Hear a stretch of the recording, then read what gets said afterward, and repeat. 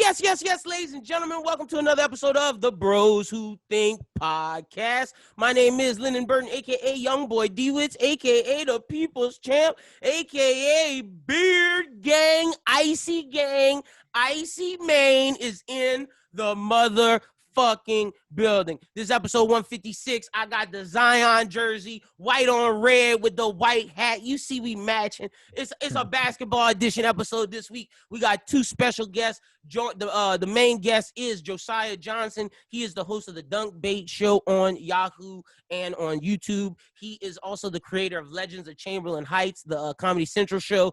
Dude has been doing so much just great stuff in just creating content, creating television shows on social media. When you see a funny video with NBA Twitter, more than likely it's him. Also joining us is my former basketball coach, Coach JP, the coach at Sacred Heart in Ville Platte, I believe he says it's school in the thing. But yeah, he's coming on to break down every team, to give us all a coach's view on everything going on in the bubble. So I'm super excited for y'all to hear that. But joining me as always, to my left, my guy, Mr. Brooklyn, and to the bottom, we got Doom. The video will be out this week. Last week had some problems, bro. I wanted to just curse out Zoom, Adobe, Apple, everybody. Bro, when I updated my computer and everything just crashed, I was like, what the absolute fuck? But I didn't realize that when you update shit, I thought the programs automatically update, but I had to go update every single program and then create a new folder file for every single new program. So when I was recording on the old programs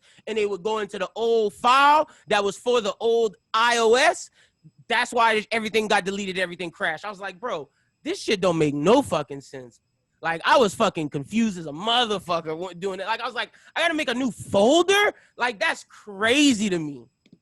Like, if I'm being honest with you, bro, my shit is on High Sierra. I am not updating my laptop, bro. I'm not, bro. They be doing too much, bro. The risk of losing shit again, I'm good. I already lost shit once. I don't think I'm going to do it. I don't think I'm going to do it again either. The only reason why I had to, because I wasn't going to, is to stream. Because to do the Elgato shit, I had to update because they don't have a program that was for the iOS it's buggy and it's shut down So I had to update. That shit was trash. But how you doing, my brother B? How you doing this week, bro? Bro, I'm doing good, baby. I'm feeling on top of the world. I ain't got no Suns jersey on, baby. But look, we on top of the motherfucking world, baby. On top of the world, baby. What you talking about, man? Listen, this nigga good. This is the nigga that said when he came back to the pod that he retired his son's fandom. Then now he a fan again. This nigga is so hit or miss, ladies and gentlemen. Y'all know, if y'all been listening to this pod since this nigga came on the show, some days he a Suns fan, some days he not. And this is like the Suns championship just to beat Kawhi Leonard and the Clippers. Them niggas not making it. Baby. Them niggas not making it to no play-in game. They're not making it to no playoffs. And he know that in his soul. I know that in my soul. But at the same time, you know what's gonna hurt him even more? When Devin Booker go to the Knicks. That's gonna hurt him. Fucking out, bro. This bubble is doing us good. We gonna attract some free agents this summer. Y'all watch. Free agents? Y'all watch, bro. Y'all watch. Hold on, bro. Like Soulja Boy said, Drake, free agents? What? Dude, my brother, how you doing this week? We don't have Do-Rag Doom or Avocado Doom. We got Gold Chain Doom in the building this week, man. That's a fact. I'm doing good though, man. I'm real glad that the Pels finally got their little first. Oh, me and Doom was sick. We were sick for 2 days, man. That was so bad. Like, first off, we shouldn't have lost to the Utah Jazz. Secondly, the morale and the way we just gave up against the Clippers. That was the worst. That was the worst effort I've ever seen from a Pelicans team since before Anthony Davis had DeMarcus Cousins. That was like some pre-DeMarcus Cousins when Anthony Davis didn't have nobody and niggas was getting hurt. Like, that was embarrassing. Yeah, bro. That shit, and what was even more fucked up was they gave up in the first quarter. Like, the game was over in the first 5 minutes. But that's where you got to have a good coach to pick y'all up. Yeah, man. And that's something that me and Coach JP talk about. Should Gentry stay? And we're going to stop talking about basketball because we got a lot coming up later in the show, but we just had to touch on that because all of us are fans here. But not a lot of shit happened this week, low key. So I got some topics this week that's like, okay, we're going into some different realms. But let's start off with just the last basketball. Well, actually, no. Bro, y'all saw that Trump interview? Let me get politics out the way. Y'all saw that fucking Trump interview with that nigga from HBO? I did. Bro, like, how? I just want to know, how do his supporters still fuck with him? How do they not think he's ignorant? Like, what is it? What does it take? Like, this dumbass legit was like, oh, well, we have more cases. And the man was like, but what about the deaths? We have more deaths. He was like, I don't know. My rating still should be high. Y'all tripping. Y'all fuck with Fauci more than me. It don't make no damn sense. Like, I should still be number one. The United States is number one with dealing with COVID. No, we're not, sir. We have the most deaths. We have people are dying every day. Hospitals are flooded. He was like, but what about China? What about South Korea? Like, nigga, shut your racist ass up, you ignorant. Like, oh my, bro. That interview that interview showed me that if you support Trump, you're either A, an idiot, B, love that he's a racist, or C, I don't have a C. I don't know what C could be. I think it's D, all of the above, bro. Honestly. Because at this point, bro, I don't see how you watch that and you feel confident that the country is in good hands. That's right. Exactly. Like, it's not even like about Republican Democrat at this point. It's like, no, this nigga's ignorant. Like, if the Republicans would have gave us Mitt Romney, you best believe I was voting for Mitt Romney this time, because I don't like Joe Biden. I like Mitt more than him. So it's like, y'all not giving us no good options. Like, bro, I don't know how you see that shit and think to yourself, like, how does that video not rub you the wrong way? Like, I'm watching it, I'm just like, I'm so happy that white man took a stand. I'm so happy that dude took a stand, because like most reporters just caved to Trump, and that dude held his ground. But I think that's because he worked for HBO and he know that his job is secure. Right. HBO niggas are like, they don't play. HBO like, just do what you want, make good content. That's why I fuck with HBO, man. Oh, that was great content. Like that. I like seeing people that actually challenge Trump, and he was purposely making him look like an idiot. Like, the thing. He was asking questions that was kind of like, all right, I'm gonna phrase this question in a way to where I can catch him. Trump has no choice but to show his stupidity. Oh yeah, that was a masterclass in, like, I don't do that style of interview where they try to catch niggas, but like, oh, he put him in a trap. Like, that was masterful. He laid out the groundwork so easy. With the president, it's different if you like interviewing a rapper and you're trying to bait niggas into good content, but it's like, if you're the president of the United States, there are certain matters that you should at least be familiar with, my nigga. Like, it's a fucking his chart looked like a first grader chart, bro. There was no pie charts, no words. It was just a bar with some colors. I was like, this the nigga running our country, bro. Like, that's crazy. This man gave us the bare minimum, bro. I don't understand how the country going through a pandemic and the president has no idea what's going on. Yo, bro, I ain't gonna lie to y'all. This morning, I spent like 30 minutes, my nigga, looking up what was the fastest and easiest European countries to get a citizenship. Because I'm thinking to myself, like, this is nuts, my nigga. Like, this is absolutely fucking nuts. Like, I told my girl, I was like, look, we could put our forms in for the Canada registration and wait our 4 years or 6 years, however long that shit take. Bro, 3.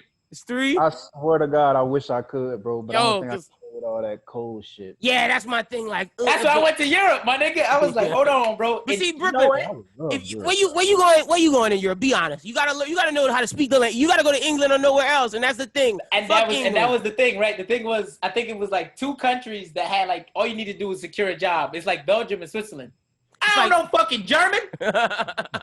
You don't know French or German or what do Swiss people speak? I don't want to say Dutch. This. Yeah, you don't know Dutch, French, or German. But none to of be them. honest with you, if you wanted to, especially right now at the age we are, the only one that I would tell you to pick up would be German, because the German language is the closest one to the English language. Real. But like, and still, Germany is dope. Germany is fucking dope. See, I know Spanish. I could go to Spain, but I'd have to take like 4 months of relearn. Spain was fucking hard. You didn't like Spanish, bro. Spain no. I'm talking about like how much it costs to get in. You had to buy like a fucking $250,000 house. I'm good. For real? I'm good. Damn, that's wild. See, they only want rich niggas living there. But Yeah. I'm sure you could go on vacation, get a job, and then do the old illegal immigrant thing in Spain. They better shut this nigga down. Yo, I'm sure you can do that and then get away with it. It's not like America where they trying to kick niggas out. I'm not fucking with you. ICE gonna come get this nigga, bro. He play too much, bro. They finna bust your door down. Not me. I'm an American citizen. I'm just talking about Spain don't have no ICE right now. They finna bust your door down. You looking like a terrorist right now. They finna. He black. He don't look black. Take him. This nigga. Yo, my mama and daddy tell me that like when my beard get out of control, my mom and daddy always like, bro, you look like you from the Middle East, and I'm like, keep playing, nigga. Like my own parents be hitting me with that, but yo, we just have to get the politics out of the way because just man, Trump and let me say, arrest the murder. I'm gonna say this every fucking week because it's getting worse and worse. And the fact that people are they leaked the footage of the George Floyd shit. And now people are trying to use that to like discredit and say, oh, the police were in the bro, the police still killed that man. Like, what are we fucking talking about? And like, also for y'all saying he didn't listen and he didn't do this and that. Well, what about this, ladies and gentlemen? What about hold on. In what city was this? Hold on. No, Washington Post. Don't do this to me now. What in Pennsylvania or what's PA? PA's Pennsylvania? Yeah. So I knew I'm smart nigga. In Pennsylvania, they had this dude, Adam Zabrowski, who opened fire at cops with an AK-47, and them niggas they tried their best to arrest him. Kirsten was in today in Lafayette. They had a standoff for like an hour and 30 minutes because the nigga had a knife and the police were chasing him and shit, and they didn't shoot him. They literally stood off with him for an hour to make sure they arrest him. But that's how they treat white people. And so you still make a justification for George Floyd not listening. These people are shooting people, have knives, threatening cops, but yet they can get easily arrested.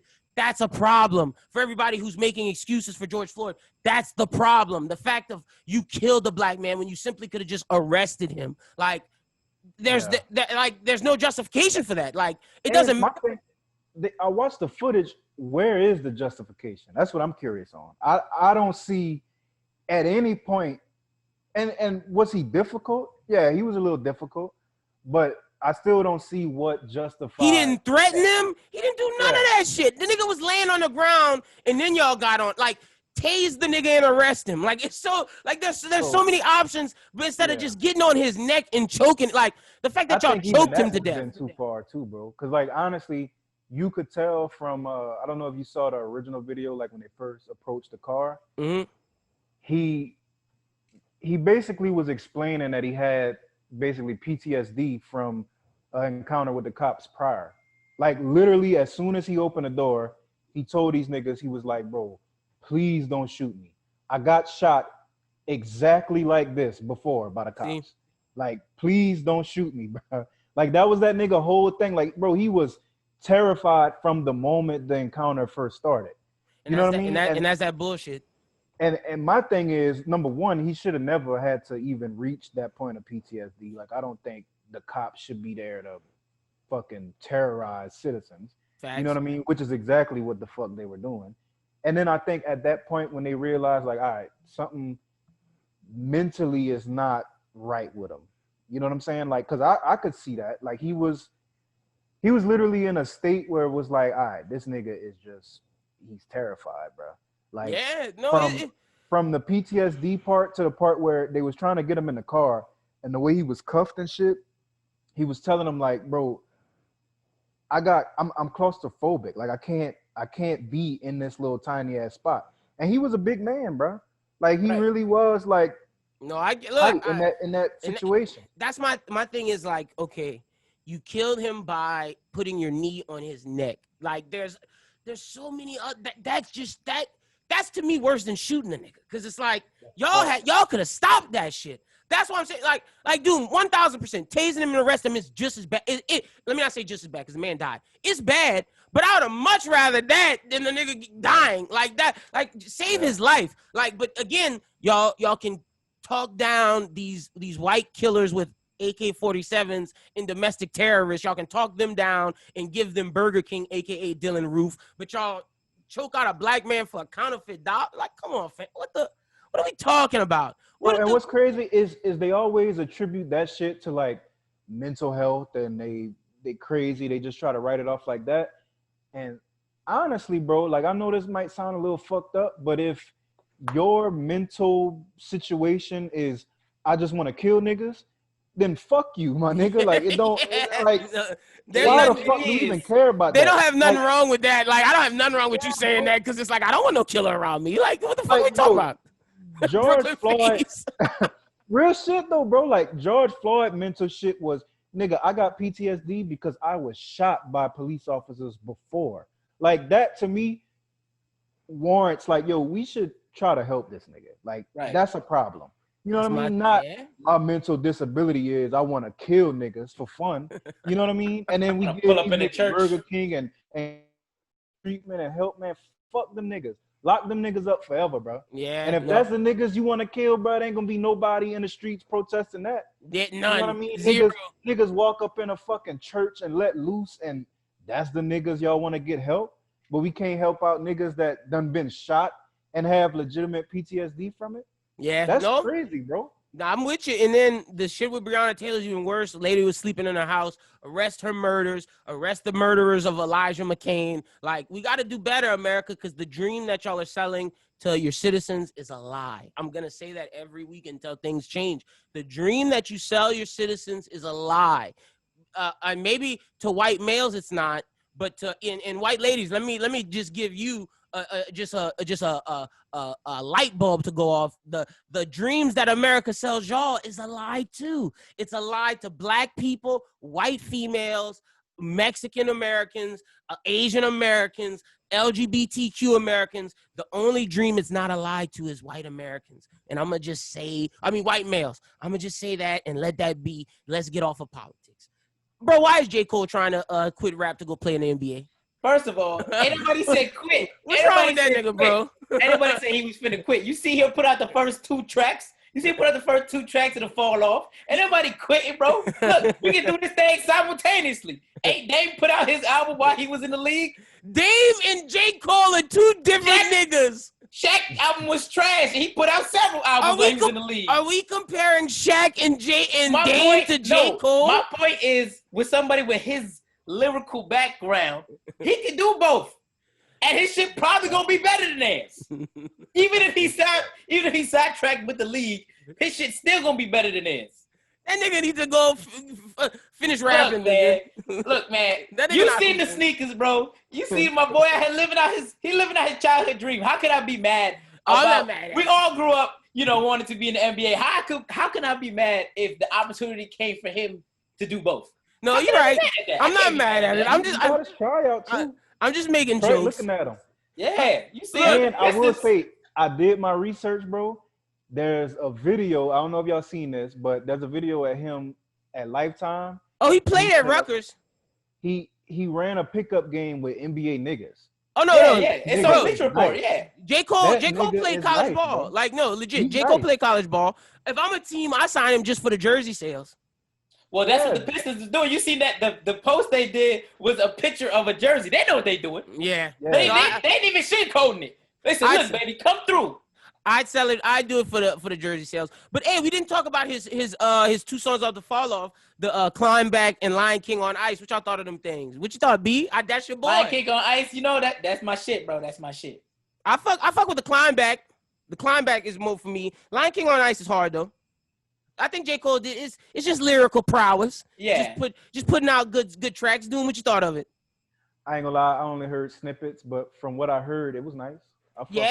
It's straight. But I feel like Cole, one of them artists I need the album. To the spot where you know what's coming. Yeah. Like it's not gonna be ass. Like it's never gonna be ass. Look, that Beyonce thing wasn't good. I'm gonna just be on that. That Beyonce thing was not. That Beyonce thing was. No, I need to sit with it. That's my thing. Every time a Beyonce album come out, I gotta sit with it. Like, cause it took me forever to really appreciate Lemonade. It take me a while, bro. I gotta sit with them for a little bit. Them things was whatever. I thought Hove songs was better than them things. Them 3 tracks Hove dropped. I really like it, and this is kind of me getting in a little deep bag, but like I like the fact that she making shit now that empower Black people. Okay, let me say that. I like that 1,000. I like the creative aspect of what she's doing. I just don't like the music. Yeah, I mean, it's definitely not one of those shits where you just riding around in the whip, you know, pre-gaming for the club, throwing that on. Like, it ain't that. You know what I mean? But I think, especially somebody like Beyonce, where she's one of those people where she like a Rihanna, that type of, when she do some shit, it set the trend. No matter what she do, everybody else gonna have eyes on it and wanna emulate it. And I got a question. And finish up your points because I'm that you by saying Rihanna, you brought up a topic that I've been wanting to discuss for like 2 weeks, but I've been holding off. But I was just gonna say I like the fact that she gives something for Black women to emulate, and she's unapologetically Black, 100%. Yo, this Black shit is on top. Right. Yeah. No, I fuck with that. Did y'all see what No Name had to say about Beyonce shit? What she said? She was basically saying like she's saying basically like as if like she compared Beyonce to a Kardashian, basically saying like she's just using the African culture to sell music. Bro, No Name is a hater. The Beehive I'm glad her ass the fuck up. No Name is a hater, bro. Like I it's different. Like that's so much different than a Kardashian shit. Like Beyonce has always been pro Black. The Carters do things for Black people. Like that No Name's a hypocrite and just is just a hater. They saw her when she did that shit, bro. That's all I could see when I saw. I didn't even know that happened. See, that's how after the J. Cole shit, I don't follow No Name because it's just like you are a hater and like you just use certain things that trend on Twitter to make your arguments because you know that you're a Black woman and it's hard to argue with Black women at this time right now because Black women gonna come for you. And I'm glad that she went at another Black woman so people could see how she's just a hater. And they was like, no, it's not real. You use a hater, bitch. Sorry. I didn't see her say that, but she a fucking clown for that. Yeah, that's some clown shit, bro. Comparing Beyonce to a Kardashian? Come on, fam. Yeah, bro. That's different. She's done after this. After that, like, the Beehive, what's the Beehive? You saw what happened to Carrie Hilson. Right, that's what I'm saying. We ain't here for Carrie Hilson ever again. It's over with. It, bro. Later, No Name. That's it. Peace out. Glad you had your time. But, hey, I've been wanting to talk about this for 2 weeks, and I didn't think it was right. I didn't know how to phrase this, but fuck it, I'm phrasing it. Nah. Who do y'all think is the biggest artist in the world?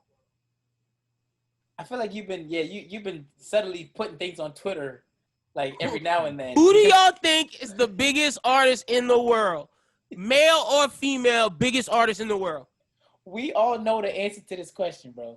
Who y'all gonna say? Y'all saying Beyonce? Y'all saying Rihanna? No, you know who you know. Okay, all right. You know you talking about Aubrey. I seen your tweets, nigga. I seen your tweets. I know you're talking about Aubrey. Drake's the biggest, man. He's bigger than Beyonce. He's bigger than Rihanna. He's bigger than all of them. He is the biggest artist in the game. To be honest with you, I don't even have Rihanna in my top biggest artists in the game because Rihanna is not an artist anymore, bro. She is a business. She's a business. She's not even a businesswoman. She's a business, all right? I can't be mad at that. Go ahead, Fenty. Do your thing. Yeah, no, she's killing it. I love seeing Rihanna. Yeah, I'm not mad about that, but I can't say that if I had an argument, I can't make an argument for Rihanna. All right, bet.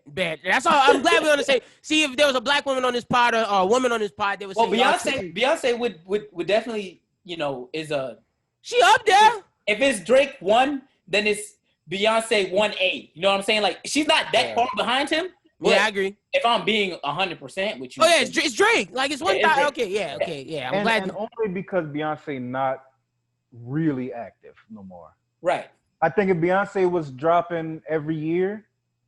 I think if she was actually doing things like she was before when she was doing the whole I got 30 people writing for me shits, back in like the early 2010s. Yeah, but now she's just doing I don't know if further the movement. See, if I'm looking at single ladies era, I don't know, man. I still think I just think I don't know the way Drake moves and the way he does things.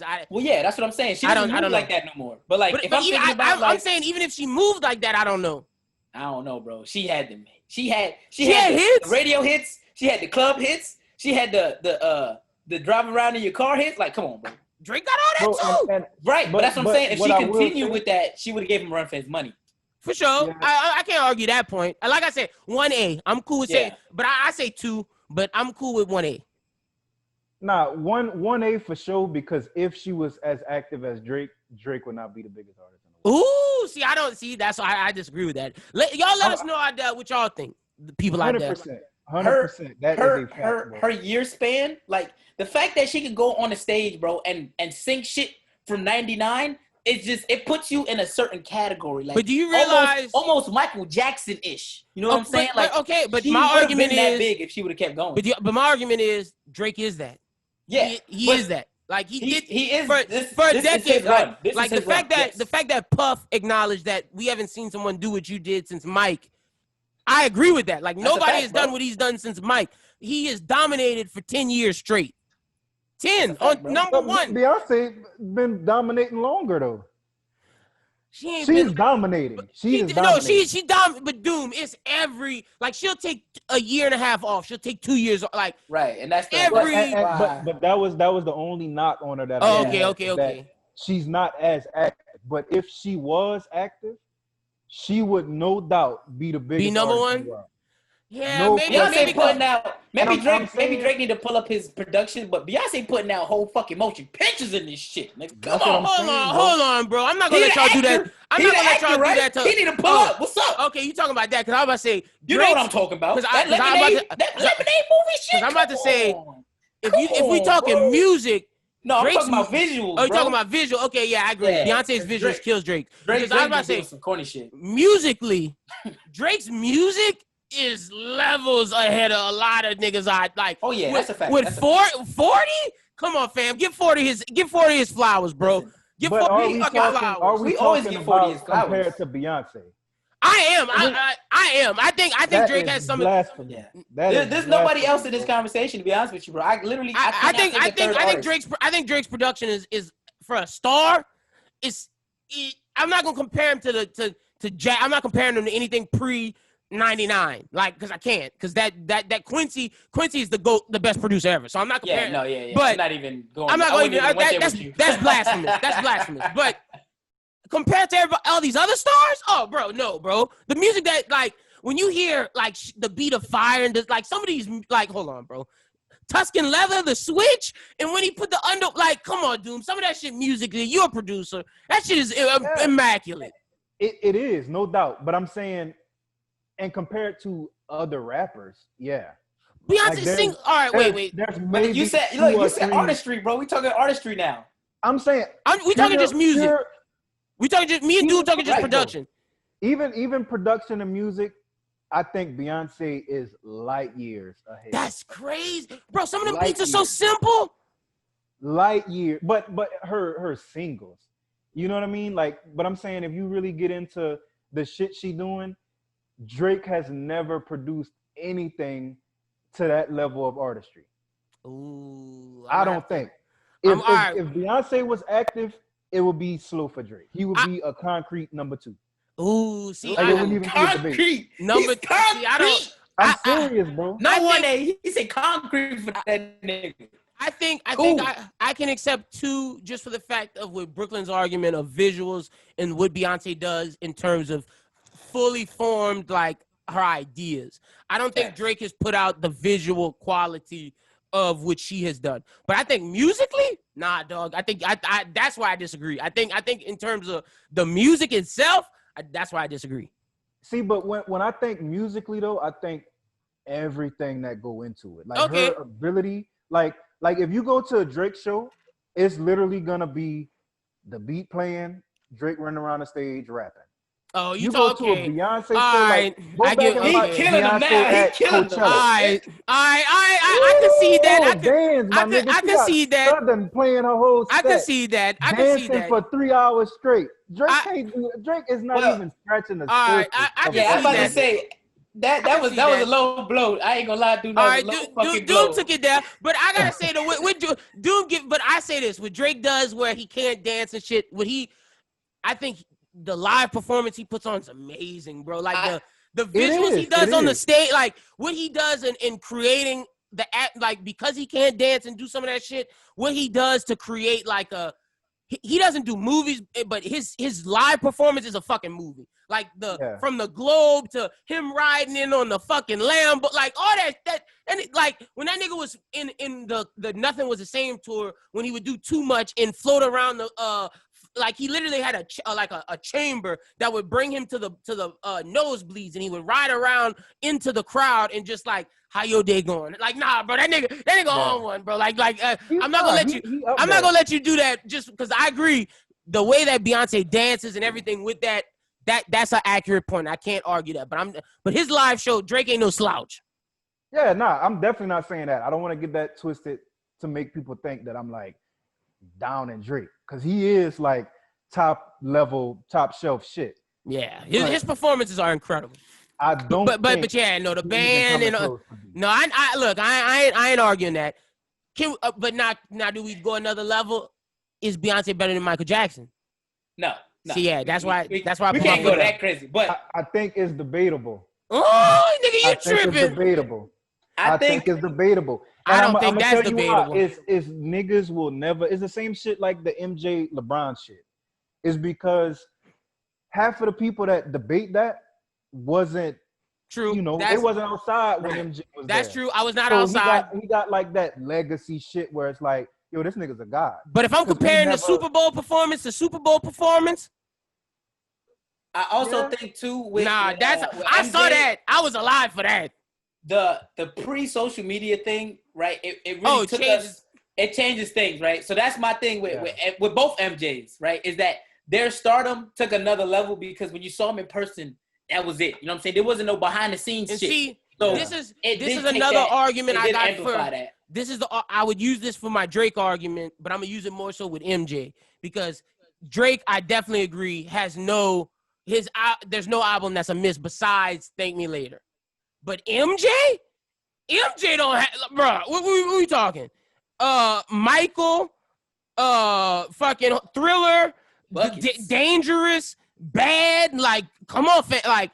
Whereas I think Beyonce might have a miss album. I think she got some misses in her album. But I'm not a woman, so I don't relate to that as much. So I get that. So I get where people are saying, you know, some women think she don't have a miss with her album. Well, which album would be the miss for you? Hold on, I'm about to pull it up because I don't think MJ has any misses. If you find a miss, I will be shocked. And while he's doing that, I just want to say that Drake has been doing that that thing where he float around and go to the stands since like 2012. I'm just gonna put that out there. Yeah, that was the he started that with Nothing Was the Same. That's what I said.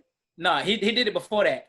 When he went on tour with Lil Wayne and I saw him live, he was doing it. Oh, wait, Drake versus Lil Wayne? Yeah, he did that. I didn't go to that one. He's been doing that. Nigga. That Drake versus Lil, but see, that was after the Nothing Was the Same tour.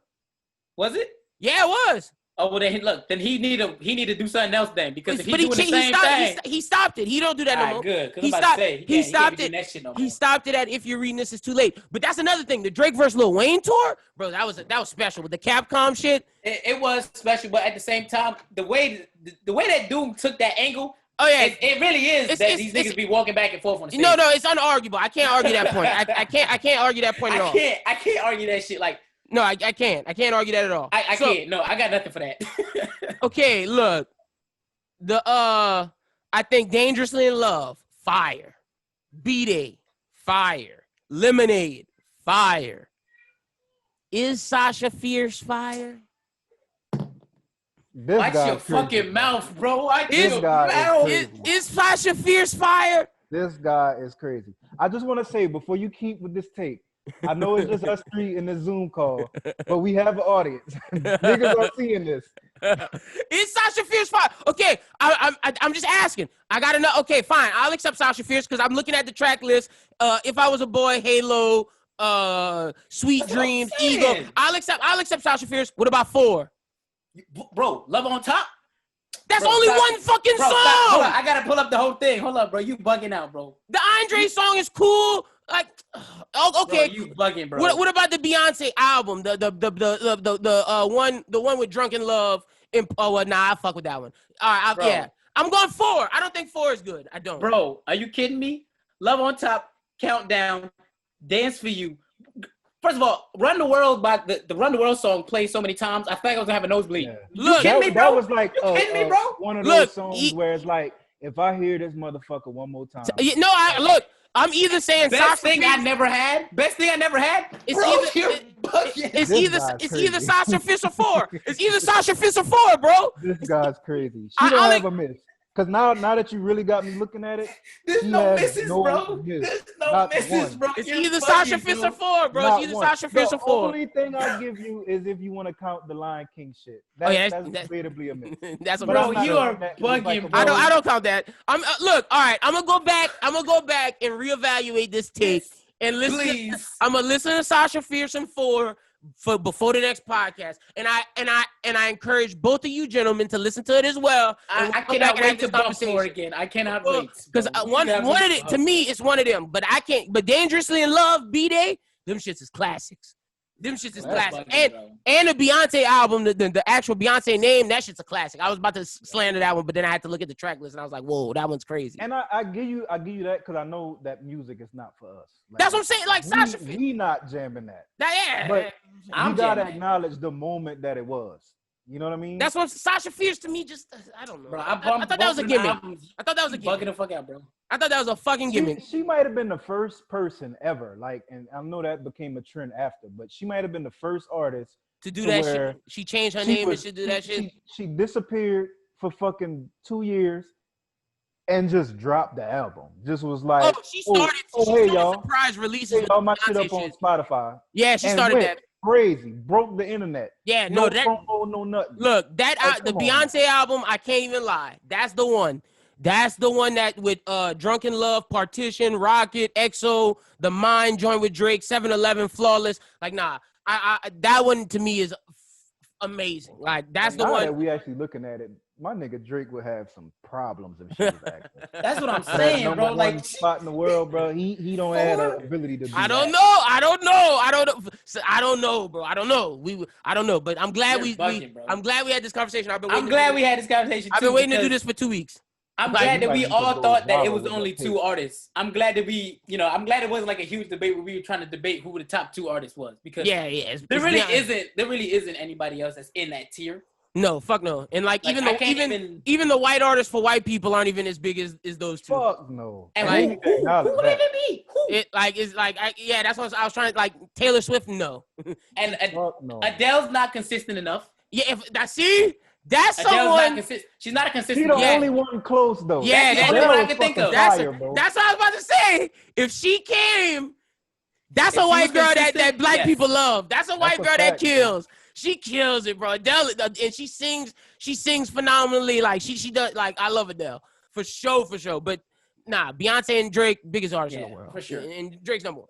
I'm glad we discussed that. All right, so I want another topic that I got. Let's do some news shit before I go back to my evergreens, because the evergreens are just amazing. I love the topics I came up with this week. These are great things. But man, why Boosie go on Vlad? Like, Boosie is just trying to end his career, bro. Nigga went on Vlad, and Vlad set him up to talk down on transgender people, and he was talking about the SI model, who was the first transgender model. Why does Boosie keep doing this to himself? He just sounds ignorant. See, I don't know if Vlad's setting him up, because at this point, I'm thinking to myself, how much bad publicity could I get from one person for me to keep going back? Yeah. No, Every time he do a Vlad interview, it's it come ignorant, out bro. bad. Like it's ignorant. Like that. Like you can't just be just ignorant and hate. That's hateful to transgender people. And if I'm gonna fight for black rights, for like we were talking about, for Jewish rights, for Asian rights, for all these different rights, I gotta fight for the LGBT community. And what he's doing to what he said, that's just ignorant. And I really think though, like, I feel like it's a mutual thing where Vlad is like, oh yeah, come over here, let's go talk some shit. And Boosie's like, I'll do it. Come on, let's go. Let's go. Bro, for the audience, can you let them know what Boosie said? What did he say exactly? Let me pull up the hold on real quick. Let me pull up the whole thing. He was just talking shit, dude. He was just doing that Louisiana nigga shit. Hold on. Yeah. And to be real, bro, this nigga, I think he somebody in his team kind of got that stance that no promo is bad promo. And so he must run be with him. that. But I think Boosie is not that stupid in real life. You know what I mean? Like, you don't make it to where you're at in life and be that stupid. Right. He purposely do that shit because he know it do numbers. That's why he keeps sitting with Vlad, dumbass. Right. That's what I'm saying. Because I'm like, him and That go Vlad crazy. know they on the same page, bro. They on the same page with that shit. I don't think there's no setup going on. I think him and Vlad is like, Vlad need the clicks and he want the clicks. Yep. He know that he become the hot topic every time he goes sit with Vlad. Because Vlad just honestly, let them do it. who else do Vlad be clicking on that I be watching? I don't watch none of them shits, to be honest. I be looking at them I artists can't and remember like, anyone that he did that went crazy like that since Daylight was a white man on there. right. And then Because what's Boosie this saying other stupid one? shit is all he really got. He just was basically saying He had the that soldier shit too. Oh, The yeah, Soulja he had was that a big one. it's a long Orlando interview, Brown. dude. But basically, he just was like, he was just talking like how that's not good for children to see, and like how that's not good. Like just that same old shit he was saying with just like how it's not good for his children and shit, nigga. Oh my gosh, bro, it's just ignorant. It's just ignorant comments, and he just was saying how that shouldn't be in a magazine or some shit like that. It's like, bro, that's like, why can't that be in a magazine? Like what? Yeah, and that definitely could be in a magazine. Now, I mean, he got certain points that I feel like a lot of people feel. Like people tear Boosie down for saying a lot of the shit he say, but he kind of echo what people think in their head. Just nobody can say it because the way the climate is nowadays. And that's what he be saying too in the interviews. He be like, they be scared to say it. I don't give a fuck. But see, there's a difference between some of the stuff he's saying in terms of like not allowing your kids to see sexual stuff. Like that's a parent's choice. Like as a parent, you gotta do that. And I agree, certain kids shouldn't at a certain age. Like I don't think children should be dealing with like sex stuff until after they turn 11, 12. Like once they get to 11, 12, that's when anything before that's crazy. And like I don't think there's nothing wrong with him saying. I agree with that. I don't think there's anything wrong with him saying that, but it goes overboard when he starts just being hateful to that community, in that community specifically. Because like you don't have that type of comments for women shaking their ass and putting the pussy on IG Live for $1,000. Like he don't have no problems with that. And his kids be all up in his house when they got all kind of hookers and shit.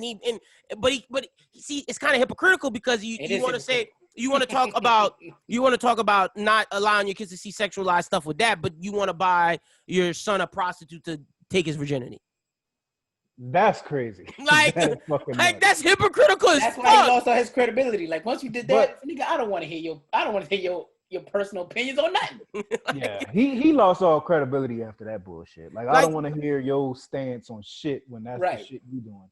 Yeah, so it's like, what are you talking about, my nigga? Like I will shoot him bail though. I'm all for the supporting trans people and shit. I get that. My thing is that I'm still not quite understanding, and if I'm ignorant, y'all let me know. But why, when she get on the cover, why do we gotta make it like, oh, she's trans and she accomplished? Like, why we can't just look at it as a person? How many swimsuit edition covers have dropped? 1,000. And we don't even know who the fuck was on the cover. We just damn, she got a nice ass. And people move on about their day. I think for the first one you have to acknowledge it because they're breaking barriers. It's for example with like you got to look at it it's like Jackie Robinson. It's like when Jackie Robinson did the thing with baseball, that's acknowledgeable because it's the first black man playing in a for them it's a groundbreaking achievement for that community. So you got to acknowledge it like that. But I do think moving forward for them to truly get the rights and be equal, that's how it has to be. But for the first, you have to acknowledge it like that. Yeah. And I get it, and I'm not trans, so I don't know how they feel about that shit. But I know for me, like when black people accomplish shit and they say, oh, this black person did this. Oh, well, yeah, now. It'll be like some nigga got a scholarship to Harvard. Yo, fuck that. Like, why do we act like black people can't be smart too? Like, don't say that he black. And he's that's just why a person that made it to Harvard. Stop saying it. I get offended at shit like that. I agree with you 2,000%. And that's why I said, like, when after the first happened, it's got to be to where it's normalized because we don't want to make it like, oh, this transgender person did this. Oh, this black person did this. Like, they're lesser than. No, it has to get to the point to where we normalize it. But that's why I'm saying for the first, you gotta acknowledge because it's a monumental moment. But I do agree with you, like you said, with the black people, it's like eventually it's gotta be like, no, this is just it's normalized. Like these people are normal, they're human. Like we have to we gotta accept them. So I don't think your point is ignorant. I just think it's for the first, you gotta acknowledge, because I think the comparison you made is perfect, because I do agree when like news people are like, oh, this black person got a scholarship to Harvard. Let's like nah, bro. Like, come on. Or they be like, he got a scholarship and yeah, black. yeah, Like, and why did you say it like that? And Brooklyn, look, and he comes from a single parent household, and his mother was on crack. Like that. Like, And they always make sure to report that bullshit. Right. They never leave that out the article, bro. His dad left when he was 4. Oh, yeah. His mama was doing coke. All crazy shit, man. Like, nah, bro. This nigga And his grandma watched him. Like, come on, chill out. And when his grandmother died, this white family adopted him. I'm like, y'all doing too much. Oh, chill out. That's how with the NFL draft, last NFL draft, it was crazy. Yeah. I was just about to say that. Yo, y'all took the words right out of my mouth, because that's what I was gonna say. I was like, when I was in Oklahoma for that was the worst. Time, bro, that was it. All them kids that was making it out of North Tulsa, it was all about they mom worked 3 jobs to support them while they played football. And ESPN did the most with that. ESPN, why? They had to apologize because that shit was wrong, bro. That was crazy. When they like, I ain't never seen a draft coverage like that. It was too much, bro. It was too much. That was too much. Oh goodness. That's so fucked up, bro. That is fucked up. Oh Jesus. All right, next up we got Ellen DeGeneres. I put this on the topic last week, and we should have talked about it last week, because then we would have been ahead of the game. But for some reason I didn't know how real it was, but apparently it's really real because she left her job. Right? Yeah. It's real now. So it's super real. But apparently she had hostile work environment, and like her DJ came out and said it was like that, and all kinds of shit. I saw Kevin Hart came out to defend her and whatnot. Man, that sucks, because I really liked Ellen. Like, I don't think Ellen was being racist or anything like that. She just might have been one of them people that's like, have my coffee like this, bitch. Yeah. You know what else I think it was too? I think it was one of those things where you know how the celebrities be to themselves when they got the talk shows and shit like that. Oh, how Steve Harvey was like, don't come talk to me. Like, yeah. I think it was more of that kind of thing, right? So she's off in her bubble. Don't come fuck with me before the show starts. So her producers have free reign over all the little niggas. Yeah. And so she's not around. It's hostile. It's hostile because I get to tell you. And that's what she said. She said that like herself wasn't like that. The environment might have been hostile, but she didn't know. And I think it's because of what you like. I'm in my dressing room. A lot of them are like that. Don't come fuck with me. You come in my dressing room, you getting cursed out. Give me my coffee, bitch. Right. Leave it at the door. Like, you know what I'm saying? Like, don't knock. Yeah. I'll know it's there. I'll smell it. Like, you gonna smell the coffee, nigga? All right. But like, I think it was that where it was. You gonna get a new show around, and because she wasn't around, they're like, well, now you're still accountable because you was in the building. Yeah, but you wasn't, so. If I'm Ellen, I'm looking for Facebook, get the Jada type shit, do something new. Ellen gonna be all right. Yeah, she'll be all right, bro. She gonna. My question is, what's wrong with that? Why niggas can't say don't talk to me?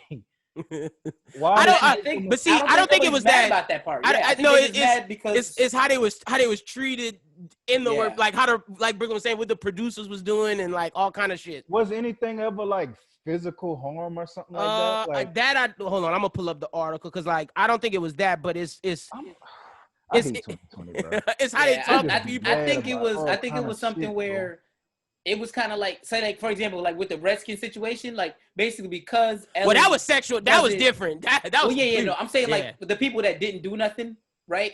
It was more of they heard whispers about things, but they didn't come and find out if it was true or not. So basically, they said they got people accountable type shit, They said they have accusations of sexual harassment in the worst. Yeah, it's like it's not her. It's the workplace. It's the fact that she condoned some of the shit. Well, not condone. It's the fact that that shit was happening. She didn't stop it. Yeah, so it was like sexual harassment.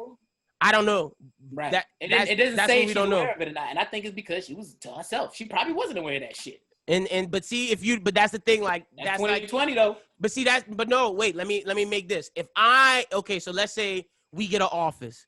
And let's say we get a woman worker. And let's say, like, we get a new worker. Because I'm not going to use none of y'all names because I'm not going to do that to y'all. Let's say we get a new worker. And that new worker is doing sexual harassing the female worker. And I don't acknowledge that, I'm at fault. Right. And that's the thing, dude. That's the same thing with Ellen. Like, you got to, like, if I don't acknowledge that and I don't take care of that, then I'm putting this woman in a toxic workplace environment. And as a boss, you got to stop that. Yeah, but I mean, also you gotta think, bro. It's a big ass studio, Right. hundreds of niggas. But you still, Would it be possible though to where somebody come up to you and be like, "Yo, I heard that this and this and this is going down," and you like, "Damn, that's a crazy accusation. I never seen it. Anybody else saw it?" but you gotta Niggas investigate is it. not speaking up, like. Yeah, but I If mean, you gotta do, she she definitely didn't got do to none of that. attempt to do something about it. I agree with that. But completely canceling somebody out, I need to know what. She didn't get canceled or she left. Yeah, she didn't get canceled. She didn't get that far. Yeah, she just left. She didn't want to because honestly, if you don't, like, that's my thing. I look at it as like, if you don't do something as the boss and you don't investigate and do nothing, you're at fault. Like, you got to at least investigate the situation and take what these people are saying and take it into consideration and check on it. She didn't do that. So that's just an L. You just gotta take that L, and she left. It's not like she's gonna be canceled or anything. She's gonna be just fine. It's just you gotta do your due diligence as a boss. Like the Ellen show? Oh yeah, she left. She stepped away. She's gone. Man, that's crazy. What the fuck she gonna do now? That was her whole shit. She gonna make a new show. Like, that's what I'm saying. I'm not stressing with her with that. She gonna make a new show. That's what I'm saying. Go to Facebook, do a Spotify. Like, dude, Spotify giving out money right now. Imagine if she got a Ellen podcast, like, on Spotify with the video. Which like, honestly would be the way to go. I don't know if anybody's still watching those little daytime shows. Oh, women, ladies, our mothers and grandmothers.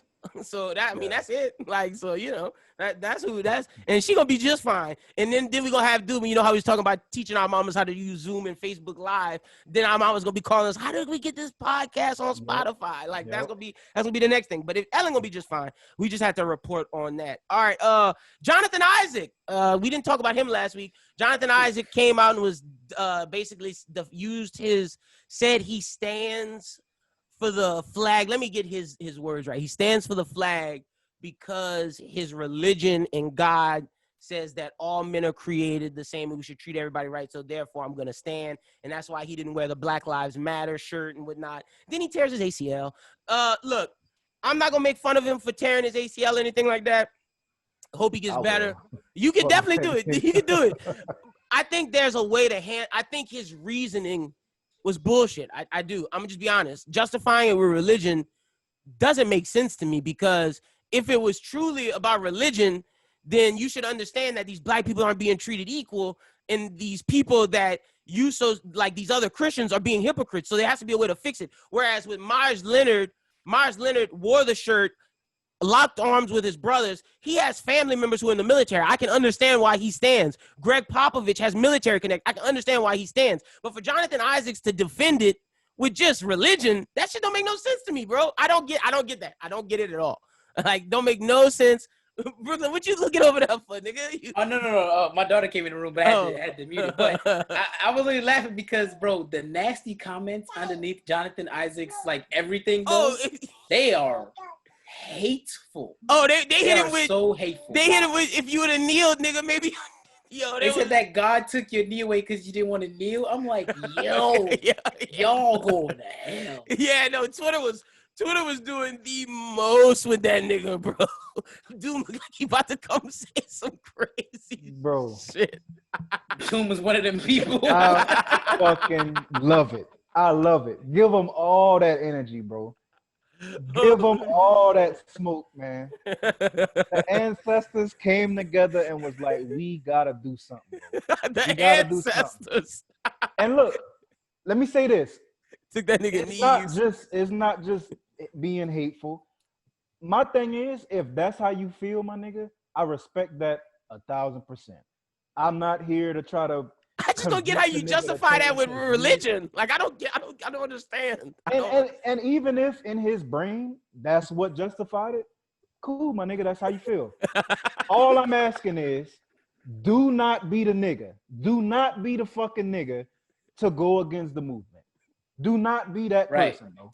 He could have worn a shirt. He could have worn a shirt. Do you know how many white niggas are using that? Oh yeah, coaching staffs that the whole time they kneeling, it's probably eating that day inside. Oh, it's eating them.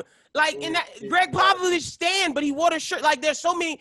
Like, Miles Leonard stood, but he wore it. Like, it's different what Jonathan Isaac did is different than He just did both, bro. He stood and he ain't wear the shirt. Bro. Like you can have your beliefs like you said, Doom, but don't tear down what black people are doing, because now these people who are against this are gonna use it as ammunition against us. Like it's just like, yo, it's like it's crazy. Because it's like it doesn't make sense. Not only that, it gives the opportunity for the white folks to be like, oh, well, Jonathan Isaac did that. Let me do this.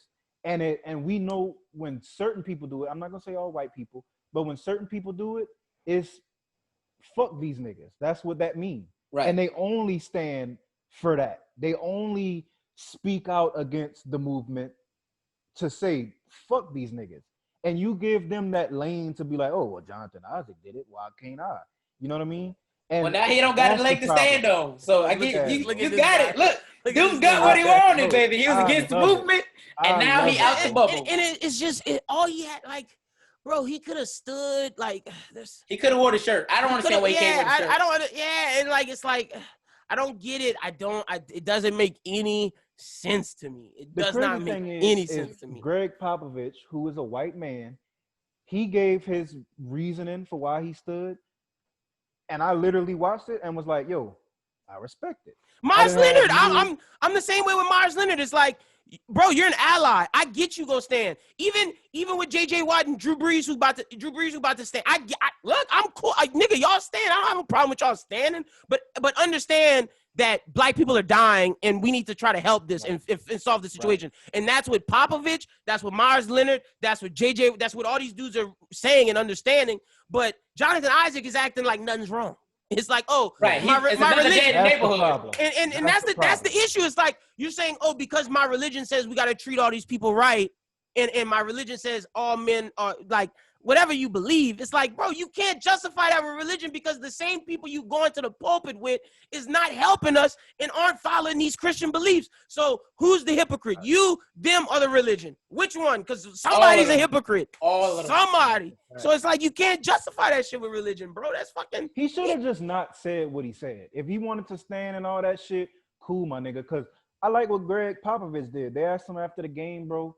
And that nigga looked dead in the camera and was like, look, I got my reasoning. Don't ask me that shit. Yeah, but then Pop goes on and talk about the issues at hand. See, Jonathan Isaac doesn't even acknowledge the issues at hand. Right. That's the issue. That's the problem. What issue? And exactly. He what issues? That there was no issue at all. Like, exactly. He downplayed the bullshit. And that's the crazy problem. to me. And that, how like can you be black in America and feel like that? That's my thing. And like, somebody on Facebook asked me, I was arguing something, and my girlfriend got pissed. She went off on that dude. My girlfriend got so mad. She was like, I don't care anymore. Like, she's like, I don't care if they're on your face. Like, I'm not just gonna let somebody talk to you like that. And I was like, I can handle my own. I'm down for the discourse in the discussion.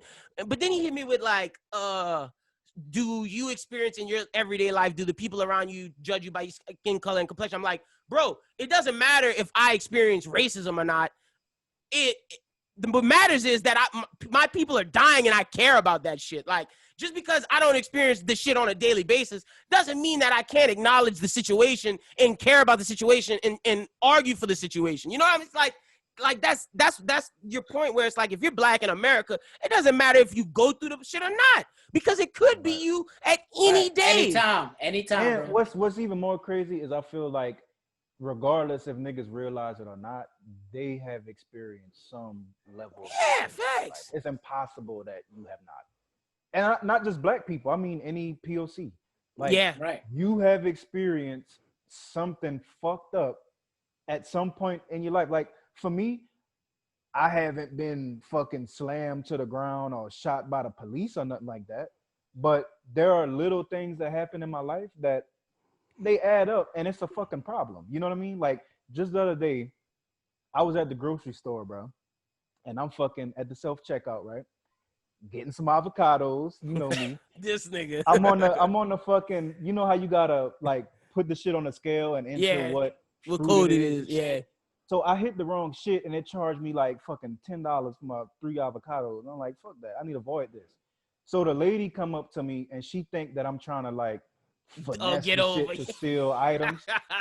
And bro, she was like watching me scan all my shit, and they got this little thing that they look at like, you know, it track what you scanning. Mm-hmm. And bro, she was like watching me, making sure I wasn't trying to steal some shit. And I didn't say nothing, but I'm looking at her like, You're not doing this for nobody else. Would I steal $10 worth of avocados? What the fuck are you talking about? You know what I mean? And it's like that type of bullshit. Oh yeah, no, that's other people don't have to deal with. Little microaggressions. Yes, little microaggressions. Like, no, I know exactly what you're talking about. That's crazy, bro. Like I'm automatically. That's like when you get in the elevator and like a lady clutches her purse because you're a black person. Bro. Like that's like little microaggressions, and that's the things that people don't realize that certain people go through, and it's like you don't go through those things, so it's like you don't realize that like. Every one of us go through these little tiny things and those shits add up and it gets frustrating after a while because if you don't go through any of that and you live your life normal, you think, oh, we're just bitching, but it's like, nah, we're not just bitching because people actually do this wild shit. You go to a mall, you go in Dillard's or you go into Macy's, you looking around for clothes. Automatically, the guest attendant comes up to you because you're black and is like, you need help. And then they ask you 6 times, you need help. No, bitch, I'm just looking. Like, right. I know you're trying to see I'm stealing. I know my size, bitch. Yeah, like, chill the fuck out. My face. And that's something that everybody doesn't go through. So it's just like, for Jonathan Isaacs to say that shit, it's just like, bro, he ain't never been through it, bro, clearly. He live in a different world, bro. I don't know what world he's from. That nigga too dark to say he ain't go through that, bro. Bro, listen, I don't know where he from, but I ain't gonna lie to you, when he said it, the first thing I wanted to do, but I didn't do it, was I wanted to see if he was married to a white woman or if he was married at all or if he got kids or something. Because I'm thinking to myself, was like, who is he doing this for? Who are you doing this for? It's something like that. That's a Who's making you do this? Well, his jersey sales went up because all the racists were getting. Of course they did. When I saw that, I was like, bro, the fit about to be the Make America Great Again hat. Oh, he gonna get the Jonathan Isaac jersey. He gonna get the Levi endorsement deal. Him and Brett with the 501s. Come on, bro. Him and Brett Favre gonna have the Levi and the Budweiser deal. He has a black girlfriend, fella. He wildin' because like I didn't see niggas with white girlfriends that go 10 times harder than his ancestors took them knees, bro. It's what Doom said. The ancestors took his knees from him. Thanks, bro. They said you go sit down for a little bit, nigga. Go read some books. Facts. Sit down. We gonna have you come back. You gonna come back and hoop, but you just gotta lose this ability for a couple months because you said some crazy shit. Because you acting like you're not black, so you not gonna play like you black. How about that? That's a fact. Yo, nigga, we stupid. And I know it's fucked up to say, but that's good for him, bro. I'm not gonna say all that. He's out the bubble, bro. He's out the bubble. That is Lil Doom SJE. Y'all see his ad. That's that nigga. I'm gonna take this clip and tag Jonathan Isaac. Fuck that nigga, man. You need some time to think through what you said. Yo, that don't have nothing to do with me in Brooklyn. Nigga, oh, this Fuck nigga that Doom. Nigga, bro. This nigga Doom is wildin'. Oh Real shit. All right, we got 3 more topics left to do. Oh shit. All right. So we got some food topics just cause like I was eating dinner and I was eating breakfast for dinner and I was like, man, breakfast for dinner, 10 out of 10, better than in the morning. I think breakfast for dinner is better than breakfast at breakfast time. To me, I can't eat biscuits and gravy, pancakes, grits, bacon at 7 a.m. when I wake up, nigga. I just need some fruit or some cereal and call that a fucking day. I can't eat these big ass heavy meals for breakfast. Like I at 25, maybe when I was a kid, I wanted the pancakes and bacon, watch the Sunday morning cartoons. Not, bro. I look at that as like America's just fat niggas, bro. Like we just some fat niggas. That's a fact, bro. Because in Europe, all them niggas eat is fruit. Like you don't need all of that in the morning. You really don't. You don't, bro. I think the fruits is definitely the way to go for the morning time. Fruit and cereal. I'm not gonna lie to you, bro. Anytime I've had biscuits and gravy before noon, I've had to take a nap. Yeah. I've had to take a nap. Like I'm not gonna lie, bro. That's too heavy, my nigga. Like like you said, when I was younger, I could eat that shit and go. Not now. You know fuck if no. I do that now, nigga, I'm taking a nap, bro. I'm guaranteeing there's a nap gonna be had, bro. Look, if I wake up at 8, I eat that shit at 9, 10, I'm asleep by 1. Right, bro. There's no way, bro. There's no way. And that shit is not good. But yeah, breakfast at dinner, y'all agree breakfast for dinner is fire? That shit fire, bro. Yeah, breakfast for dinner is the wave. Best non-American cuisine.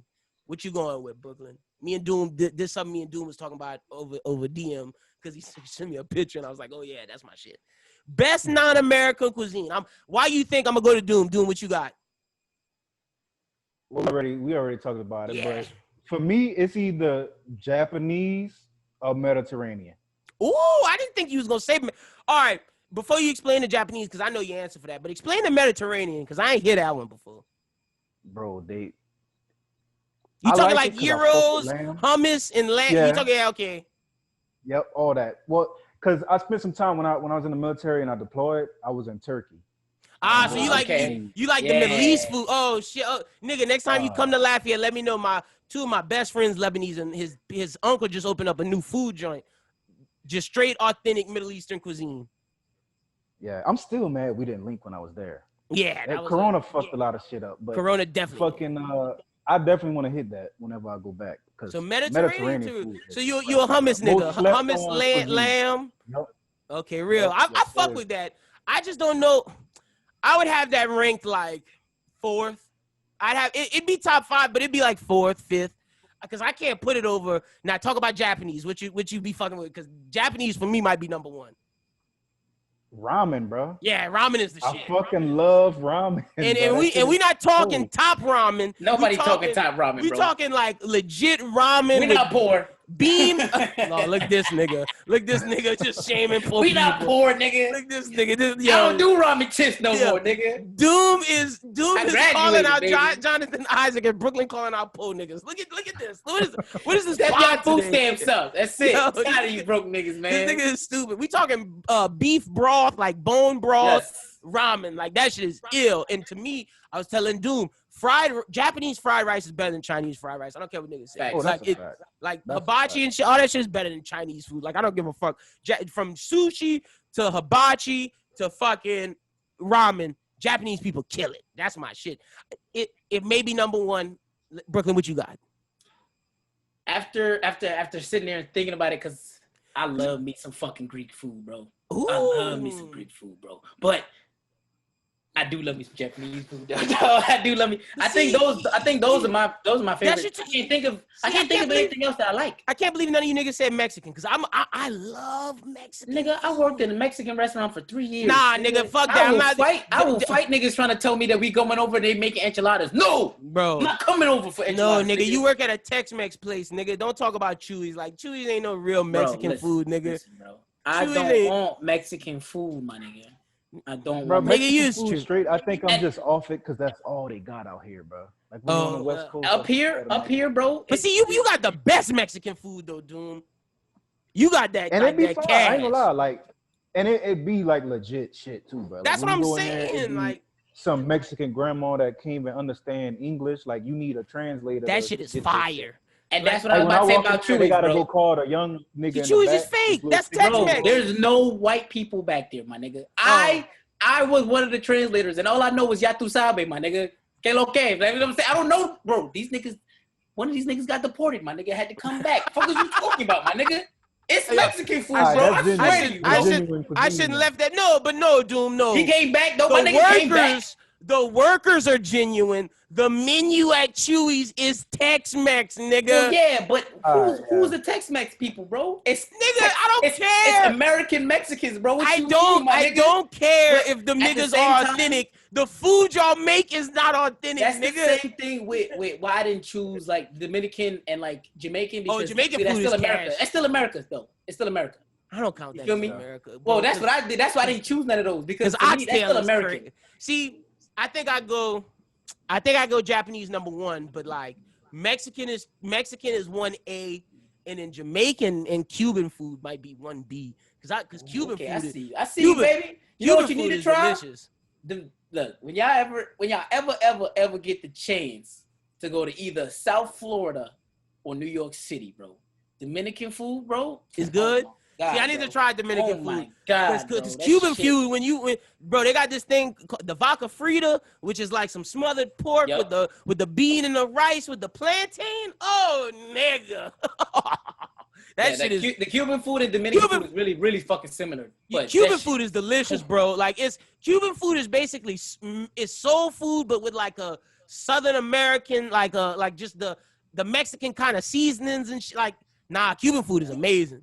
Like I fuck with Cuban food I'm heavy. too fat to pick a number one, bro. I'm trying to think, bro. Cause like Japanese, Mexican, and Cuban and Jamaican all up there for me. Like the oxtail gravy shit. Oh, nigga. Bro, that's pressure. Yo. The oxtail shit is crazy. Like, all right, Bro, now, that you said, like, if you don't changed speak my English, life. That if you don't changed my speak English, fucking then you know that the Mexican food hitting, right? I'm telling you, bro, if the shorty at the Jamaican spot don't give you attitude, my nigga, that shit is whack. Nigga, if she smile at you, that shit is not busting, nigga. She gotta be looking at you like this. I want everything, my nigga. Give me everything, my nigga. If you mad that you came to work today, I need everything. Jerk chicken, the curry goat, the fucking oxtail, bro. Jamaican food is nuts. Like that shit is amazing. Like to me, it's Japanese, Jamaican, Mexican, Cuban. But I get what Doom's saying about Middle Eastern, because I love me some Middle Eastern. Yeah, no, I'll fuck some lambs up, bro. I'll fuck. Yeah. See, I told you I had some good topics. And I wish I'd have been prepared because I would have had a list of dishes that was fire, but I just can't remember because it's been so long since I've been out there. Yeah. But they had some pressure, bro. Some fire shit. I love me some good chicken shawarma. That is a fact. That is a facto. Y'all let us know what y'all think is the best non-American cuisine. Are we tripping for not saying Chinese? Are we tripping for... Yeah, you poor if you say Chinese, nigga. Look this nigga, bro. I'm calling you out again, nigga. Yo, this nigga coming to me talking about pork fried rice, nigga. You poor, nigga. I'm not talking to you, nigga. You better come correct. You talking to me. Chinese food, nigga. You poor. This nigga Brooklyn is stupid, bro. All right. Want that shit. Next topic we got is I'm gonna try to put the video of this because in the video, like the video that I'm referencing, I'm gonna try to put this right here in the YouTube. So if it's there, y'all know that I got it. But if it's not, I don't got it. So I'm gonna describe it anyway. Look at that. What? What you mean what? You always fucking snapping your food. Right. You know who you with. Right. Come get me. Right. Come get the shrimp. All right. I'm eating good too. Look, right. Come get me though. Come get me. You're right. Who you think paying for this food? All right, G. You not no fucking city girl. You in a whole fucking relationship with me. With me. What? Come get the shrimp again. Come get it. You bugging out right now. Come get this. Stop playing with me. Come get me now. Stop playing with me. All right. Why you going on? No, because you always snapping your shit. You with me too. You're ODing. You with me too. All right. Start snapping my food. Stop doing that shit. All right. I'm still eating good though. No. Come get me. Come get me. Come get the shrimp. Come get the shrimp. So if you go on a date and your date is snapping the food, snapping pics of the food, saying like, "Ooh, this my shit. This shit fire," but never snapping you or snapping your food, are you offended? Because this nigga went on a date. And his girl was snapping it, and he said, "Hey, yo, put the camera on me. You always want to snap your food. I'm paying for this. Look at this shrimp. I got shrimp. I'm eating good." I thought that nigga was kind of out of pocket. Like, how you gonna be mad at your girl? Frustrated, bro. He was frustrated. That nigga was out of pocket, bro. How you gonna be mad at your girl for snapping pictures of the food and want to come say, "I'm paying for this"? Snap pictures of me. What's wrong with that nigga, bro? I think my insecurities, bro. That's I think my boy's at his breaking point, and she must be one of them shorties that. She go to the dinner table. When she comes to the dinner table, her phone is face down. Okay? And I think that shit get to him because his outbursts. That was nuts. That was deeply embedded, and it was just a matter of time. That was so uncalled for. Like, that was so uncalled for. Dude, I felt like you was about to say, "No, my shorty better snap me when she's snapping pictures of her food." Bro, you got it, bro. Fuck that bullshit. I'm with my nigga, man. I'm with my nigga. Let me tell you why. It's not about, and I will say it also depends on what level of the relationship you at. Okay. Like if you just met shorty and y'all still in a little I'm courting you phase, well, cool, fuck it, do your thing. But if we go together and you never show me on your social media, I got nothing to think, but you got other niggas on the roster. Okay, wait. I get never.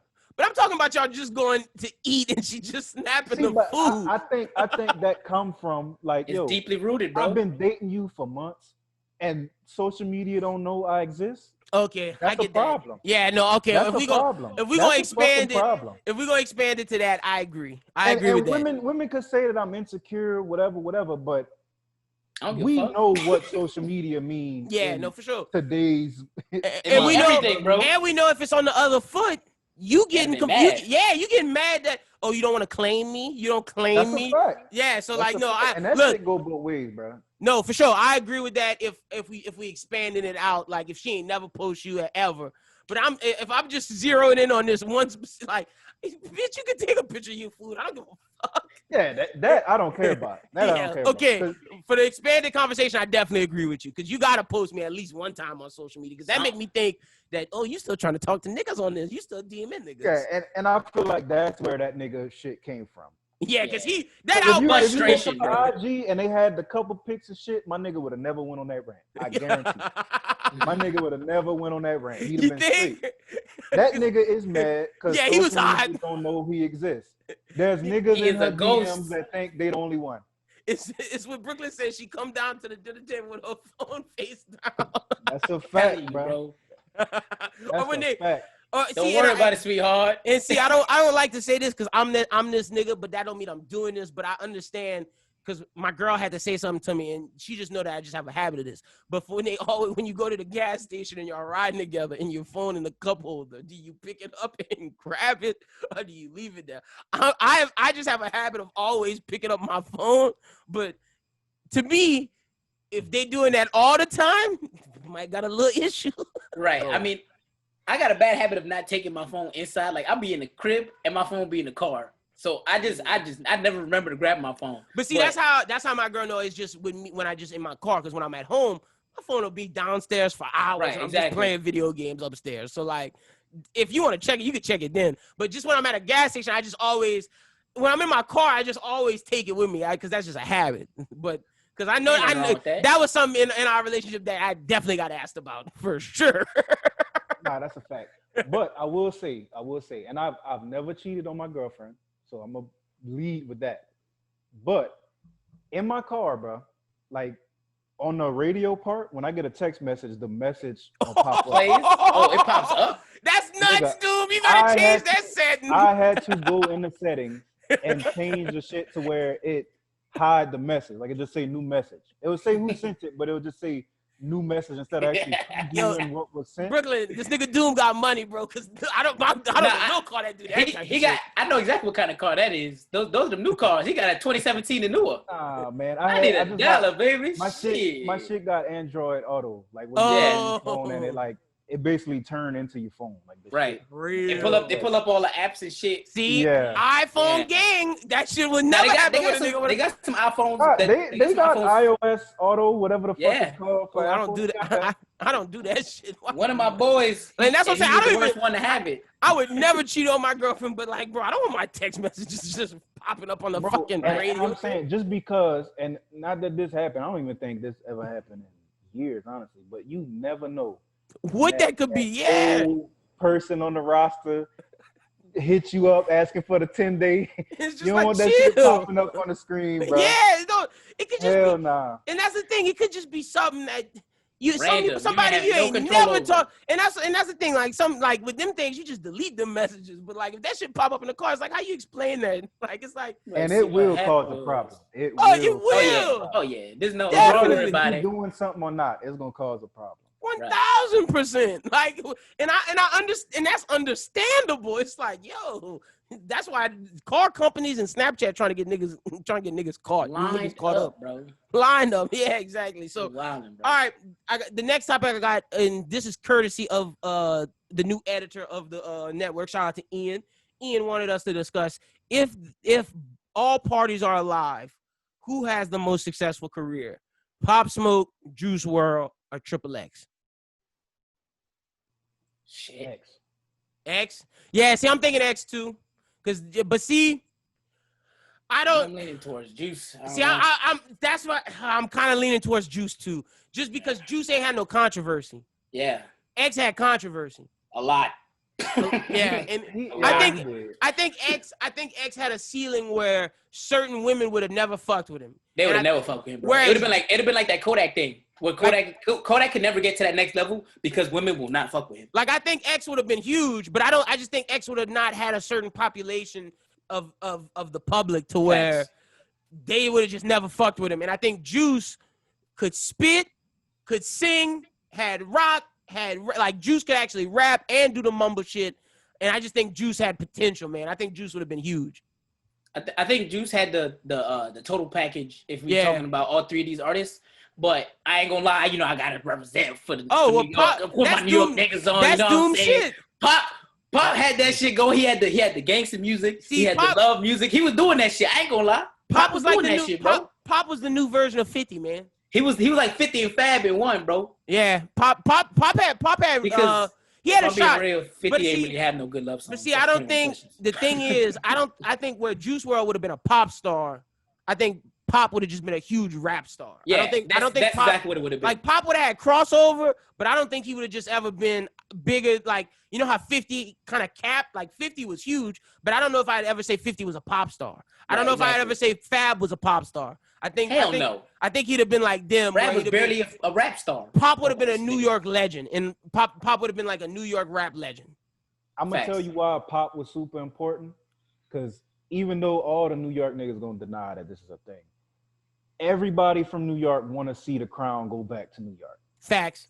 That's a fact, bro. We're not denying that. Ain't nobody denying that. Biggest opportunity for that. He was the only one. Because if a damn show ain't gonna be that A Boogie nonsense. Hell no. It ain't gonna be that. Yo, bro, to this day, my bros still be mad at me because I'm not jumping on that bandwagon. I'm like, bro, he's trash. Yo, what you mean trash, bro? He's trash, bro. He got lucky. He got lucky with that mixtape, bro. He got lucky with that first mixtape, bro. I ain't gonna do him that because he got that drug money. That was it. Good music, bro. He make good music, but they all sound the same.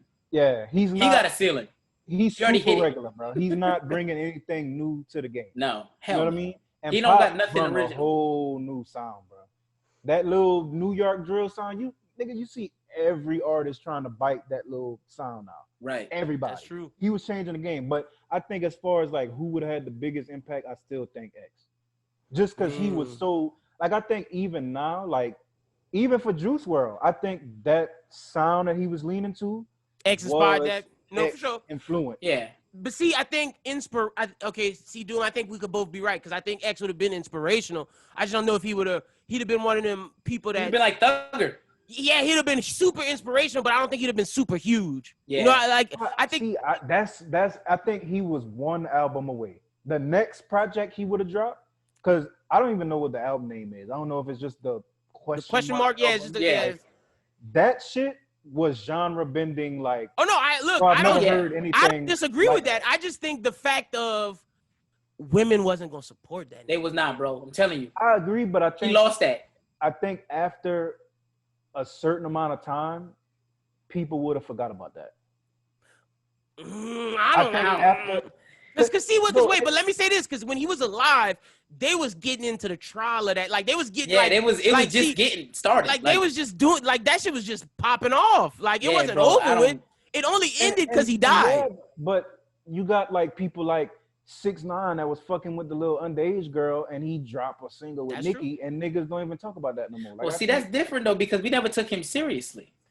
Well, yeah. In a light with 6ix9ine being taken seriously, that would have never happened. You feel me? And 6ix9ine would have never been the biggest. Like, and see, we talking about being the biggest artist out. Yeah. And like, I think that affects it. Yeah, it's crazy that y'all got on this. I know that's not the topic. But see, look at Chris Brown. Chris Brown got all the talent in the world. But all the biggest music. They don't forget, bro. But Chris Brown will never get to where he was. Them hoes forgot about that. Bro, the jokes still fly. But dude, you know, they jam his shit for sure. But he is not. You cannot deny this. Chris Brown pre that was a different level of fame. Chris Brown post that. Like, and that's why I think X would have just. I think X would have been famous, but I don't think he could have been ever the biggest. I attribute that to him fucking around with drugs and just losing his weight. You know what I mean? I don't attribute that. I don't think nobody ever said this nigga hit on Rihanna. I can't listen to that. Because the song with Thug, that song of the summer. Even though we don't really have a summer this year, that shit is song of the summer. Well, yeah, but I attribute that to Drake. How you figure? Because that Drake song with Chris Brown is what is really putting that Rihanna shit. It's closing that door for him. Yeah, it's now closing that door. Look how long it's been. Look how long it's been, my nigga. Because that's what I'm saying. Chris had a cap. Like Chris he never been capped for so long. And now all of a sudden now he's breaking the top 5. He hadn't broken the top 5 since before. But I think he was capped because the music wasn't. Oh, I don't know. Ooh, I don't know, bro. He had hits. He had hits, bro. But no, don't get me wrong. He's never been somebody to drop bad music. But I'm saying as far as like the smashes, he's caught a couple, you know what I mean? But I call it like that little microwave music, like when you get in the studio and you try to make a hit. But like see, that little poppy shit, like that shit in itself just has a cap. Oh no, it does, no, for sure. But I think that he didn't get a certain level of press and a certain level of people pushing it because of that shit. Because Chris had hits in like that Fan of a Fan mixtape is a classic. I got something for you right now. My first time on the radio, or my second time on the radio, I said something about supporting Chris Brown. And this is 2018 at this point, right? This is way past this shit. And my boss said to me, we don't support Chris Brown in that kind of light because at the end of the day, he still hit Rihanna. And I'm thinking to myself, like, this is 8 years ago, my nigga. Yeah. And we still talking about that. So for me, this dude that told me that had been in the radio, he'd been in the radio for the last 40 fucking years. And if he's still stuck on it, that means all the people that connected to him is still stuck on that shit. So I think that is really what capped Chris Brown. Like at the end of the day, the majority of people did get over it, but the people that mattered, that would have made the difference in Chris Brown's career, did not. I think that's what fucked him up. And I think that'd have been the same thing with X. It'd have been the same thing with X, bro. And I guess we're looking at it from two different angles, because I think for sure, like business-wise and opportunities, it fucked that up. But I'm saying just how people receive the music, I think people forgot about that. Like, there's nobody that hear the song and at this point in the timeline still think about him hitting Rihanna. Like, I don't think we think about that no more. It's more like how we receive the music. Now, if we talking about will the Grammys have them opening up the show with a performance, like that might fuck that type of shit up. And in turn, I guess it kind of capped his career. But just how people receive the music, I don't think it fucked them up at all. Like, I think they long forgot about that shit. The jokes still fly, you know what I mean? Niggas will say his biggest hit was Rihanna. But that goes back to the question of biggest artists. Yeah, and I think it'd have been Juice, bro. And that's why I think, like, music wise, 100%, you could be influential and huge, and like you can make some of the being the biggest artist doesn't mean you make the best music. Right. Now, sometimes those things correlate. Sometimes those things match. Like, for example, with like Drake, that shit matches. But like, for example, Kendrick makes some of the best rap. Is Kendrick the biggest artist in the game? No, not necessarily. But he makes some of the best music. Let me use someone that's not like Kendrick. If you go back to the 90s, look at people like fucking inside of the Wu-Tang, like Raekwon. Raekwon made some of the best storytelling rap, but was he the biggest rapper? Method Man was bigger than him. Jay-Z was bigger. Like, they had, like, you can make some of the best music, but don't necessarily have to be the biggest artist. And I do agree that out of those three, who would have probably made the best music? Probably X. Yeah, X. It would have definitely been X, for sure. See, but I think impact always trumped that shit. You know what I mean? Like, you can have the most record sales and shit like that. Like, and it just so happened that Drake has both. But I think we put Drake in the light that he's in because of his impact. Like, we don't think, oh, this nigga sold X amount of records. He did Cudi. This. Look at Cudi. Cudi was one of the most influential people of this generation. Is influential people of this generation, but Cudi's not as big as what his influence and impact is. Facts, because his impact is huge, but his level of there's any rapper his level of stardom doesn't say that is not as high as his impact by far. Yeah, and I definitely agree with that. I just think he don't have him as a person. He doesn't have the star quality to reach that level. And you thought Triple X did? With his court shit going on with you bugging right now, bro. Dudes will listen to R. Kelly, bro. I'm telling you, bro. He crazy. This nigga crazy. I'm telling you, this nigga crazy, bro. But I'm saying he had the star quality. Like, he was one of those niggas where people just went to his Instagram just to look at him. Like, I don't think niggas doing that with Kid Cudi.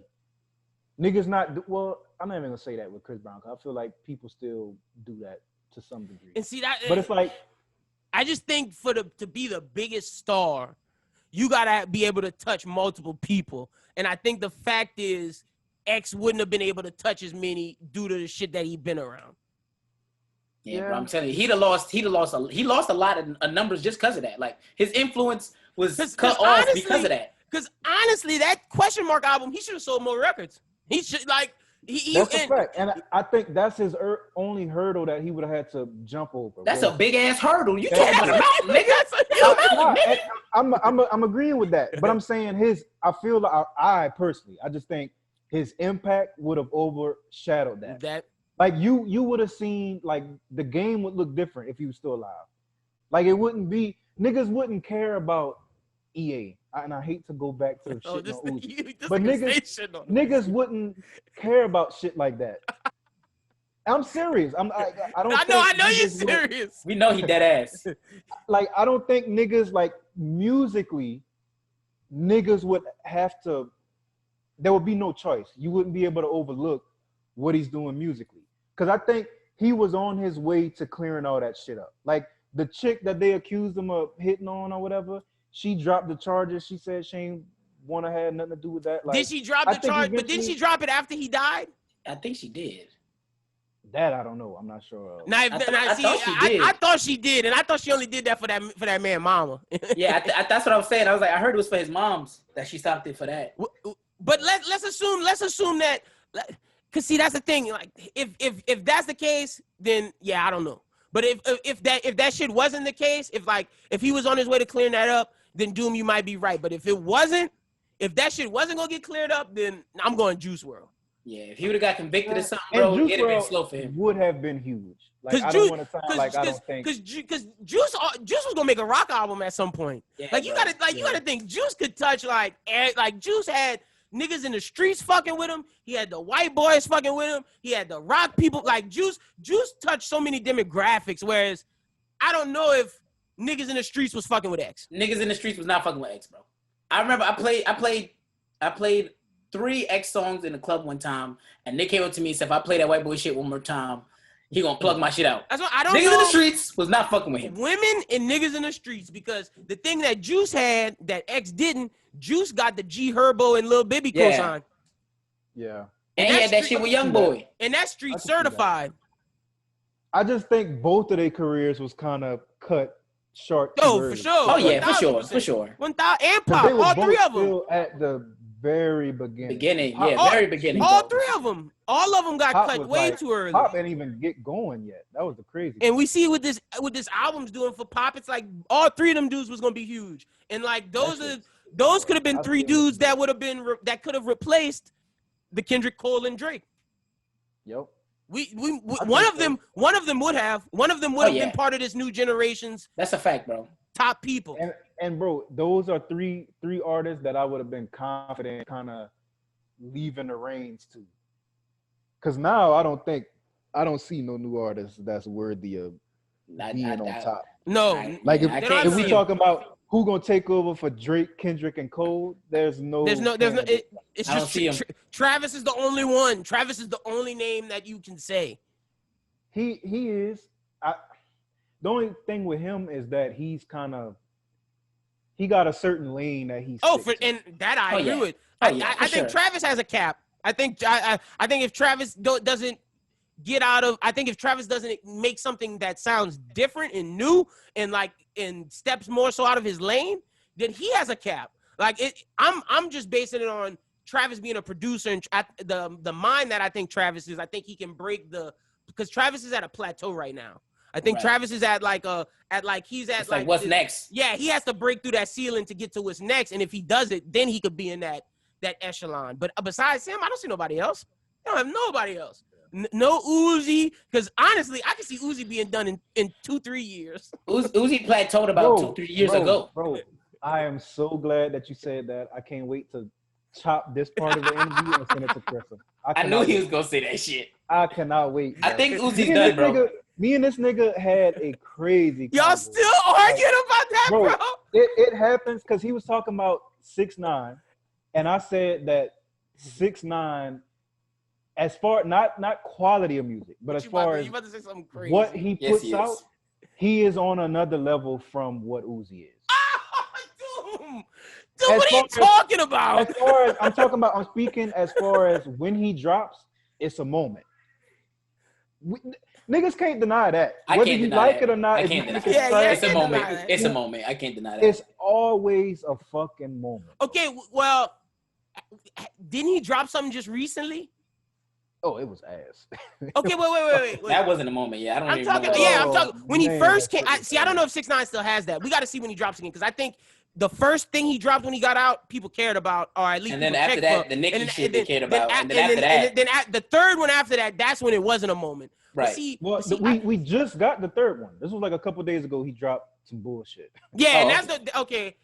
Well, he dropped. Okay, well then that got to be if it was the only a fourth couple one. days ago, then I gotta let him. That got to be the fourth one though, because he got the first one, the Nicki song, and then the Yaya one. Or is the Yaya one that just dropped? I don't fucking know. I don't remember the name. I don't follow this. Yeah, I'm about to say, I don't remember the names of the songs. You hit me with that, and I'm like, blank face, nigga. That's why I'm like, huh? I don't even know this nigga shit. But anyway, you don't think Uzi got impact when he dropped? He definitely got impact. Like, he do numbers and shit, but I think as far as, like, the way Tekashi can force eyeballs on whatever he doing is, like, God level compared to Uzi. We got to see. I think I agree with that, but I got to see if he can still do it because I don't know if people checking for him like that. No, I think you're right. I think you're right, Lynn, because that Yaya shit was that's the third one, huh? Yeah, Yaya was the third one because he got some new shit now. It's called Punani. That's what I'm saying. That's what. Okay, and that's the one. Right. Punani is ass, bro. See, that okay, is the worst song dude, we gotta check because I don't. I think he might be missing now. I think he's missing now. Yeah, I think after the Nicki shit. I think pre Nicki shit. I agree with you 2,000%. Every time every time that nigga dropped, it was a moment. I just think now people got over that. It's not. I don't think it's funny no more. That's facts. And I think Uzi gonna suffer from the same thing. The same way Tekashi. I don't see how he hasn't already though. Yeah. EA sold too much. EA sold too much. I'm gonna tell you why. It was the same effect how Tekashi went away. He come back because IG break every record in the world. The first two singles go stupid. And then everything else fall off. It felt like, all right, we didn't have it, and now it's here. It's something exclusive, something we couldn't have. And then once you get it at a normal you realize dose, it's like, all right, that shit is bullshit. Get out of here. EA, same thing, bro. He had the problems with Don Cannon and Homeboy. Couldn't drop shit for 3-4 years, however long it was. He dropped EA. Niggas like, Uzi is back. I think once we start hearing Sasuke 5 million times over a beat in a row for every week for the next year. Bro, come on, bro. Like, and I know Chris gonna watch this and his blood gonna be boiling. Oh yeah, he gonna hit me up. Bullshit the fuck. He gonna hit me up and here, say, why you letting Doom say all this nonsense? Get that shit the fuck. But look, I'm gonna say here, the bro. Pluto, Baby Pluto, the Paddock song, I fuck with that. The Future Lil Uzi shit, I fuck with one of them. The Over Your Head one, I don't fuck with. That shit is ass to me. But the Paddock, the Paddock one is hard, dude. I'm not gonna even let you do that. I will say I listened to it and it didn't make me cringe. A lot of shit on EA made me just cringe, bro. I couldn't take it, bro. EA is bad. EA is bad. Yo, he is. He's. Oh no, Doom's so serious, bro. I know he's serious. He's dead ass, bro. He been arguing this for 4 months now. I remember us talking about this like a month ago. This nigga been arguing this for 4 months since before the quarantine. I know it gets tired, but me as somebody, like, I look at music different. Kind of how we was talking about the NBA the other day. That was earlier today. And I was that was this morning. Like an NBA scout. Like, I'm looking at, good box out favors. Like, I listen to music like that, bro. Like, I'm super technical. Like, I'm listening to the beat. I'm listening to how they put the lyrics together, the melodies. Bro, everything on EA sound like this nigga was in a hotel room and freestyled the entire album in one night. Like, he had no thought, no type of, I'ma structure this song nice. Like, none of that, bro. There was no effort in that bullshit. And I hate that niggas dick rotted.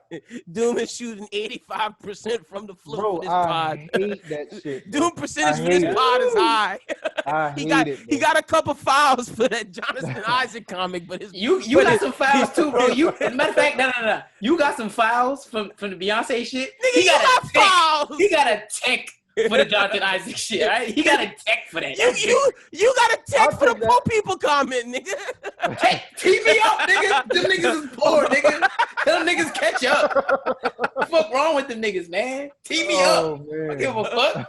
This nigga got a flagrant foul about to get kicked out the game. That's a flagrant too. Yeah, that's a flagrant. This nigga got a flagrant. Doom might have got a tech, but you got a flagrant. This nigga talking about poor people. Like, what's wrong with this nigga, Brooklyn, bro? What is this? What's wrong with this nigga, dog? Yo, that's crazy. That's it. He got niggas applying for a second job now. That is right now, nigga. That is it for this first part of the pod. niggas telling people where they find y'all at on social media. Doom, tell them where they can find you at, bro. Hello Doom SJE on Instagram and Twitter, man. Y'all holla at me. Oh, shit. Brooklyn, tell the people where they can follow you at on social media. You can find me on all social medias at Where Brooklyn at. It's Brooklyn with a Q, not a K, baby. That's for marketing purposes. And if you poor, stay away from me, my nigga. Stay away from me. Chill out. And that's because we're not trying to get sued. This nigga kicked out the game. We will see him next week. Yeah, he fouled out. Yeah, he fouled out for sure. With that being said, let's get into the interview with Josiah Johnson. All right, ladies and gentlemen, this week's special guest, the main guest, is I consider him my OG. He was the first non-Lafayette guest that we had on this show. And honestly, with him giving us, our first cosign, I don't think he realizes, but he was the reason why I was able to get, in my opinion, all these interviews down the road that I was able to get from Chris Broussard to Joy Taylor. But none of that happens without Mr. Josiah Johnson. And I'm super excited to have him back to talk all NBA bubble. How you doing, Mr. Josiah Johnson? I appreciate you, bro. Thank you for that great opening, It's introducing true. me like that. I appreciate you. Now, I mean, look, I think at the end of the day, I'm happy to hear that all the other people hopped on too, because at the end of the day, we all got to support each other. I had a great time on the show. We obviously kept in touch after that. So I told you, whatever, reach out, hit me, let me know. And I'm a man of my word, so I'm here. What's cracking? You are, and see, that's something that it really affects me, because as a black man, seeing an older black man reach out to a younger one, that's just something that I know that I'm going to have to do, because in my soul, it's like I've seen black men who are in a position try to help me, whereas they weren't with this crab in the bucket mentality. And I think that's something that it'll be like, I don't want to say like a family tree, but like a tree of like helping each other, lift each other up, so then you know where each other come from. And it's just super dope to see. And you constantly do that. And I appreciate seeing creators who are older who lift up the younger ones. And like you said, you're a man of your word. Yeah, bro, I was young at one point. I was your age. I had people older than me, men and women, that try to really lift me up, build me up, give me tons of opportunity. So that's the one thing as I've kind of grown in my career and kind of whatever, elevated, just to make sure, like, help other people out, really give them the breadcrumbs and the blueprint for how to really do this thing, man. I think a lot of times, people like yourself, all you need is opportunities, but you being proactive, you reaching out, you doing the necessary things. Like I told you, like, you're going to hit a lot of people. Some people may respond, some people may not, but at the end of the day, like, keep grinding, rock with people that rock with you, and don't rock with people that don't rock with you. Remember, always, like LeBron, like, I keep mental notes of all that, but I use that, I was looking at Joy posted something the other day just about, like, why she retweets the haters, and I always wondered, like, looking at her stuff, like, why does Joy always retweet the haters? But she was like, yo, I do it to remind everybody that this is what it is, so they don't tell me that I'm pretending that I'm being harassed or whatever. And it's like, I love haters, bro. I love people like trying to bring me down. Like, sometimes I just need that motivation. I need somebody to tell me I'm trash or I suck or whatever, and it just helps me elevate. I think, I really feed off that, but also to be able to give back, help people like yourself, help people that the younger generation, because y'all generation gonna change the world, man, just to be real. Like, y'all are out here on the streets, y'all proactive, y'all know how to use this internet, y'all know how to, do all this stuff. I wish I could have been your age doing a show and doing all this other type of stuff. I really had to take baby steps into it, but y'all just jump in there. So I love creators. I love to see people out there hustling. So, man, whenever I can help out or do whatever, I'm always about it. And that's something that's why I call you OG, because I just respect it, because you are the OG, and you live what you speak. So I want to ask you, before we even get into the bubble, because that's something that we're going to obviously break down, I want to ask you, I'd be remiss not to ask you, what do you think of what's going on in the world? How do you think the NBA is handling this, the Black Lives Matter movement and everything, and just what's your take just on where we are as a society right now? I think this is the situation I've kind of always felt. It's been great to me to see kind of the people rising up, protesting on the streets, doing the things necessary, obviously in the wake of a pandemic and everything going on in the voting year, and kind of rallying behind each other. So you hope that shows up in the election results in November. Yeah. But for me, I've been personally fed up just kind of with I just stopped seeing all this stuff. I've seen the way companies move and operate and the lack of representation, and really just how, especially now, there's been this whole shift towards the culture and everybody talking and tweeting. I work a lot of social media and just these spaces, and a lot of talking a certain way but not looking that way. And it's like, look, those people are just as qualified the well that y'all keep going to take. So for me, man, I just try and, focus on what I got to do, keep my head above water, but really just make sure I'm cognizant of all that stuff. And I just think the way that the world is panned out now is it's sad, man. I mean, the NBA is kind of giving us all hope, but I think people were kind of worried when the league started, the bubble started, that, these dudes wouldn't be able to be on the streets and on the ground level. And really, I've said this before, it's not on like LeBron, it's not on any of these guys to fix the systemic racism going on in America, China, wherever. Like, that's not, as a black man or black woman in America, it's not your job. They keep this, like, they put your foot on your neck and ask you why you can't get up. Like, your foot's on my neck, dog. Like, that's how we really get it. So I've seen all this stuff on the streets, and I've been really happy to see. But my thing is always that until you start impacting the bread, like, billionaires are still making a ton of money, not really tripping on this pandemic. Police officers aren't really tripping on these protests because they're getting a ton of overtime. We all talk about defund the police, but we're doing things that really, don't really practice what we preach. Like, we're literally funding the police with these protests. So now it comes to a point, you have to get into people's pockets before you can really start making a difference, I think, at any level. Like, once people start feeling the burn in their pockets, then they really start to make a change. That's why you see a Nike or Jordan or whoever start releasing these statements like, ooh, this might hurt our pockets if we don't really support this movement. That's, at the end of the day, it's all dollars and cents. So I think we as black people just got to understand that, it's 2020. We're still talking about stuff that they were talking about in 1920, 1820. So we're still talking about this. We have a lot more freedom and ability to move, so we got to be able to support each other and just kind of focus on that. But the bubble's been a relief. I think just seeing these guys come together, the way the NBA's handled it with, no positive tests through 2 weeks, making sure guys are quarantined. We're getting funny stories, getting to see the camaraderie, Lou Will with the chicken wings, but also just guys from different teams all in the same space. It's like an AAU tournament, but they all know each other, right? And you got all these egos and these dynamic personalities all at Disney World. I think just something hilarious about that. But so far, so good. The play has been better than expected. I think, look, these guys had a 4-month layoff. This is basically like watching preseason still as they, try and get everything together. The NBA Trust me, I know as a Pelicans fan, it's like watching preseason. Hey, but y'all, I said a couple of days ago that I didn't think they'd be able to run it off, but you just never know, man. I'll never look. Even like, I love Lonzo. People know that. I love LeVar. I just always like Lonzo to me. Like, I'll never doubt anything that Lonzo or the Ball family can do. And Zion, BI, and that whole crew. Like, they're talented, man. They were last year. I mean, I rode with these dudes. You know what I'm saying? Like, I would have had no problem if they would have stayed with the Lake Show. I think, it would have been interesting to see. And that's something I'm going to ask you when we get there. But before we get to that, I want to ask you just about some stuff you've been doing. The last time we talked, that was when you were gearing up your social media, I want to say, takeover of NBA Twitter. Talk to me what that's been about. How are you just always up to the moment something drops, whether it's NBA, music? We have a video in a comedic I don't want to say sketch, but we have like a comedic video meme coming from you that breaks the internet always. I think, look, as I've kind of been in the space and just seeing how people move and shake and operate, one of the lanes I really figured I could really thrive in was doing memes, voiceover stuff, obviously, taking advantage of the Legend Chamberlain Heights stuff and the stuff I was doing. And I got a background working in sports entertainment for years. So it's funny, I live like 2 lives. Like, people know me as like the NBA Twitter guy. And then professionally, I'm like a producer, creator, writer. So I'm going into meetings with like, executives and stuff and, simultaneously putting up memes and funny videos. But for me, I just like to keep people entertained. I like to work. I've got this like fear of becoming obsolete that really just kind of eats at me. So I just have to kind of constantly just stay on the block. And I use it to just stay fresh, keep up on topical trends, pop culture, and test material, man. It's just fun for me to put out stuff and sometimes report news in a way that's different than people are accustomed to. And I hear people hit me up like, yo, I found out about such and such because you put a meme up. You know what I mean? That made me look into it. So as I just kind of see news and I just like, here's my take or interpretation. I call myself like a Twitter Basquiat, but I think I'm like, basically like a DJ, obviously just in the crates, picking out whatever works. If I see something, and people hit me up all the time, like, oh man, you recycling stuff, you doing whatever. And my thing is like, look, if the meme or video works for multiple things, and that's what's going to get the best reaction out of human beings, I got no problem. Like doing it, yeah.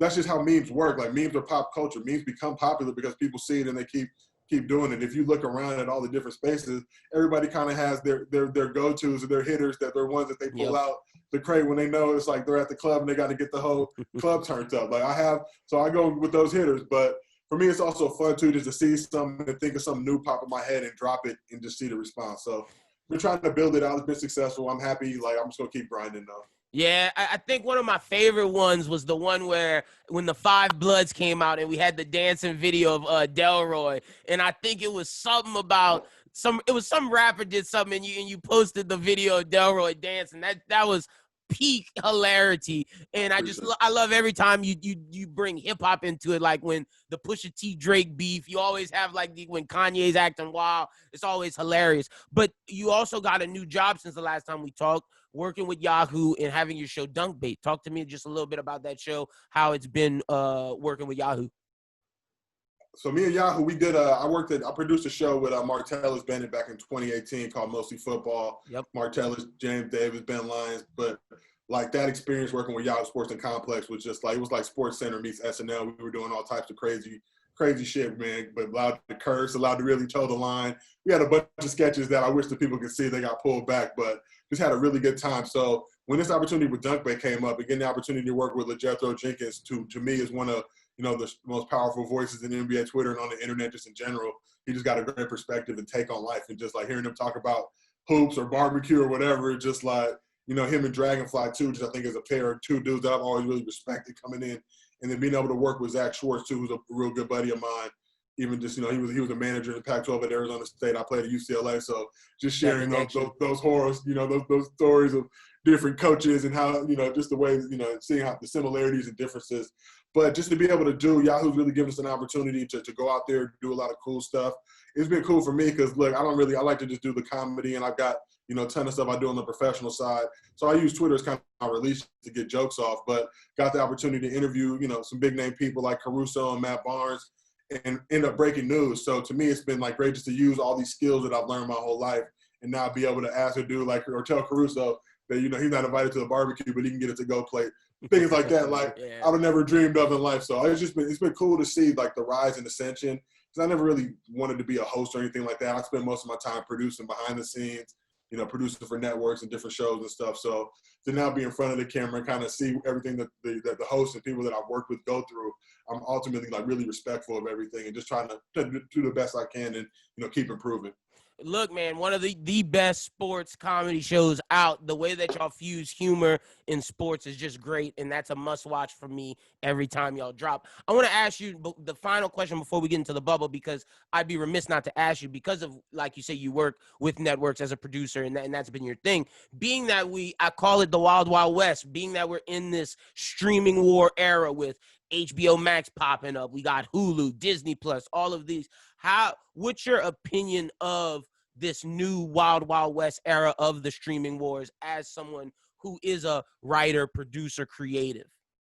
I think for me it's weird because I've been on both sides, right? I've done a lot of stuff on the professional side, right? And had Legends, just did a show with Netflix, but also being on the other side, the digital side, like the streaming side, being really in the trap and on the block and really just moving units and moving work off of my phone and all that stuff. So I have a really like just respect for both sides, like what it takes to make a Marvel movie, but also guys like Ha Davis or Supreme Dreams or dudes like that, who the RDC World crew that literally every time they put a video up, that thing's getting 5-10 million views. It's always topical, it's always hilarious. And at some point it's like, damn, dog, y'all, but people tell me I don't miss. I kind of laugh. I miss often, but I look at those dudes and it's like they legitimately don't miss. So I think I look at those dudes and it burns me because like these dudes should be on TV because they're really providing the thing that the people want to see. But there's always been that disconnect in terms of taking, social media people and bringing them to TV and vice versa. So I really think just bridging that gap, and you're seeing like just the way this world is, like there's a whole movement on TikTok and all these platforms, like every platform, YouTube, all these spots have stars. Some of them cross over to different things. Some of them are just like native to their particular platform. platform. But either way, like the amount of content they're doing and the options that people have. So I think it's never been a greater time for a creator or writer or whatever, because there's so many options.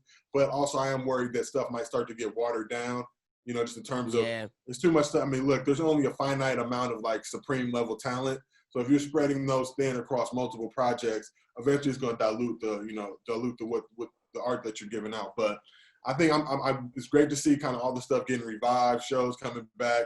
You know, you're doing a Black Wonder Years, Boondocks coming back. Hopefully, we get Legends of Chamberlain Heights in that mix at some point down the road. Yep. You know, if we can really, you know, if the stars align and all that good stuff. But it's never been a better time to make content.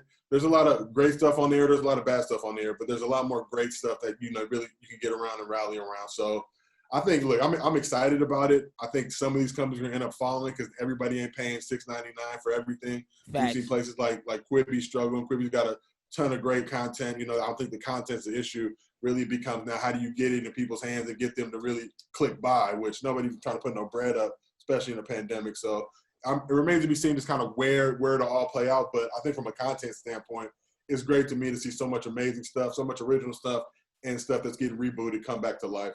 Yeah, 100%. I'm interested to see how they do the Boondocks, especially with the passing of the actor who played Granddad. I'm forgetting it. I'm blanking John on Witherspoon. Yeah, John Witherspoon. Rest in peace. I've told my friend, funny enough, when we were talking about this, I pitched him an idea that they should bring in like the long lost grandmother of Huey and Riley and let them live with like their either their grandmother or their great aunt and have gosh, I'm blanking on her name, but she would just be perfect. I'm looking at her right now, but have like just a great Black actress come in and just really be that great aunt figure. That's something that I'd be interested in. But let's jump to the bubble. I want to ask you who, and I see the shirt.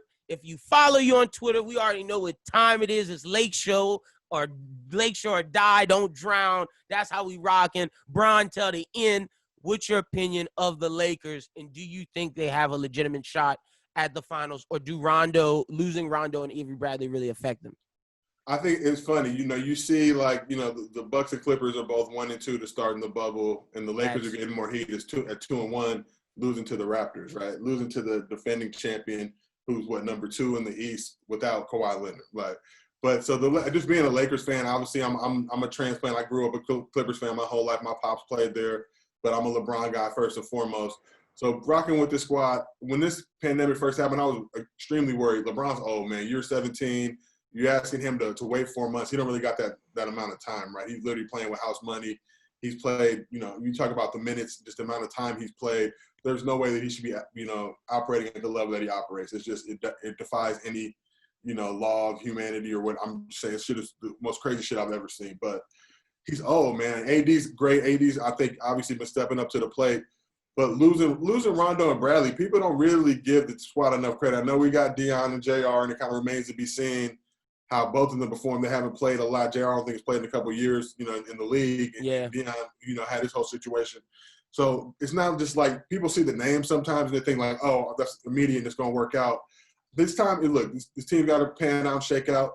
They beat the Clippers in that tough opening game. You know, people act like it wasn't a big deal because Lou Will. That was huge. LeBron had that was some of the best defensive performance I've seen from LeBron in a hot minute. Especially with his gray beard going. To me, that was greatness. Like when he goes and locks up Kawhi and then they pass it off to Paul George and he picks up Paul and then shuts him down to get the W. I was just like, this dude's amazing. He's a freak of nature. But, you know, imagine, like, you know, the Bulls playing and Scotty and Mike play, and people are talking about, like, the 7th man did or the 6th man didn't play. And, you know what I mean? Like, that's that just wouldn't fly in any generation. But for some reason, when LeBron and AD win, all of a sudden it's the excuses. So I think the Lakers clinching the West. Look, people try and downplay that. The squad hasn't made the playoffs in 6 years, whatever it's been. But, I mean, look, now from not making the playoffs to number 1, I'd say that's very impressive in a 2-year period with LeBron coming off a hamstring injury last season that everybody tried to forget he didn't have. Facts. When acting like the Lakers, you know, the Lakers finish was like, you know what I mean? It's like, come on, dude. So I think just seeing the squad now, they have what it takes. You know, Giannis, the Bucks and the Raptors are going to be tough too. I can see the Raptors upsetting the Bucks, but, you know, Giannis and that Bucks squad, ain't no punks. Budenholzer's got a great team over there. He's a great coach. I don't think he gets enough love. And he was doing this in Atlanta with kind of, you know, that underdog squad. With the Horford, Millsaps, Korver's crew. You know, you got the 5 All-Stars, but really, let's be real, like, whatever, like, taking these L's, like, LeBron's not playing that. Well, I think this time around, like with Giannis and Middleton and that whole squad, the Lopez twins, like he's got a team full of hitters, man. So I think it's gonna pan out great.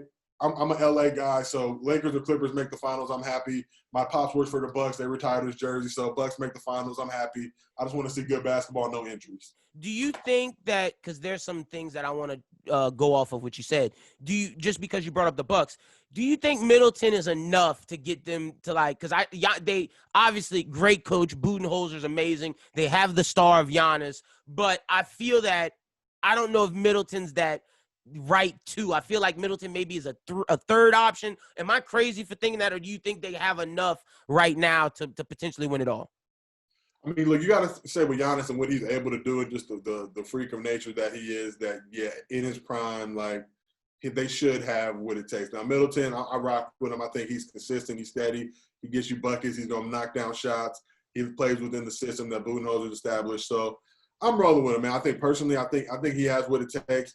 But it's also like you got to just remember, this squad was up 2-0 last year, right, to Kawhi and them. Yep. Tricked it, but they could have very easily be hoisting a banner. I don't know if they would have been able to get over the Warriors, but if the injuries would have played out like they would, it would have at least went 6, maybe went 7. Who knows? Giannis may have been, hoisting the Finals MVP and the championship trophy. So it's not like the Bucks are just, slouches. And you got to imagine that team has improved with Giannis getting a year better, Middleton getting a year better. But the East has gotten a lot better too. So I'm curious to see what that bubble's going to do with not having that home court advantage, which I don't think a lot of people really understand. That's huge.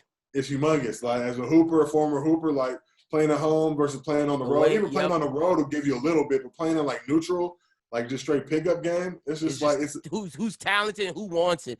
And that's something I want to ask you. Do you think the not having a crowd will allow, like, certain guys thrive off of that crowd noise and it just lifts them up? Do you think we'll see certain guys who maybe shrink under pressure to the crowd go up? How do you think this neutral court really affects these players?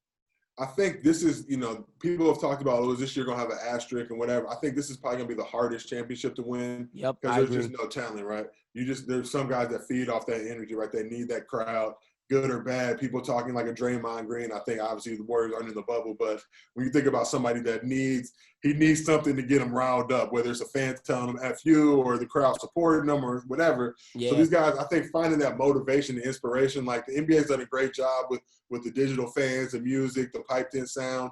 I think to give the experience for the viewer at home that everything is lovely. I'd be curious how these dudes really feel yeah. playing in that situation. It looks great at home, like, believe me, but that's TV magic. I've been on studios before. I know, what I mean? Like, you're looking at a set of a TV show. That's not a real house. Like, that's some fake walls or whatever. And when you're on set, where you on set. Like, it don't feel real. So it'd be curious to see how these dudes, but I think they'll all get to a point, they're creatures of habit and routine, where they'll all get to whatever level they'll need to get to. But staying in, like, the hotel room, let's just be real. Like, the hotel rooms, I'm looking at JaVale McGee. He did like a Danny Green's pod. I'm looking at his room and I'm like, this dude is a 7-footer in this little like claustrophobic. Yeah. That's like, come on. I'm 6'8". If I got to do that, if you told me I got to do that for 3 months, I'm gonna lose my mind. Like, this is what I got to live in. I know dudes like LeBron got the presidential, but even LeBron, who's used to, every dude is taking a step down. That presidential suite ain't shit to LeBron. It's not his crib, no. Yeah. It's like, this is whack. Like, it's presidential. So at every level, these guys are dealing with it, but. I'm just excited. I just hope nobody gets hurt, man. I think that's the main concern, man. Whatever happens, I don't give a fuck if the Lakers lose, whatever, as long as everybody stays healthy. Like, no injuries and no COVID. If those two things happen, I think the NBA has a success, because I agree with you. The way it looks on home, magical. What Adam Silver and the NBA pulled off, gotta applaud those guys, because compared to baseball looks depressing. Like, I just gotta keep it a bean. Seeing all the empty stand and the cardboard cutouts and them not having the right sound from old years, so they have to put in MLB The Show sound. Is just like super, super depressing over there. But that's why I'm happy we got the NBA. But I want to ask you, going back to the Lakers, do you feel if LeBron does not bring a championship to LA, I don't want to say affects his overall legacy, but do you think he's looked at differently by Laker fans, being that y'all have had Magic bring championships, y'all had Shaq and Kobe bring championships, y'all had Kareem bring championships? When you have a star of LeBron's caliber, the only expectation is championships. I think, look, at the end of the day, that's what it is. This is the Lakers have the most championships for a reason. They're the most prestigious NBA franchise for a reason. They're the most well-respected franchise for a reason. It's championships, right? It's magic. It's but it's funny that you say all that, and Jerry West is literally the logo for the league, and what I'm saying. So it's it's a little bit give and take. What does it really? What does it all really mean? But for a guy like LeBron, I think coming and helping restore the Lakers back to prominence, but you want to establish that winning championship, feel. Like this feels a lot like, Shaq and Kobe when Phil came that first year, and it's like this is it, guys. No more. This is time. Like we got to really do it. LeBron knows he don't got a lot more time. Like this, he's got 1 or 2 good more years. I could see after this, really, this might be being not it, but he's, you're gonna start to see that decline at some point. That's just how life works. But I don't know. I think, no matter what, LeBron's going to get hated on. He got the 3-6 Mafia and all that type. People literally – it's weird to me that if LeBron was 3-0 in the finals, that would be more respectable to human beings than, him going 9 times and having – it's a funny way that the world works, as if, like, every year you don't win is when you lose. Like, asking you do the plays in the league, like, I want to be in the finals. I just want to get there. And it's not like Mike didn't have his whole, years where he just didn't win. Do you want to go 9-73 or do you want to go to the finals? It's like, I'll go, come on. Like, you play this game to win. But I think LeBron is elevated to that higher stature. He's going to be held to the standard of Jordan and Kobe. That's just what it is. Jordan got 6, Kobe got 5. He got to get close. Like, I think if he gets 4, especially for 17, for me, it's like, okay, I know Kobe got 5, but Kobe was also playing with Shaq. So you give LeBron prime Shaq. I just don't know, That's damn near undefeatable, man. Like, I just don't know how you beat, like the how you beat those two dudes. A triple-double with like 12, 13 assists. Like, I'm just, I just don't know. you literally have the 2 most dominant forces the league has ever seen with Shaq and LeBron. So, what do you do? That would be nuts. I want to ask you, being, again, a Lakers fan, how do you feel about, because I think this is something that at least Lakers fans got to hold the organization's feet to the fire. I think there is a legitimate issue with player development at the Lakers, because how can Lonzo Ball and Brandon Ingram go from what they were at the Lakers to now just blossoming? Brandon Ingram's an all-star. Lonzo Ball is improved his jumper dramatically, and I think he'll be an all-star at some point. And seeing the decline in Kuzma, how do you feel about the Lakers player development? I think, Kuzma's kind of been, it's been – I think he gets a lot of heat, but – I appreciate the AD trade. I'm happy that they made the trade now. I wasn't necessarily opposed to having that crew, because I thought, B.I. was obviously on the verge of breaking through. You look at the dude now, he still needs to put on like 15, 20 pounds. So if you think of that B.I. in your mind, like really how unstoppable that's going to be, like 15 pounds from now, if you can actually put that weight on, you're like, this dude, he looks like a young Durant, just kind of how he moves, offensively and flows. But Lonzo, to me, always, I think, just needed that opportunity. He had some issues with his health the first couple of years, but now you just see the dude really out here blossoming, man. I think Lonzo he's that dude. He's kind of like a J. Kidd type, where you're not going to put up 40, but just the way, the flow and the right passes, and now he's developed into a better shooter. Like, just the things he does. I remember seeing this kid in high school, and I think a lot of people don't understand. Like, his high school team from Chino Hills, which is, suburb out in the cut of L.A., like, went undefeated. We're beating, like, all the best teams in the country, like going head to head with like monsters and giving them work. And that was Lonzo, Jello, and Melo, freshman Melo, mind you, who skipped a grade. I was about to say, wasn't he in 8th grade at that point? So, I mean, but I'm just saying, so when you think about what they were able to accomplish, but watching him and the way he distributes, the way he finds players and makes everybody around him better, I think Lonzo, I would love to see him come back to the Lakers or something. I can't get rid of, man.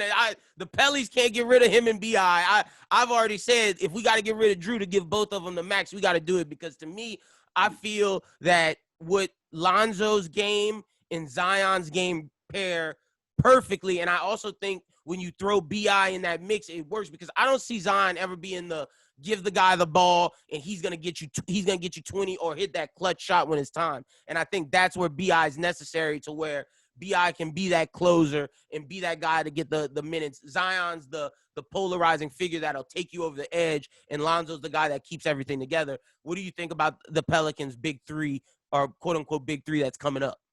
I think Zion is unlike anything we've ever seen. So I mean, as you're talking, I don't disagree with you, but I also think as he just expands and develops his game, like he's just gonna have. It's hard to because you see the way he moves in his body, and he does things that you don't expect a human being to do. But no, it's just straight beast mode every time he gets the rock. It's like a souped up LeBron in terms of him just being able to put his head down, barrel to the hoop. When you have that coming at you, do you really want to take a charge? I'm telling you, even as me, look, if I see this dude, that's like a business decision. If this dude's coming full steam at you and he steamrolls you, that's going to be an injury. Like, that's going to leave a mark. So dudes are going to be afraid of this dude. And I think he's going to show flash to the young Blake Griffin once he gets healthy, but just catching lobs and doing that. So him and Lonzo are that perfect. Lonzo loves nothing more than throw a three-quarter court or half-court lob to some dude, a dude like Zion who could just yam it in there.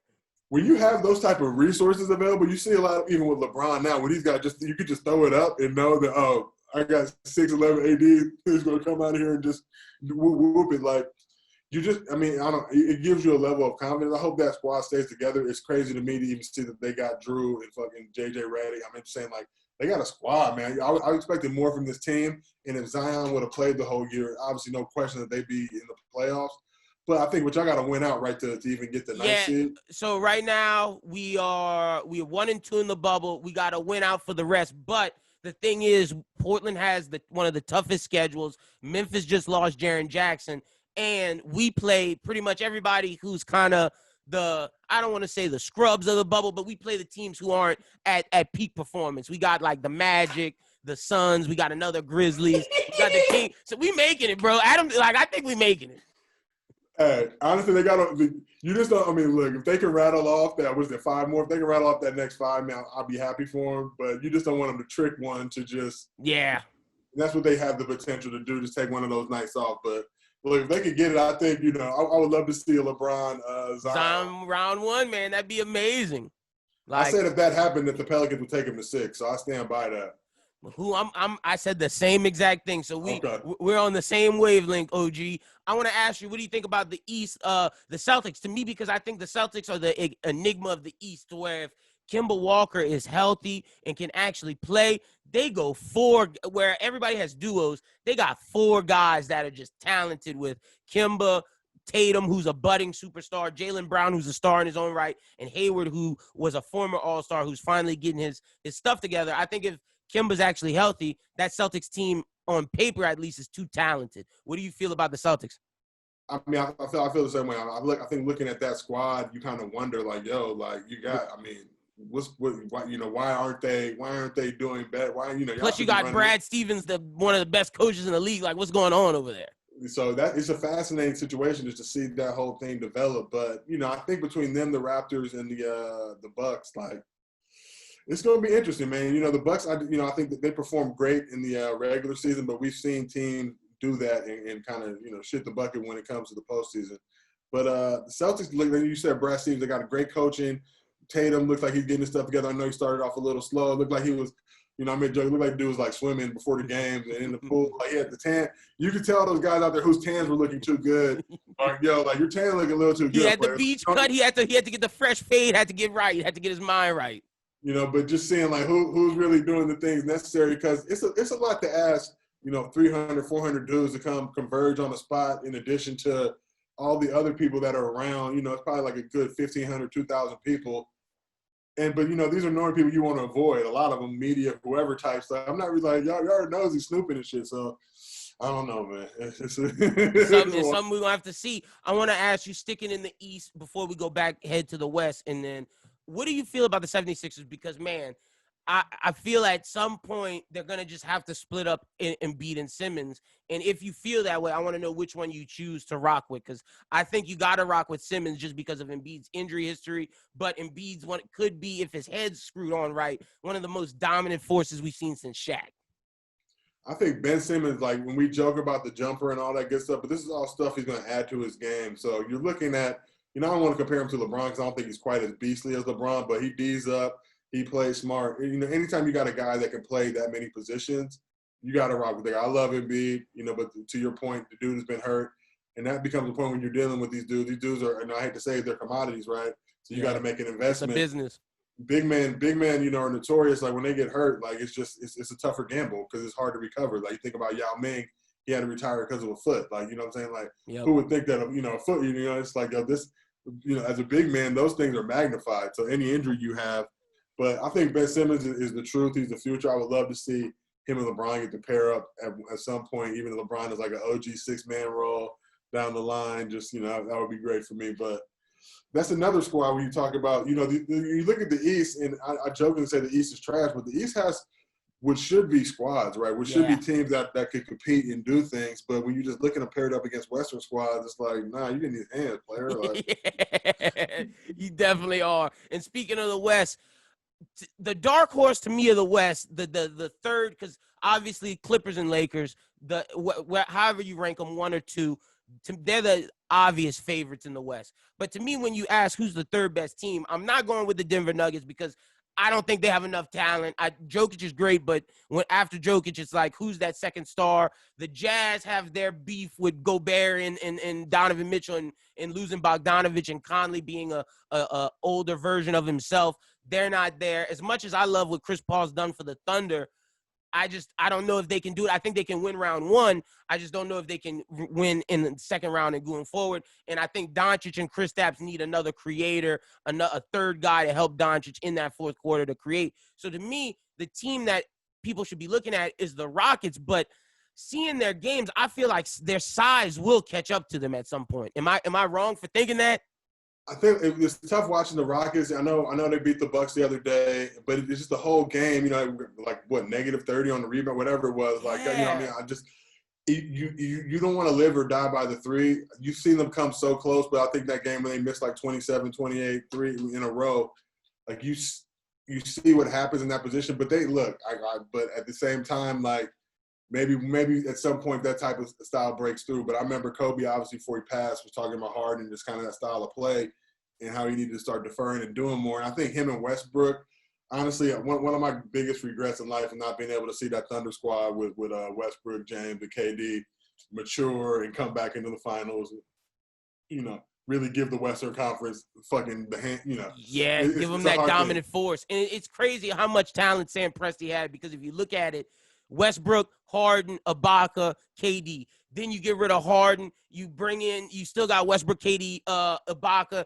They bring Oladipo at some point. They have Reggie Jackson at some point. The amount of talent to say they never got a ship is just, it's crazy. So you think, look, I think the Rockets they're the underdogs. James doesn't get anywhere near the credit that he deserves as a scorer, bucket getter. People think for some, like if you watch the way he plays, it's so brilliant. How he draws. He just understands how to use his body, and that type of shit is not easy as a basketball player on the court to be throwing yourself in and still. But he's so you got to be so focused and cognizant of what you're doing at every particular moment. Because if you play basketball, you realize how fast everything's going, and it becomes muscle memory. And the fact that James can do that, like you said, is incredible. I want to ask you: do you think he is, being that you've seen a lot of generations of basketball, do you think he's the best scorer the NBA's ever seen? That's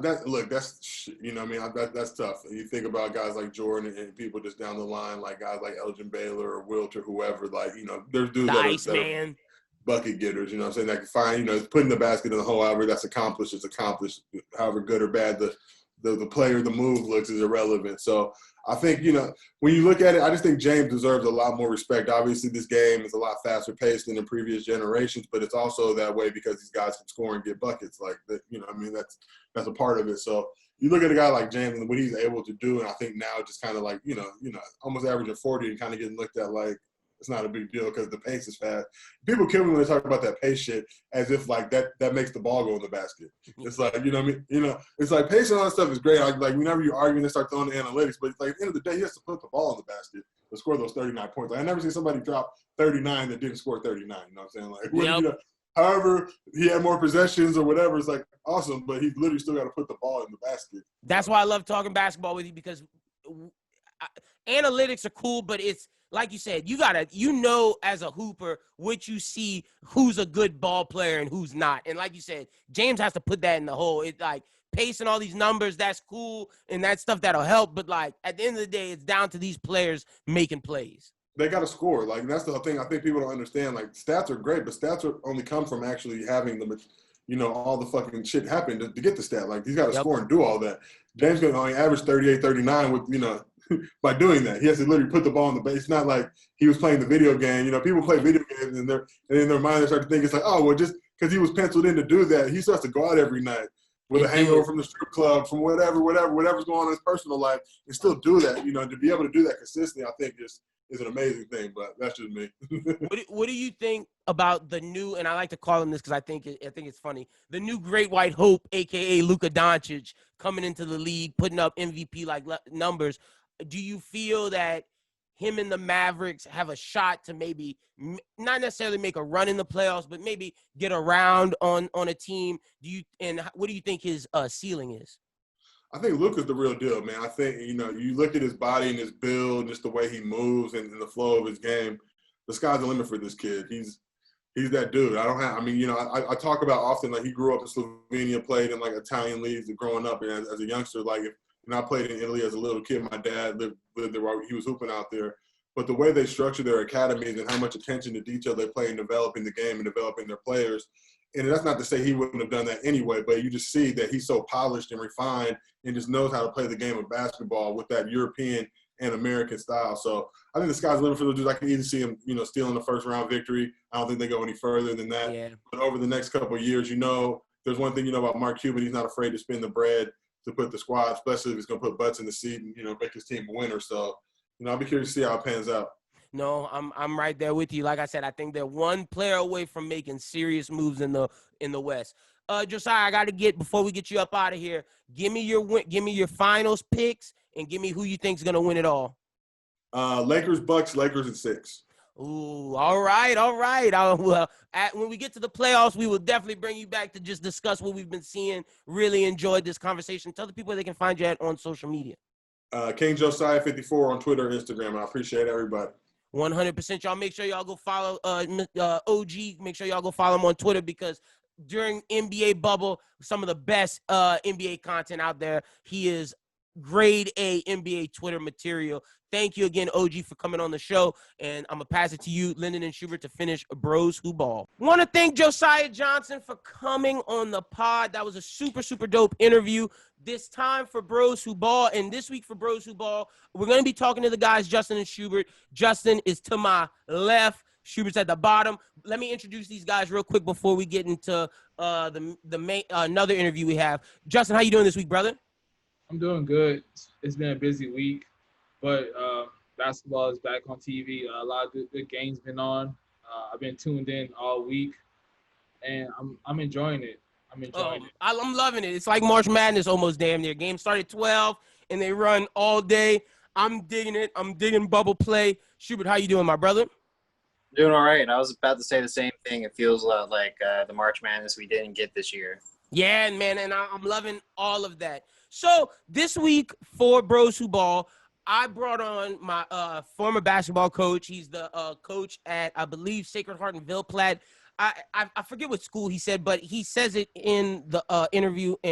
But let me bring in Coach Jean-Paul Bouillon, a.k.a. Coach JP. Bring him in. He breaks down every team in the bubble, says what he thinks good about him, what he thinks bad, and we get a real coach's perspective of what's going on and how he sees these games and what he thinks of the product of the NBA bubble. So without further ado, let's bring on Coach JP. All right, ladies and gentlemen, this week I'm so excited because one of our guests, I figured now that we're getting into the bubble, I wanted to bring in people who I know are great at basketball and who are knowledgeable. And this is one of the gentlemen who taught me about the game, who showed me a lot about how to play the game and how to understand the game and helped me get my love of the game. I'm bringing it in, which is an honor for me, one of my basketball coaches growing up. So now all the fans out there can know I was really playing. It's not no BS. I wasn't clowning y'all. This is Coach JP Bouillon. Super excited to have him. How you doing today, Coach? Doing great, man. Been busy. Trying to get back to normalcy and getting, our students ready for school, ready for the restart of school and trying to do it the safest way. Yeah, that's something that I didn't even think about with having you on there. How is that? Hey, Lyndon, it was quite eye-opening, the things that we're going to have to do. The elementary, could you imagine?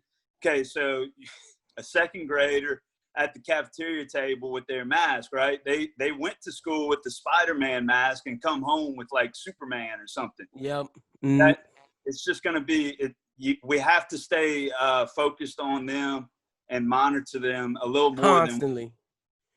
Yep, because I know how I was in school. That's flicking masks, hitting people with masks. Like, you know how I was. Class clown, man. Yeah, bro.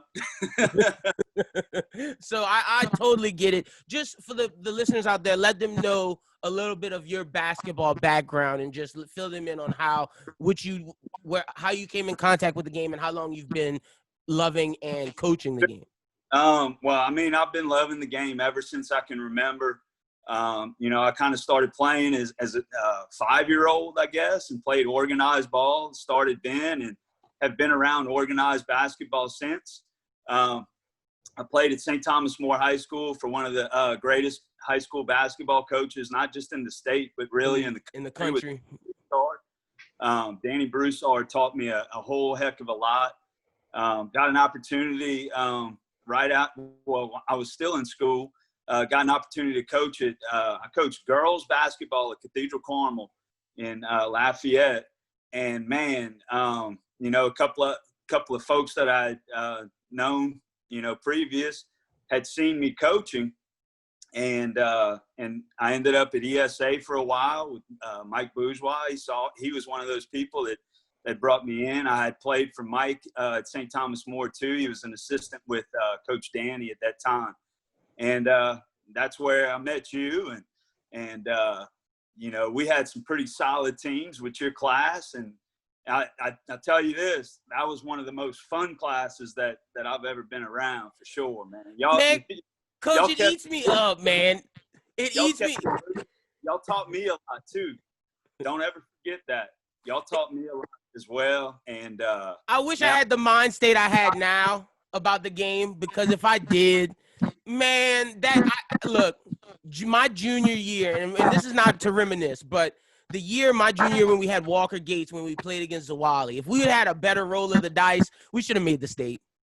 I agree, man. I agree. But, anyway, things didn't work out at ESA. So ended up getting out of coaching for a couple of years. But maybe to backtrack a little bit too, I was in on the AAU scene as well. Had a couple of Final Four appearances with some girls teams that were really talented. Had some, at least 4 or 5 girls from that AAU team that we finished in the Final Four. They went play major Division I basketball. They're all doing great these days too. Still keep in touch with some of them as well. And then, I was able to coach on the EYBL scene too, on a national stage they're called Louisiana Select Team Millsap now. It's Paul Millsap's team. We used to be Team Louisiana back in the day, and Nike was the sponsor. Super good. We travel all over the country. Our 17s weren't as good as the team I got to coach. I was blessed to coach the 16s who had all the talent, and we lost the contract because the 17s just didn't have enough size to compete on the national level that year. So took a year off AAU, had an opportunity to coach in the Adidas Gauntlet too with Southern Elite Basketball and Kyle Carrigy. And, man, Mark Vidal at Baylor was on that team. And, watching him as a 6'5" post just dominate a game against guys that are, 5 inches taller than him. It was impressive to see. And then from there, I took a couple of years off after leaving ESA and found my way to Ville Platte, man. Sacred Heart of Ville Platte. We my first year, we made the playoffs. They hadn't hosted a home playoff game in 25 years. So the whole town was really excited. The school was excited. I was excited for them. They don't have much basketball tradition, so we've been, slowly building the culture. Slowly building that culture. Exactly right. We're set up for a good season. Just knock on wood that we're able to have it. That y'all able to play. Yeah, 100%. Coach, real quick before we dive into the NBA, I want to ask you because I always like to teach on this pod, and something you and Coach Mike taught me was just to use my superpower for good. Talk For about good. Right. good. I'm glad you haven't forgot that, man. I Yes. never forget those discussions with you, bro. It stays with me, and it's one of the things, the foundations of this podcast. Without you guys, I wouldn't be the man I am today. So I want to ask, what was it like transitioning from ESA, taking a step back, and then before you went into the new job at coaching? What was that like? And just talk about how you had to pick yourself up and just like what's it? Hard. Yeah, It was hard. It was kind of still really don't understand what went down or how it went down, but that's life, man. It really is. And for a good couple of weeks, maybe even a month, I was really down and out. And I woke up one morning and I was like, look, man, you got talent. You've coached on some big stages. Let's go. Let's find somewhere to get back. And look, man, I was working while I was waiting. Rest in peace, Coach Tony Robichaux. But I learned that from that man. Work while you wait. So I dug in. I started watching a lot of games, taking notes, reading leadership books, just to give my best to the next team that I would be able to coach. And I was saying that all the while, man. I was praying on it. And then I got a call. I was on vacation with my whole family in Gulf Shores, got a phone call out of the blue saying, we'd like to interview you in Ville Platte. And I was like, man, I didn't even know Sacred Heart of Ville Platte had a basketball team. I mean, serious. So, I looked at it as an opportunity to grow something, nothing. And we've been doing that. I've had a lot of help along the way with that. Great administration, a supporting AD, because you can't do it by yourself, man. 100%. You just have to have great people around you in order to grow things and see them through. So it's been good. I think that's a great message, just because it's not about how you fall, it's about how you get up. And it just shows that if you believe in yourself and you have the ability, it's just about keep going no matter if you have downs. And that's something that I'm learning as we grow. It's like you can't ever give up on yourself. You may have down days, but it's about how you pick yourself up. And that's a message that I think anybody listening can gain from. That is what it's all about, man. And exactly right, man. 100%. Well, let's dive into some basketball. Let's dive into some NBA. I asked you to watch a couple games, take some notes, and the way I want to do this is just go through teams in the bubble who you think have a shot, and I'll just get your take on each team that we go through the list. So let's start off with the Lakers. What are you seeing from the Lakers? LeBron is up in age, but is this team talented enough, you think, to make a push at getting him a ship? Oh, no doubt. He's the best player in the world. You have the best player in the world, you got a chance. They miss Rondo. Yeah. They miss Rondo bad, and they're going to miss Avery Bradley really bad. That's what I saw from the Lakers. I think, everybody was saying while Anthony Davis was a Pelican that, man, he's just going to keep getting better and he's going to keep growing his game. You know what? I think we saw him peak in New Orleans. And I got to be honest, man, we may have ended up with the better deal in the long run. I agree with that. I'm watching Anthony Davis. He's got 1 point at halftime the other night, and he's got to be more assertive, man. And they got to go to him in the low block more. They've got to get him the ball in the middle and the high post and let him just go to work, because he's really good. But I don't know, man. There's something missing with his game, Lyndon. There's something either in his heart, mentally. He doesn't have.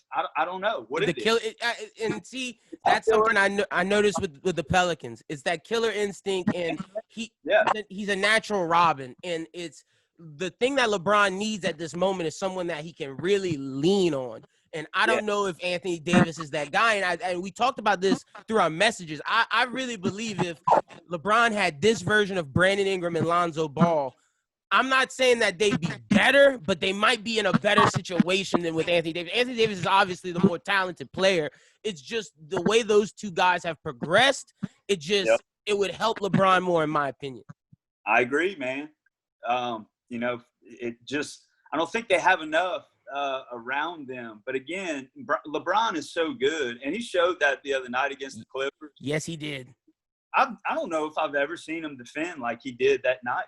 I had to give him his props. It was amazing. That final play where you see him switch from Kawhi to Paul George and just lock them both. He made Kawhi look pedestrian. That was playoff basketball, man. It really was. That, to me, those two teams were getting after it a lot harder than a lot of the other ones I've seen. So, yeah, to answer your question, though, man, I think the Lakers have an opportunity to get it done. I personally don't think they will because of the loss with Bradley, because of the loss with Rondo. It limits their depth. Their offense looks a little clunky when, with those guys not there. Now, look, you got to give props to Caruso. Yeah. Caruso, he is he's done pretty well. Just kind of he got lost in the shuffle being a G League player, but he's found a niche in LA. Yes, he has. He is the guy, and it's the little things he does, like the deflections, the hustles, the diving on the floor, the picking, like helping out somebody, touching the ball away. He's really impactful on that defensive end for guards. Now, will he be able to limit guys like Russell Westbrook and Dame Lillard? That I don't know, but that's where they missed the Bradleys and the Rondo. 100%. What do you think, just real quick, about Kyle Kuzma? Because they need him to be that third option, and I'm not seeing it from him. Landon, I didn't really pay attention to him much on the first game, but I watched the game. Was it yesterday? I've watched so much basketball the last couple of days. They've run together. Yeah, it was either Saturday or yesterday. There's something up with the Lakers player development group. It's the Raptors. It was 2 days ago. Kuzma, man, I don't know. I think he's getting worse. The Lakers should trade him. They should trade this guy. Seriously. And I think he would do great somewhere else. But he seems like an odd duck out there, man, with the Lakers, with this group. And it's crazy. The first year, how good he looked. Player, and I don't see it. I don't see it. And then I think you make a great point, because his first year we see him off of what his trainers and his guys worked with him, and he looked real good. And then it's just like the Lakers player development didn't elevate him at all. I don't know if it's LA or if it's the development, but we see how Ingram, Hart, and Lonzo have progressed, and you got to give super credit to Fred Vincent and everybody with the Pelican staff. No doubt. All right, let's jump to the next team. What do you see, speaking of the Clippers, what do you think of the other LA team? With me, they're just so deep. When you have another five that can make the playoffs in the East as your backup five, it's crazy to me. So you asked about who I think is the favorite. After seeing a couple of games, they have come in, their offense looks sharp, their defense looks sharp. All the while, you got Sweet Lou and Montrezl Harrell that aren't there. Yep. I'm watching them just destroy the Pelicans the other day, and I'm thinking, man, it could be 100-point game if those two are there with them in the bubble. But when they get them back, it'll be interesting to see how long it takes to get their rhythm, get their flow, because they look like they're a team that's not playing preseason basketball right now, whereas a lot of the other teams, 100. Do you? And I didn't ask you this. How do you think, just before we talk some more Clippers, how do you think the bubble looks from like a viewer perspective? Because I think the NBA did a terrific job. But as a player, do you think not having a crowd really affects these players? Do you think it can make them have less pressure, or do you think it's more pressure? Man, I don't know. I asked Coach Danny about that the other day, because it's interesting. They played in a state championship without fans. Yeah. He said it was noticeably different. He said their bench was more energetic than the other team's bench, and that's really what kind of got them through. And I thought that was a great point. And if you watch the games and watch the bubble, look at the teams that are doing extracurricular things together. Look at the teams that have the energy on the bench. Look out for those teams. The things you don't see on the court, the things away from the court, those little things, that's the key, I think, man. And you could see it last night with the Rockets. Their bench was energized, man. Yep. And that helped them get the win over a really good Bucks team. But watch the benches and I think that the teams with the best energy on the bench are the ones that are going to have the most success. 100%. All right, let's get back to the Clippers. I think that in terms of duos, you don't get any better than Paul George and Kawhi because of the way the NBA is. It's positionless, and those two guys are interchangeable. And I think the only team to me that can match that kind of firepower is the Celtics on the East, but they're really young. I'd be remiss right now not to give any props to the JYD numero uno, Pat Beverly. Yep. You add that guy with Kawhi and Paul George. My goodness. I mean, you have a team that is versatile, fearless.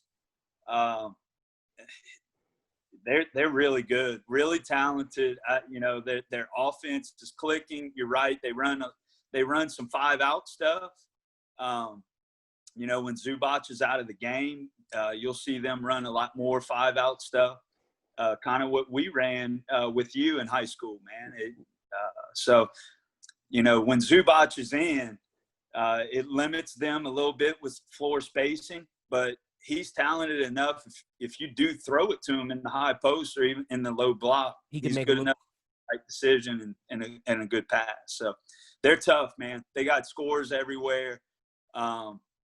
They have the guys that one of my pet peeve buzzwords is a two-way player. Well, shoot, you're a basketball player. Yeah, you got to be two-way.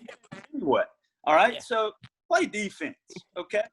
And look, if you're not a great offensive guy, get in the gym and shoot. Become a basketball player. I'm tired of this two-way player stuff. Of course you're a two-way player. You play both ends of basketball. That's what it makes it great. Yep. So, I don't know. Look at Beverly. Beverly can score. Shoot. Instant flashbacks right there. This man, ladies and gents, is very big on defense, and I know he loves the Clippers just for the fact that they are an amazing defensive team because not only do they have the junkyard dog, Patrick Beverly, they have the two best star defenders that the league has had for the past 5 years with Kawhi and Paul George, and then you add a hustler like Montrez to do the dirty work. Tough. Super tough. And Doc Rivers leading the way. Great coach, 1,000%. All right, let's stay in. We're going to go through all the West, then we'll get to the East. I want to ask you about the Rockets because as explosive as Harden and Westbrook are, I think they need each other because we've seen in the past that they both fade out come fourth quarter in deep playoff runs, so I think they'll both help each other. But a glaring issue to the Rockets off put is just the fact that they're going to get out-rebounded by the Lakers and the Clippers. That's what happened last night. They're an enigma, man. They shot 61 three-pointers last night. How do you win like that? I mean, do you live and die by the three? Like that. The Bucks had a great game plan for them last night. They kept them out of the paint. They forced them to shoot threes, and the Rockets will oblige. They have no issue shooting the threes. So if you can take – and Van Gundy brought it up last night too. If you keep them off the free throw line and protect the paint, that's a pretty good recipe to beat the Rockets. Now, they might be unconscious one night and get you, but over a long period of a series, over a 7-game series, that three ball, you fall in love with it in the playoffs. You're going to find yourself in a bind. Yep, and one of the teams that just bring me back to that, the phrase of live and die by the three, I just remember the Orlando Magic when they went on their run with Dwight Howard and they were super three-point heavy, and to me, that's why they lost. 4 round one, yep, and, Kobe Bryant is – Yes, yeah, 1,000%, but – R.I.P. Mamba. Wasn't a big Mamba, but man, after he retired, bro, I respect that man so much, and 1,000%. Mamba there. But yeah, and that's what the Rockets remind me of, just losing and dying by that 3-point, because it's just like at some point you're gonna need to go inside the paint, and they refuse to play mid range. Lead either, so they're gonna allow you to score at will too. So they have to have that 3 ball hitting, but they've also got to be at the free throw line. So Russ, do you think James is a fourth quarter guy? Yeah. I love Russell Westbrook's game first to third quarter, but I don't want him as a fourth quarter player. Just don't. Yeah, it's too much. And he loses the ball, and he needs someone to settle it down. Do you think James Harden, because as talented as he is, I feel like he's gonna be this generation's guy where people know the stats, but it's just he never won, so he's never gonna get the acclaim that maybe his talent requires? I hope not. I think people are understanding how talented he is. You hear a lot. He's probably the best scorer the NBA's seen. I'm glad for him that he's getting that recognition now. I'm not a huge fan of him because he can't guard either. Yeah, no defense. It's just not his game. I mean, and he's showing a little more attention to the defensive side. I think he recognizes that he needs to get the rest of his teammates involved that way. But he made a couple of good plays the other night, getting deflections, getting some steals, getting them out in transition. But as far as his legacy goes, he's one of the best scorers that I've ever seen. He's somebody that you don't want to play, but you'd love to have him on your team. Yeah. You don't like that guy during the season because he's getting every call, and he's doing all these weird things to get the call, and it's just aggravating if you're not a Houston fan. But you got to admire how he's able to get where he wants on the floor. Yeah, step back. It's nuts how good he is on the offensive end. He's really good. And it's crazy that the Thunder had 3 of the best players of this generation and couldn't win. And then if you throw Ibaka in there, it's even more nuts. And then if you add the fact that they brought Oladipo in, it's even more nuts. Like the amount of talent that Sam Presti acquired and couldn't win is it's flabbergasting. That's mind-boggling. Yeah, no, it is. All right, let's jump to another team. Because I thought the Rockets were my dark horse of the bubble, but then just seeing how they can't rebound is just tough to rock with them. Let's go with a team that a lot of people have interest in, and they're the third-ranked team, but it's just something about the Nuggets to me that they either don't have a true star on their team, or because I love Jokic, but it's just like they need somebody else to step up or they won't win. You can count the Nuggets out. I didn't like what I saw from them the other night. Now, I don't know if it was because the Pelicans were playing well, and they weren't. But they look clunky on offense. They usually run really good sets. Quinn Snyder is a really good coach. No, we're talking about the Nuggets. That's gosh. Yeah, you think of the Jazz. Hey, man, I don't know if I saw the Nuggets play then. That they haven't been doing. It's the bowl. People have been excited about bowl and stuff. Saturday, I missed that game. I saw. I think they played the Heat. Yep. Now, yeah, that was a bad matchup for the Nuggets. They're not athletic enough up in the front line, man. Millsap is seeing his better days. Jokic, yes, very talented, very skilled. I don't see the Nuggets making it out of the West, man. I don't. They need Michael Porter Jr. to develop bad because Jamal Murray is not the second option that people thought they were. And until they get someone to actually help Jokic score, because he's not a primary scorer, he's more of like a playmaker, get everybody involved, they're not going to win. A buddy of mine sent me a play from the Nuggets.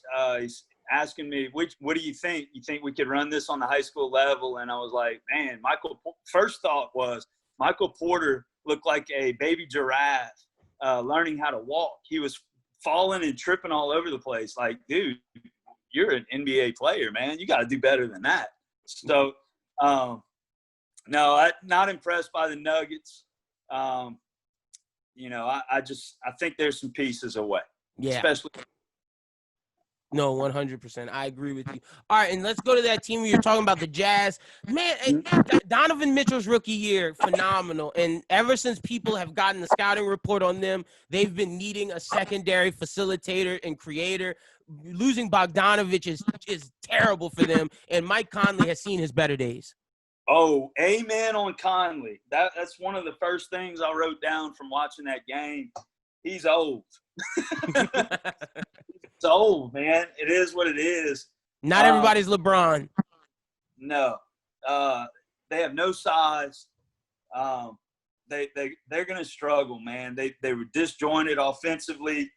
I was disappointed. I usually watch Jazz games to get good sets, and they didn't run anything good, man. It looked like a true preseason game between the Pelicans and the Jazz. That's why I'm so upset at the Pelicans, because they should have won that game.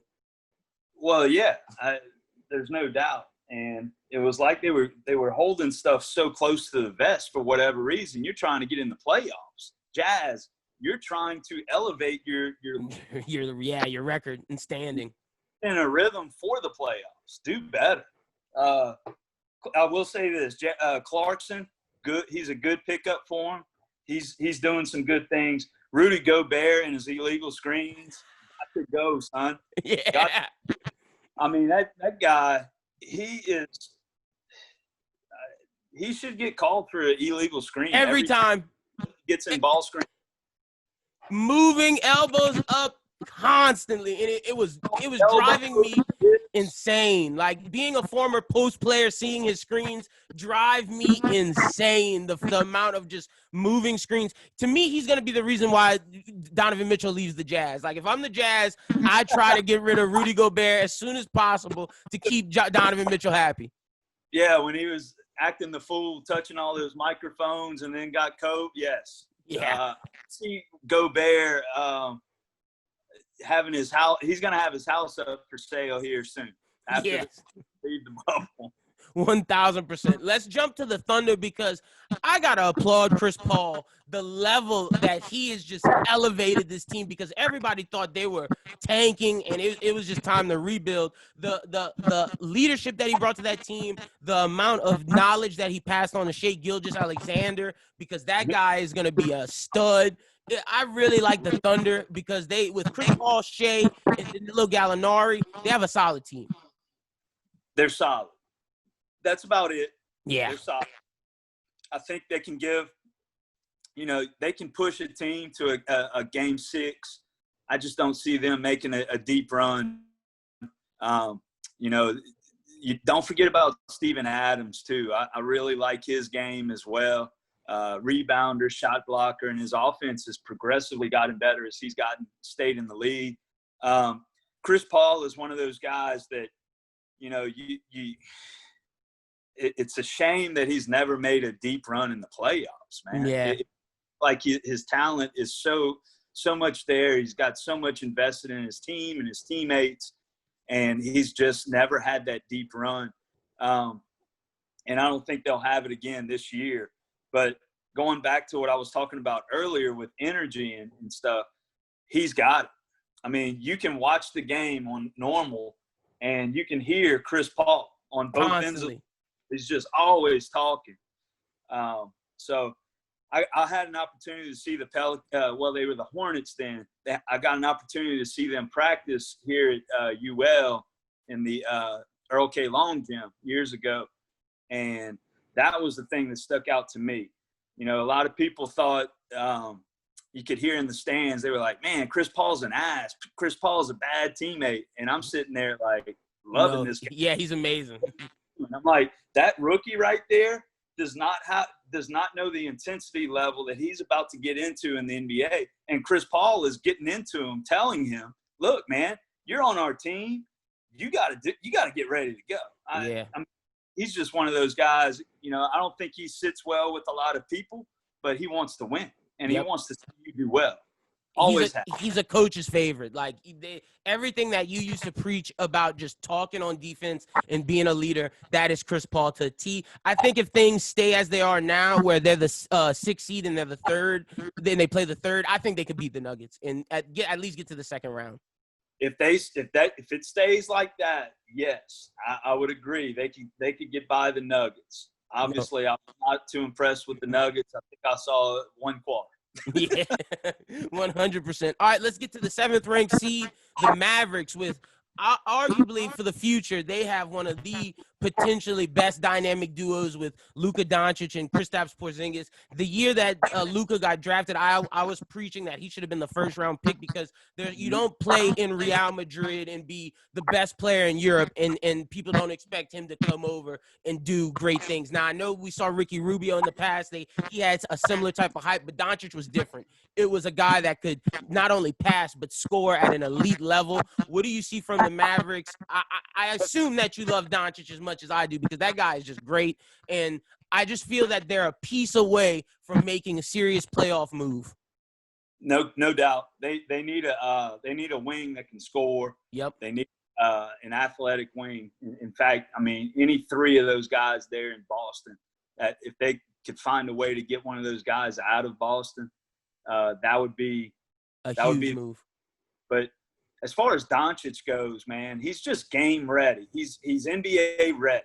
You know, I don't think he's ever gonna. I think what we see with Doncic right now is what we're gonna see from him for years to come. I don't think he's gonna get any better. You know, I don't think he'll improve a whole lot. I think his ceiling's a little lower.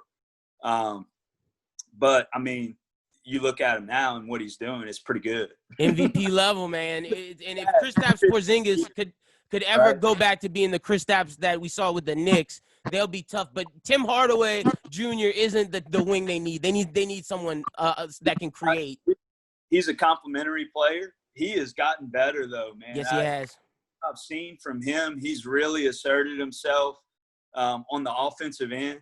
And it looks like, you know, he's put in the work. And the other night, he started out the game, and he was on fire, man. You know, he's just more assertive, it seems like, and understands the NBA game better. And I think that's helped his offensive game too. 100%. He'll be a good role player for them, but they need one more player. Yes. 100%. All right, let's get into the race for the 8th. We'll talk Grizzlies, Trailblazers, and Pelicans. Let's start off with the Grizzlies. To me, I feel that if Portland or the Pelicans get matched up with the Grizzlies, they can win that play-in game because I just feel that Ja Morant is all that team has. They don't have enough shooting around him. Jaren Jackson is good, but he needs to develop more, and I just feel that they are a year to 2 years away from making serious moves. The Trailblazers are light years ahead of both of those teams. Yep. I mean, it just is what it is. Ja Morant, special. Gosh, he's so good, man. And he's one of those cases where, you know, he ran into a little bit of trouble, so he ended up at Murray State. But he got some good guidance. He got some good coaching. He stuck with it. He believed in himself. And changed his whole life around. And look how it turned out for him. I love those stories, man. I love to see, you know, kids that, you know, maybe come from a tough background or whatever. They fall on hard times, but somebody's there to, you know, to pick them up, show them the way, but they go out and do it. I mean, nobody gave it that you know, gave him to do that. He went out and he earned it. He took it. And he's continuing to do that. They're riding on his back. He's just too young, man. It's not their year. It's not, you know, Pelicans. He reminds me of a more controlled Russell Westbrook. Like he has the speed and explosion of a Russell and a John Wall, but he's more composed and he's not as I don't want to say Russ and John are players, but he's more team, and I'm gonna get everybody involved before I get mine. That's an interesting comparison, man. I hadn't really thought of it like that, but I like that. Yeah, I like that. The only thing with me with the Trailblazers is, and the reason why I still have hope for the Pelicans is the fact that Trailblazers have one of the hardest schedules left. If we look at it, they have to play the Rockets, the Nuggets, the Clippers, the Sixers, the Mavericks, and the Nets. The Pelicans have left, and this is why I think the Pelicans can do it. They just have to go 6-2. They have the hold on, let me pull it up. Okay, here we go. They have the Kings, the Wizards, the Spurs, the Kings, and the Magic. All of those teams want to go home. Yeah, that nobody wants to be in the bubble anymore, man. Yep. So, what do you see from the Pelicans? Oh, where do I begin with the Pelicans?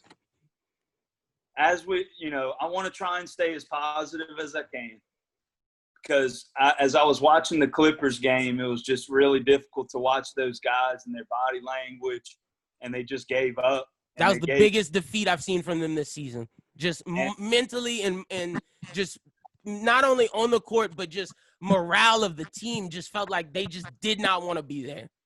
And look, man, I think, you got Gentry. He's a great first through third quarter coach, but something's missing in the fourth quarter with him. 1,000%. It's him. And he's got to have his feet held to the fire here in this instance. We've been patient with him. I'd love to see Monty Williams come back. Yes. Got a raw deal, but whatever. That's another story for another day. Look, man, against the Clippers, this lineup right here, Lynn, Melly, Zion, Reddick, Jackson, and Hart.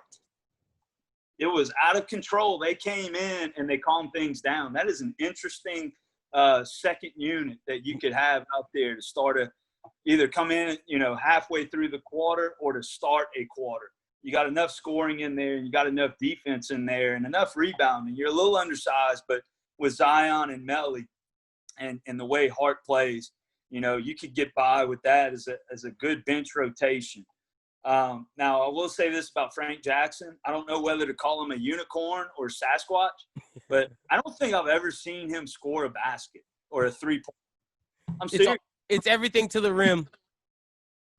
Yeah, and that's fine. But if you're going to be a guard on this team, you're going to have to be able to shoot the three, man. And I don't think I've seen him make a three. Yeah, he doesn't take them a lot. And it's crazy to see how Lonzo has progressed his shot with Fred Vincent, and Frank has that same coach but just won't take shots. Yeah. So I like Frank more than Etuan. Yeah. And especially moving forward, I don't think Etuan comes back. But, man, you have a roster that it can compete in the West. That you can retool some things. The rim protection's got to get better. Favors is just, I don't know. He got old real quick. I think his mom died maybe last year, and he may not have recovered from that. This season, she passed away. Yeah. These people are human beings too. Yep. You can't ever forget that he might be going through something. And I think he is. His play is just falling off a cliff, but he's been awful. He can't get 2 feet off the ground. No.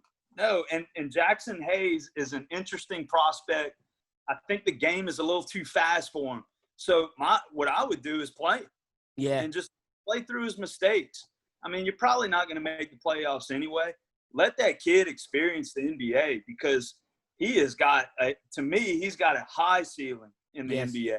I agree. And I think he's the perfect center to go alongside Zion. He can be that shot blocker, rim protector. He is at times, but his footwork still needs some work. His understanding of defensive rotation still needs a lot of work, but he's well on his way, man. And I say they throw him out there to the Wolves and let him go work through his mistakes and understand the pace of the game, and he's only going to shine in the future, man. Yeah, the amount of talent on the Pelicans between Zion, Brandon Ingram, Lonzo, Drew, JJ, that team is talented, and there's no reason that and there's no reason why that team shouldn't be doing better. And that's why I agree with you. We got to hold Gentry's feet to the fire. David Griffin, you got to do that, because if you want this team to succeed any further, I don't know if Gentry's the coach to do it. So we're gonna have to see with them. But the growth in Brandon Ingram has been phenomenal. They have a true all-star, a guy who can close, And Coach, I really believe that Lonzo Ball will, maybe not an all-star, but he'll be right at the cusp once he develops. I think the next thing he needs to do in his game is to develop finishing at the rim, because once he can finish at the rim, it's going to be. That's his hole in his game. That's the most glaring hole in his game is finishing around the rim. I think as he was growing up, he didn't play on the national AAU circuit. He was playing against people that really, weren't that good. Yes. So it was easy to finish. So, and now he's being exposed because the talent is really good. So I think he's a good player. I didn't like him coming out of college, mainly because of his shot selection too is a problem for him. I think he's going to improve on that, but he's got to get to the rim. He can't be shooting threes in transition. That's not his role. So he's got to learn shot selection. He's an underrated defender, Lyndon. I don't think he gets enough credit on the defensive end. He's got to be focused now. He loses focus from time to time, but when he's locked in, it's time to guard. He is not a bad defender. He's opened my eyes in that way. He's probably the second best defender on this team, behind Drew. It's either him or Josh Hart. I was gonna say, where's Hart? Yeah, it's either him or Josh Hart. And that's what I think always when I look at Lonzo's ceiling. I always think good defender, good playmaker. His shot has increased. If he could get attacking down pat, he will be a very good point guard for this team. And I think Zion's the perfect teammate for him. Mm-hmm. Yes, they work well together. It's obvious they have a chemistry, man, with that lob. And you throw BI in there to be the closer, the finisher of them, because I don't know if Zion will ever be that guy that you give him the ball and it's like, all right, big fella, you getting us these points constantly. And I think that's where Brandon Ingram fits in perfectly, because if you need a bucket, you give it to BI in that mid-post, high-post, mid-range area. His Kobe Bryant-esque moves start to show. And I know a lot of people like the KD comparison. I like the Kobe Bryant footwork, fadeaway, mid-range jumper comparison. Well, he played with Kobe. Yeah. Right? I think he played with him, but Kobe was always there. Yeah, I think it was D'Angelo that got to play with him, and then after that, that's when BI came in. So, staying corrected there, but Kobe definitely had an influence on this kid's game, man. It's obvious. Yep. And his ability to shoot the three now. He, in the next 5 years, if he can develop that body a little bit more, he's going to be one of the better ones in the league now. Yep, and I'm happy with that, and that goes back to what we said earlier, where I think the Pelicans won that trade for real. And I was in the offseason clamoring for Jason Tatum, and Jason Tatum is great. Don't get what I'm about to say different. Jason Tatum is amazing. I didn't acknowledge how good BI was, and I think those two guys are going to be. It's going to be very interesting to see how those two guys move forward, because they're going to be some of the best in the league in a couple of years. No doubt. All right, let's switch to the East. Let's start off. We don't have as much teams to talk about with the East because after 6, it's just a dumpster fire. 6? Yeah. 3, maybe. No, 1,000. I'm not arguing with that. Let's start off with the Bucks. To me, Coach, I feel that until Giannis Antetokounmpo can really develop a jump shot or get a secondary player that's better than Middleton, I don't see them winning a championship. I just don't. Yes, they're a regular season type team. They're a team that can get to the Eastern Conference Finals, but not having somebody else to help him out it's gonna show up. Middleton, he's gonna have to prove himself here when they get in the playoffs this year. Can he do it? Time will tell. Yep. Does he have a game? Yes. Middleton is a really good player, really underrated player right now in the NBA. Need to pay attention to his ability to shoot, the way he uses his shot fake and then gets where he wants on the floor. That's what I've taken away with his offensive game. That's been impressive to me, at least. And he's solid from three, man. He's really improved his 3-point shot. But can he be explosive? Probably not. And you need that guy in the playoffs because the game slows down.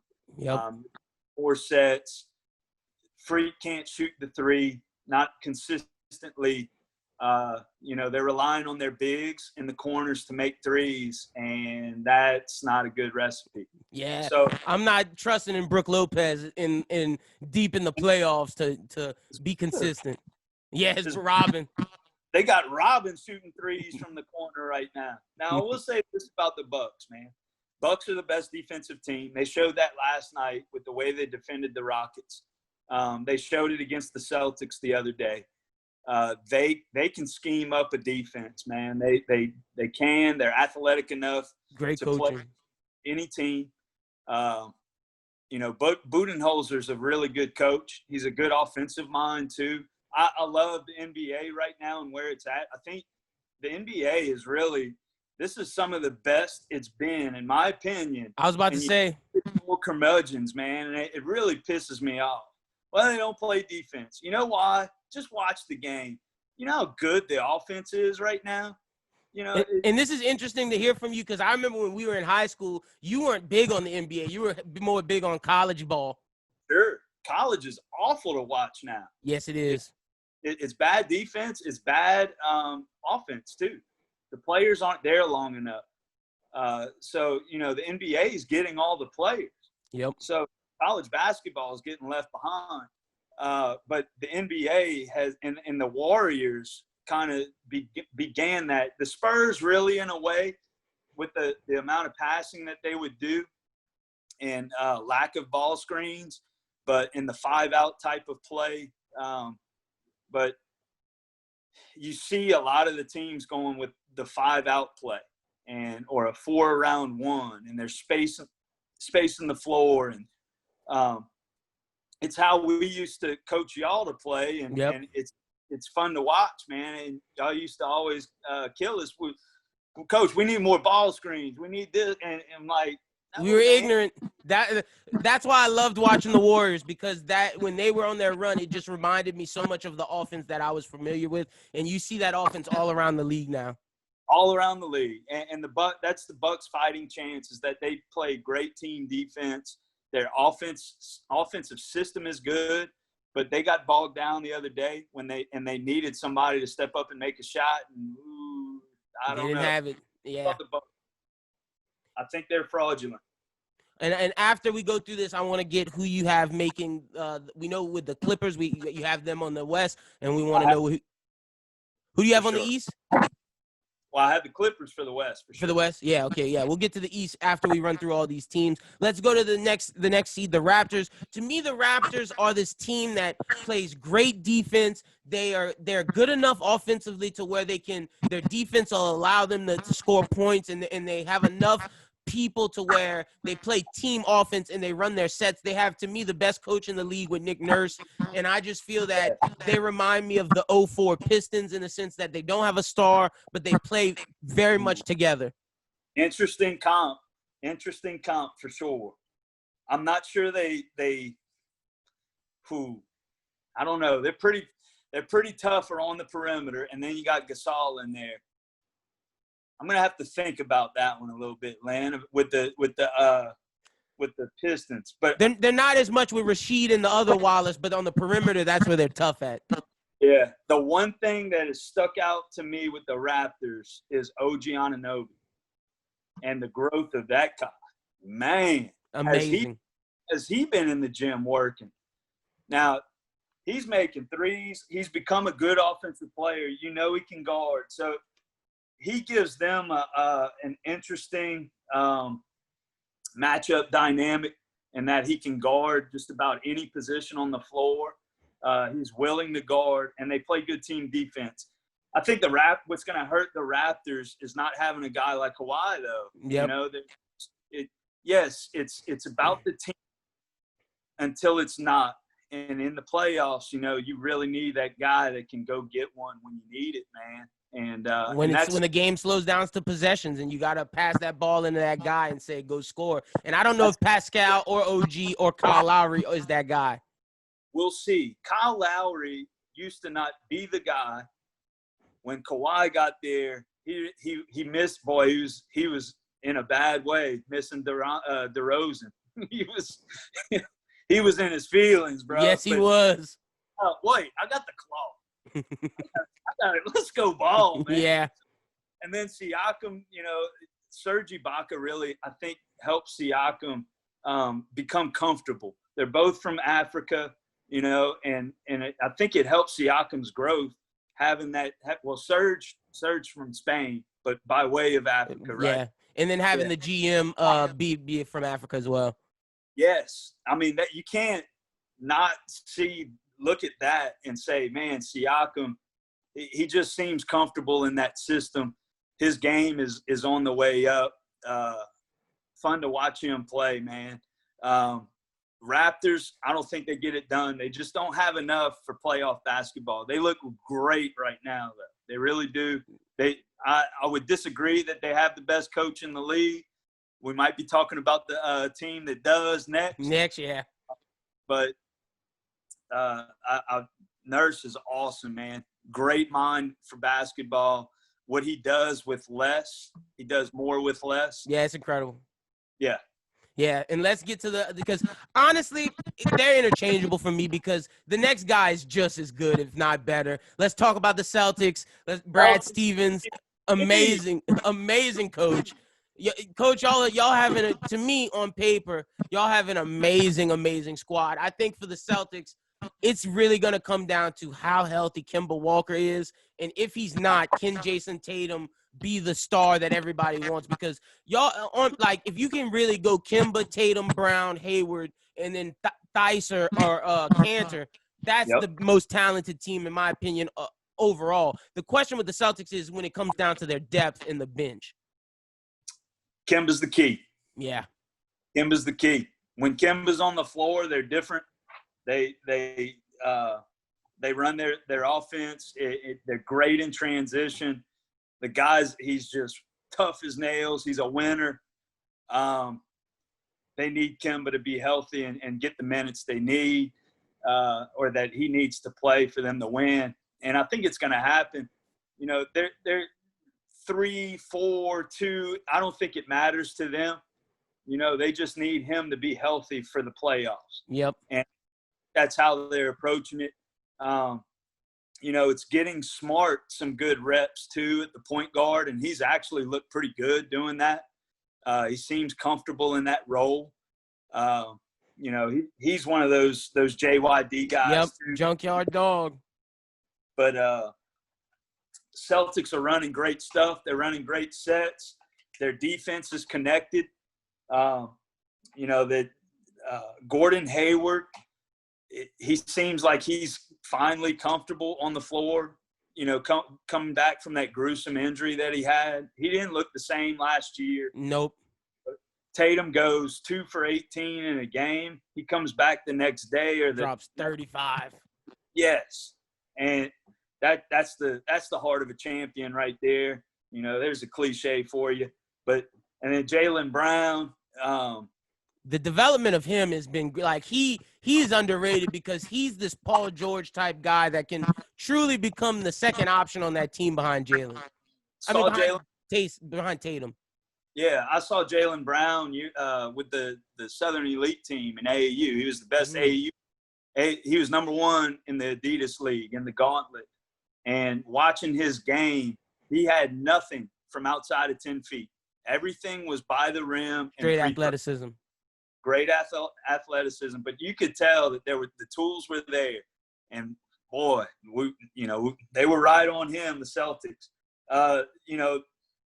again with the Celtics, Semi Ojeleye. Watch out for him. He's a versatile player. All right, I'm at the peep game. And Semi did a pretty good job on Freak on Giannis. And he's about 6'6", 6'7", but he's a wide body, and he can shoot the 3. Doesn't have much offense besides a set wide open 3.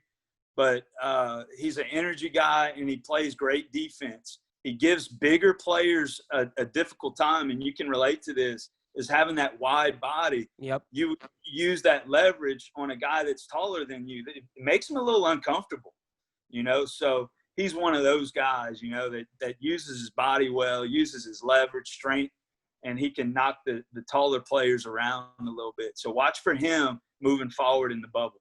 How do you feel, before we leave the Celtics, how do you feel about their depth? Because that truly is concerning to me. I don't know if they can go 7 deep. I mean, besides Smart and Ojale, I think that's it. Like, when you start getting in the Wanamakers, Carson Edwards, and all the young guys, that's where it gets sketchy for me. Sure, and that's a great point you bring up. But when you look at the versatility that they have out of those 3 guys with Hayward, Jaylen Brown, and Tatum, conceivably those guys could play the 4 as well. Yeah. And again, this is why Ojale is so important too, is because he can play the 2 and he can play the 3 and the 4 as well. So I think you can mix and match the rotations to get them enough rest. And shoot, man, I mean, in the playoffs, the commercials seem like they're 5 minutes long anyway. So if you can't get your break in a commercial, you know, timeout or in a review, all these reviews, I'll stop. Oh my gosh, don't get me started. But anyway, you know, I think they'll be fine. I do. I think they're the most connected team right now that I've seen, at least when Kemba's on the floor. Other than that, you know, they can score it. They can defend you. They can score in transition. Yep. They check boxes. They rebound. And they have great coaching. Amen. 100%. Kind of leaning towards them as my favorite coming out of the East, not just because I'm a fan, but when you look at what they have on paper, they just have more explosive guys, you know. So I would go with the Celtics. 100%. 100%. Let's get to – we're only going to talk about these next 3 teams just because – and one of them we can speed by because I think the loss of one of their players really hurts them. But to me, I really like the Heat. And I don't know why, Coach. I think with Hero, Duncan Robinson, and Nunn just being great shooters and having a guy like Jimmy Butler just be their guy that can defend and get the buckets and then have Bam Adebayo, to me, they're the dark horse of the East. I really like the Heat for me, but it just – can their young guys with Hero and Robinson and Nunn step up, and can Goran Dragic actually play? Because if Goran Dragic can play with these guys, then the Heat will be exponentially better. Not this year. Too young. Very impressed by the Heat and what they've done to reinvent their team. You know, Spoelstra he's a dude, bro. He's a great coach. Yes, too. he is. Never forget that guy, what he, you know, embarked on with, you know, the big 3 and you know, getting to the finals and just all that pressure, and he was able to manage all that. And then, you know, when they left, they were rebuilt on the fly. Yep. They were still a competitive team. Yes, they were. If you looked at that roster, it was not a bunch of – I like to say that the Heat for the longest before this year were a team full of 6 men. Yeah. Like, they had a bunch of 6 men, and they weren't bad enough to where they could get draft picks. They should have taken the Heat off their jerseys and been 6-man, bro. And that goes to Spoelstra's greatness, because the fact that they never tanked, so they were always just rebuilding on the fly. So you got to give Pat Riley and Spoelstra a lot of credit. Love their roster moving forward. They're too inexperienced right now to do it. Bam Adebayo, impressive, his growth. He's going to continue to get better. His ceiling, to me, is high. I didn't think so much at Kentucky. In fact, he was going to be a bust, but he's obviously not. You throw in Kelly Olynyk in there too, and you know, he's a good role player and stretch the floor, compete and stretch the floor offensively. So moving forward, yes, look out for the Heat next year. Jimmy Butler coming back, you know, and Justice Winslow will be healthy unless they move him on. But Didn't they move him? No, they moved him already for Iguodala. Oh, did? Okay. Yeah, That's he's on the right. Grizzly. Yeah. Hey, Yep. Corona days, bro. I that close. No, I get it. Look, to me, the Heat, I like you said, I love Adebayo. I love how Jimmy plays. To me, the Heat's guy, though, for the future is Hero. I thought Hero coming out of Kentucky was just going to be catch and shoot. But the way that he showed he can create his own shot, get to the rim, he's a tough competitor. No doubt. I knew he was going to be good on draft night. When you show up with that kind of swag, you better be able to back it up. And it's crazy because Jimmy's been with two sets of young guys. With the T-Wolves, he thought that their attitude was lackluster, to say the least. He didn't like them. Philly, he liked them a little more, but he thought they didn't compete enough. And for him to really praise Hero and Adebayo just shows the level of competitors that they are. Yeah. Look out for the Heat moving forward, man. No doubt. All right, let's get to the Pacers. I feel like losing Sabonis is huge, and that knocks them out. I think if Sabonis was healthy with Oladipo coming back and the moves they made, I think they were competitors. But now I just don't see it for the Pacers. Who's T.J. Warren? Popped up out of nowhere, dropped a 50 burger. I mean, I gotta do some research on him. I've never heard of this cat. From the Suns, that's why. Well, I know, but where was he drafted at? Where did he play college ball? Did he play college ball? Did they I have no idea. The basketball tournament, the TBT? Did they find him at Rucker or somewhere in Philly? Where's this dude from? I have no idea. He's out there balling, man. He wants to win. Yes, he does. He's upset that they traded him for some cash considerations. He tweeted the other day. He was like, cash considerations, all right, for sure. Absolutely. He's playing with his hair on fire. And I love Oladipo. Always have. Loved him at Indiana. But you're right. I mean, they just don't have enough for those top three teams. Not in the East, no. Yeah, they don't. And let's get to the final team, the team that's a straight up enigma because they are talented. And if Joel Embiid could ever get his head on straight, he should be the most dominant player in the NBA. And what do you think about them? What do you think about the move to putting Ben Simmons at power forward and bringing Shake Milton? Is that enough? They seem like they've been better. I just don't trust the Sixers. Really, not much to comment on the Sixers. Like, I won't even watch them. Their pieces don't fit. Yep. I think their coach is solid. He's got. You like Brett Brown, but they just don't fit. You either lose Simmons or you lose Embiid, and kind of just build around everything else. But which one do you choose if you're in charge? Because I think this is an interesting conversation for us to finish out on. Who would you choose, Embiid or Simmons? I think Simmons is going to have the long-term better career, but he's got to move back to point guard though. Yeah. He can play power forward, but that's not where where he gets his best out of him. That's right. And Embiid, I like him, I do, but he's either hurt or he's on Twitter. Yep. Or some. I don't know. Head's not fully in it. That guy. No, I agree. He should be dominating the NBA. He's got every skill that you would want in a big man. Yep. He can block shots. He can defend. He can run the floor. He can shoot the three. He can score in the post. He can rebound. It goes on and on. But again, there's like Anthony Davis. There's some just not. Just like Anthony Davis, there's something missing with that guy. And a lot of people will bang on Ben Simmons about not having that either, just from what they saw at LSU. I think he's just in a bad situation with this team. I don't think they fit too well. The pieces don't fit too well. When they lost Redick, they lost Covington. Big losses. And even Saric to an extent, because he stretched the floor with them too. Saric too. Amen. Yeah, they're a team in disarray. They're a team that's they got close, and then They kind of they fell apart.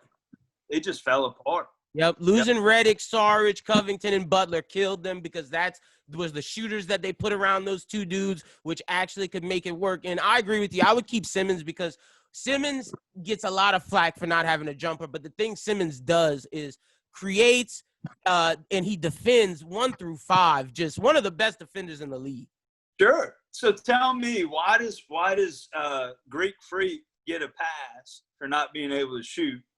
Simmons can't shoot either. It's the wins. It has to be the wins. I mean, look, that's fine, but let's get Simmons in the right system. Yep. And see what happens. I mean, agree. this kid gets a lot of undue criticism. He really does. And it began at LSU. I think it swelled at LSU because he made that documentary. Everybody knew he was leaving anyway. Yeah. I mean, he wasn't going to stay at LSU for 4 years. We live in it. Well, no. So you bang on this guy, and then they didn't make the tournament. Then they didn't want to play in the NIT. Then he had a documentary that was, man, just leave the guy alone. Let him breathe. Let him go play his game. And man, watch how great he does. Get him some help. Yeah. No, he needs it 100%. He's going to shine at the point guard position. So, Coach, before we get up out of here, give us your finals. Give us who you think are going to make to the finals. We'll bring you back for the playoffs for some analysis, but let's get your early pick just from what you've seen from the bubble, who you got making the finals, and give us your finals winner. I think it's relatively clear-cut that the Clippers will make it out of the West.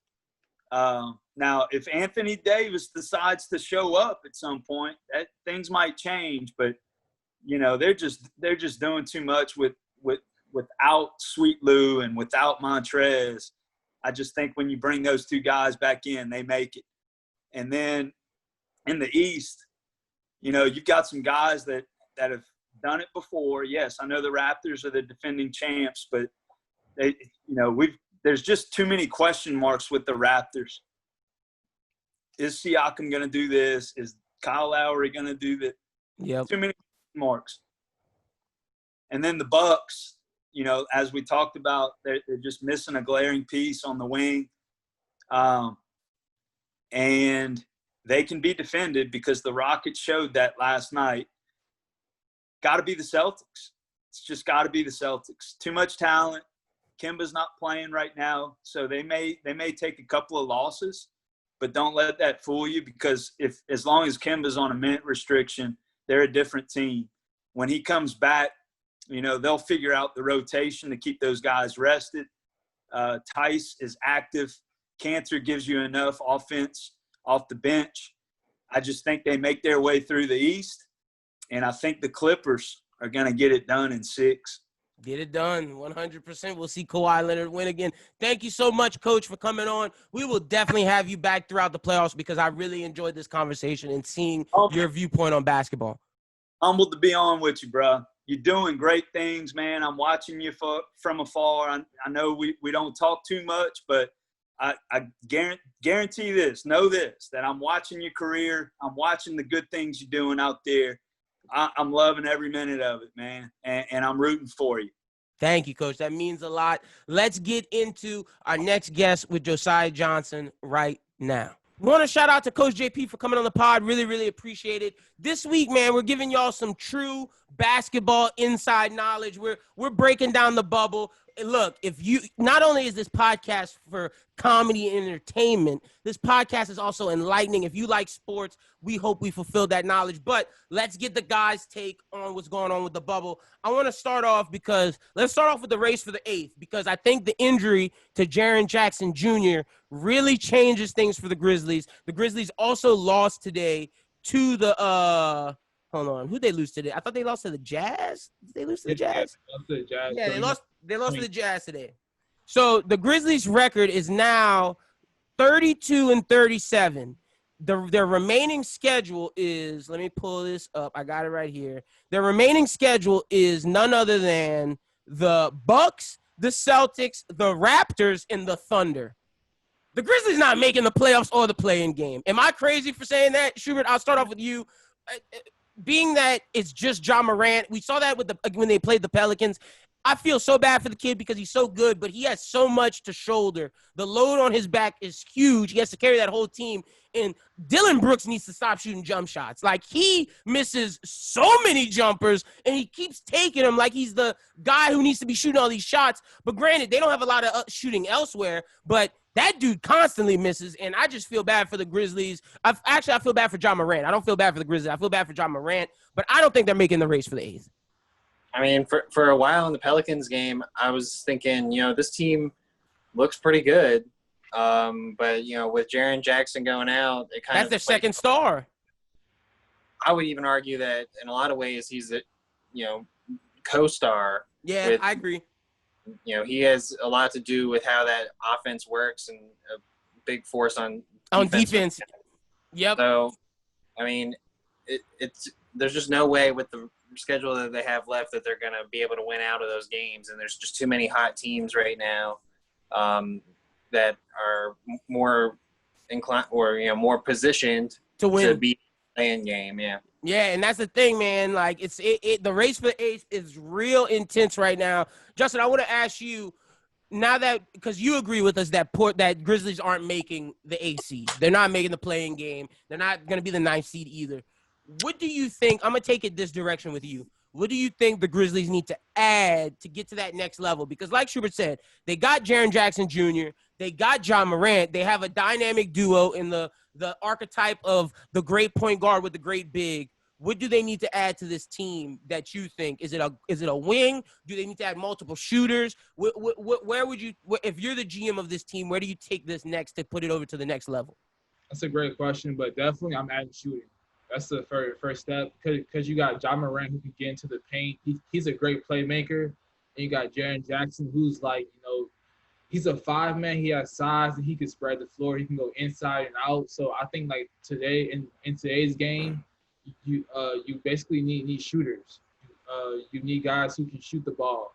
Yeah. Now, if they add guys who can shoot the ball, I mean guys who are athletic too, who can go off the dribble. A 3-and-D guy is what you're saying. Yeah, basically. but guys who can just knock down shots. Some good bench players also to come off the bench to help them out, to help Jaren Jackson and John Morant win out the game. But I think definitely add shooting. And the crazy thing is when Jaren Jackson's your best 3-point shooter, that's a problem. Yeah, but he's a 5-man, exactly. I feel like you're saying add multiple shooters. I'm thinking because they definitely need shooters. I'm thinking if they could get maybe not I don't want to say a second option because obviously Jaren Jackson's probably going to be that second option, but I would much rather prefer if I'm the GM, I would prefer Jaren Jackson in the third option role, stretch the floor, get buckets when we need, and just be an anchor. I think if they get a quality second option who can help create, because I think if they get shooting, I think they're a playoff team. But I think if they're going to still need someone to create that jumper when John Morant's not. And I think they need a quality wing, like a 2 or a 3, whichever one, that can shoot jump shots and create on the perimeter. Like a Devin Booker, someone like that. Or even, like that. You know who would be great for them? Middleton. Middleton's not great in his role Middleton's good, but Middleton, I think, is a third option. And with Jaren Jackson and John Morant, I think Middleton would fit in perfectly there. They need something, but like you said, Devin Booker, someone who can score the ball. Okay, I'm going to start with you, Justin, and then we'll come to you, Schubert. Who is catching your eye for the race for the 8th, Justin, being that now we don't think the Grizzlies are going to make it? It's between the Trailblazers, the Spurs, the Pelicans, and funny enough, the Suns and the Kings. Even though I don't think the Kings are going to make it, I'll say the Suns beat the Clippers in a shocking game. Who do you think is going to make it? I'll run off the Trailblazers schedule, and then Schubert, pull up the Suns schedule while I'm running off the Trailblazers schedule, and you can give the Suns remaining games. The Trailblazers have the Nuggets left, the Clippers left, the Sixers left, the Mavericks left, and the Nets left, while the Pelicans have the Kings, the Wizards, the Kings again, and then the Spurs and the Magic. Schubert, what do the Suns have? Pacers, Heat, Thunder, Sixers, Mavericks. Okay, another tough schedule. And then the Kings have the Pelicans, Nets, Rockets, Pelicans, Lakers. between the Kings, the Suns, the Trailblazers, they all have hard schedules. The Spurs, who is the team that I really don't want to see make it because they're so not fun to watch. The Spurs have the Jazz, the Pelicans, the Rockets, and the Jazz left. The only team that has an easy schedule, and they have to win out, just like I think everybody, to make the play in, you have to win out. There's no point in looking at losing games here or there. But to me, the Pelicans have the easiest road, and they should be – I don't think the Pelicans should be the 9th seed. I think the Pelicans should be the 8th seed, if I'm being completely honest. Yeah, I definitely think so too. The way that they've been playing, also, I mean, they flopped against the Clippers. That was terrible. Other than that, they've been playing good basketball. But the Blazers, they've been playing great basketball too. They just beat the Rockets. Dame, McCollum, those guys are something serious. But see, I think that loss to the Rockets is attributed because the Rockets don't have size. That's gonna come and bite them in the ass. The fact that they're just running PJ Tucker and Covington at the 5 and the 4, bro. That's Nurkic was feasting. Yeah, I mean, I think if they had a center, they would win. Like the Rockets are ignorant for like that. Clint Capella trade looks like a loss now to me, at least. Yeah, I think like they'll win games, but to win a championship, that's gonna be tough. Because at the end of the day, that size is gonna hurt. That size is going to hurt. Like they're gonna win games, but to win a championship, I don't think that's small. No, that won't work. Rebound the ball. Like at least with the Warriors, they had a Bogut, they had a Festus Ezeli, they had Kevon Looney, they had Draymond, they had always had size to go with their small ball to rebound. Now, if they're on fire, if the Rockets are hitting threes, they can win. But they're living and dying by the three. Yeah. I think for a 7-game series, there's no way they can do that. Yeah. There's no way that they can be on fire the entire series. Yeah. So you got the Trailblazers making it in this race for the 8th. No, I said no. I said well, you got to get 2 teams because one has to be the 9th for the play-in game. Yeah, you're right. So yeah, definitely the Blazers. I think so. Schubert, who are you feeling for this race for the 8th? When I said the Pelicans should be the 8th seed, you shook your head. I mean, the Blazers do have a record of 31-38 right now, but I feel like the Blazers will lose at least 1 to 2 more games, whereas the Pelicans, they can't lose. What if they do? That's what I'm saying. Like, yeah, I just don't know if I feel so confident in the Pelicans right now after the way that they came out that, like, playing the Kings twice, who says the Kings don't get one on them? Yeah. Because that's like one of the only times we've seen a team go up against each other twice. The Spurs are playing really good basketball, and who says that Popovich can't outcoach Gentry in one game? I mean, so I don't know if the Pelicans are like someone that I could bank on being 8th. But you think they make the play-in though? Yeah, I mean, I think that they can make the play-in with 9th because I think they'll drop 1 more. Okay, you see them dropping 1. Well, who are you leaning to? Because my thing is the Spurs have a ridiculously tough schedule. The Suns have a tough schedule, and that's the thing to me. The makeup, and if Melo keeps playing like he did in the Rockets game, then I don't see how you can't put the Blazers in 8th. Oh yeah, I mean, if Melo becomes like a bona fide 4th player, like on that team with Nurkic and CJ McCollum and Lillard, then it comes to like when you're looking at teams matching up, they're tough. They're a tough team to match up with because they have 4 consistently good players that are going to be able to give you good minutes. And I mean, like, even thinking about them going up against the Nuggets in the next game, like, I would take Dame and CJ over the Nuggets guards. And Nurkic is not too much worse than Jokic. I mean, he's not at the same level, but I mean, like, he's not scrub. Yeah, he's serviceable for sure. I think the Blazers are going to definitely make the play-in game for sure. And I'm not mad at you, either one of y'all saying the Blazers make 8th. To me, it's just like, will they win out? Because for them to be 8th, for you to be 8th, you got to win out. I mean, they got a cushion. Yeah, they do. That's the thing. They have 31 wins, but the thing. Okay, so if they have 31 wins, and let's say they get 40 losses, and the Pelicans have, or let's say they have more wins, but more wins the Pelicans, but more losses, but the Pelicans have less losses, just not as many wins. Do the Pelicans get the 8? How does that work? Normally, I don't know. Fans out there, let us know how that works. Because, like, to me, I think that's the only thing that I give it. But their game give me a math problem. The game should equal out, though, in the end, though, that they should. So we shall. I think they are going to equal out. We shall see. The Blazers just might have played more games by now. But I'm with you. I just see like the way that the Pelicans the Pelicans schedule. I really feel like, you know, they could maybe lose like one game. That's it. They should not lose more than one. If they lose more than one, they shouldn't be in the playoffs to begin with. Like, if I'm being straight up honest, because you're playing the Kings, the Spurs, the Wizards, and the Magic.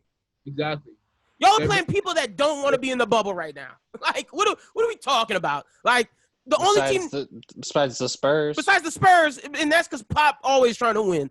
Everybody else is not trying to. Like, if they lose to the Wizards, I'll be embarrassed. I'll be embarrassed. They should not lose to the Wizards at all. So, like, I think the Pelicans and the Blazers definitely are is going to be the playing game. And let's pull it this way: if the Blazers win, look, the Lakers don't want to see the Blazers in a 7-game series. I'm being straight up. They don't. Nurkic will play decent on AD, and they do not have guards to guard Dame and CJ. They do not. And also Gary Trent Jr., he's been playing lights out. So he's also an X factor, I think.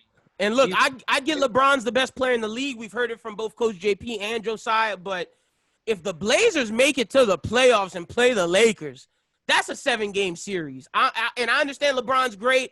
I understand Anthony Davis is great, but like Schubert said, in my argument for the Celtics, if Melo's really being Melo, they have 4, whereas the Lakers have 2. Like, and I'm sorry, those 4 guys are playing in good basketball right now. You throw Gary Trent Jr. off the bench, Kyle Kuzma better step up or the Lakers going to be in serious trouble. And I know people are like, well, the Lakers won 2 games and lost to the Jazz, but that Jazz game really showed the problems of the Lakers. Like, really very much showed how the Lakers, the depth at guard is concerning. The problem with not having a third scorer is concerning.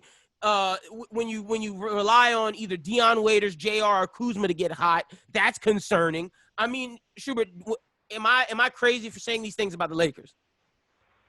I don't think so. I mean, the Lakers got that big win against the Clippers, but, you know, how ready were the Clippers for that to begin with? And I mean, you know, what are the I mean, I'm actually more concerned about what the Clippers are showing in the bubble than I am what the Lakers are showing in the bubble, because, like, we expected the Lakers to maybe have their little stumbles because of, like, what they were going through with people not being able to play and having to do. But, like, what's going on with the Clippers right now, dropping 2 games in the bubble? I'll get, you know, for 2 games you didn't have Lou Williams, but even when you did, you lost to a team you definitely shouldn't have. So, I don't know. I mean, both LA teams are kind of really questionable right now, but I don't really see anyone that's, like, bursting at the seams to try and take it over. I mean, it just seems like everyone in the West is, like, kind of just all right, lollygagging. We're complacently getting into, you know, where we're going to be. You know, it's just these East teams that have really, like, shown up for me, and I'm just like, whoa, where did these guys come from? The East is looking like the dominant conference right now. They really are.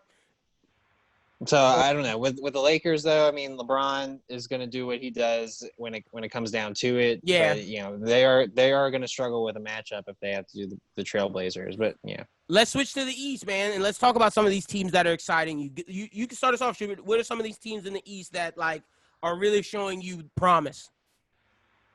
Oh, I would say the Raptors, man, and I think Justin would agree with that.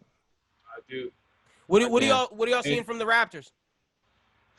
Man, they're just so tough. They play hard. They make shots. They play hard. Yeah, they do. They play They play as a team. They play very tough defense.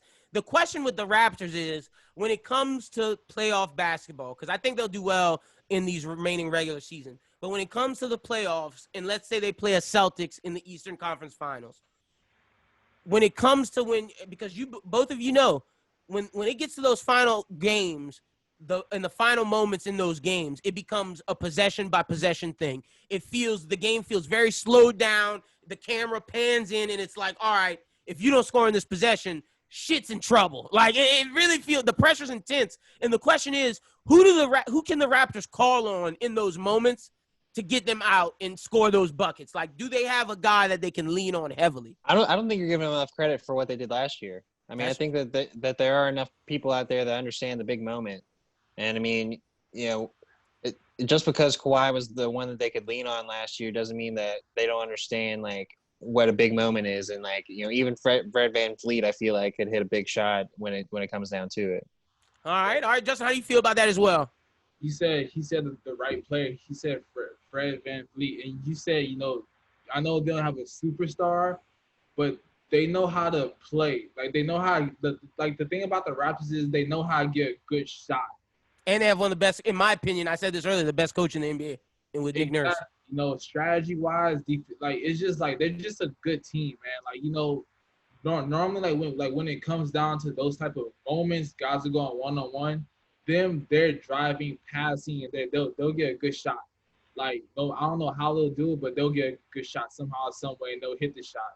And Kyle Lowry, I was never a big fan, but I'm starting to become a big fan of Kyle Lowry now. Just because of how tough he plays, he makes plays. You know, he'll draw that foul. Yeah.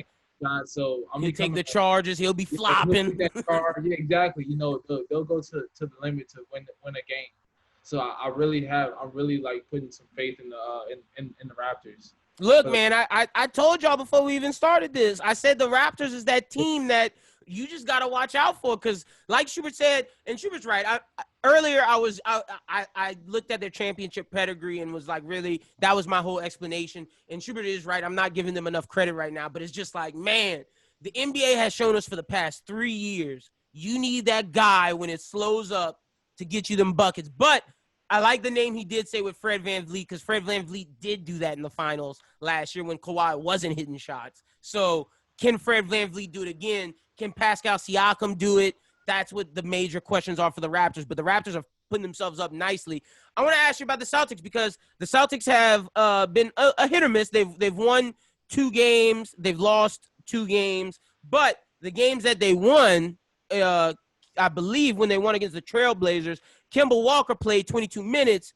And that shows when Kemba Walker's playing, Kemba Walker had 14 points, 2 assists, but he brought something to the floor where they had to focus on them, which allowed Tatum to get 34, Hayward got 22, and Jaylen Brown got 30. When 4 of your top people got over 15 points, my goodness, the Celtics are tough. The Celtics are my favorite team. The thing is with them, can Kemba hold up? Justin, what have you been seeing from the Celtics that you like or you dislike?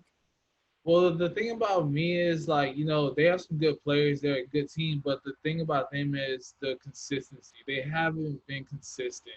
Yeah, they have not. Tatum, the first game coming out, Tatum had a bad game. They played horrible against the Heat.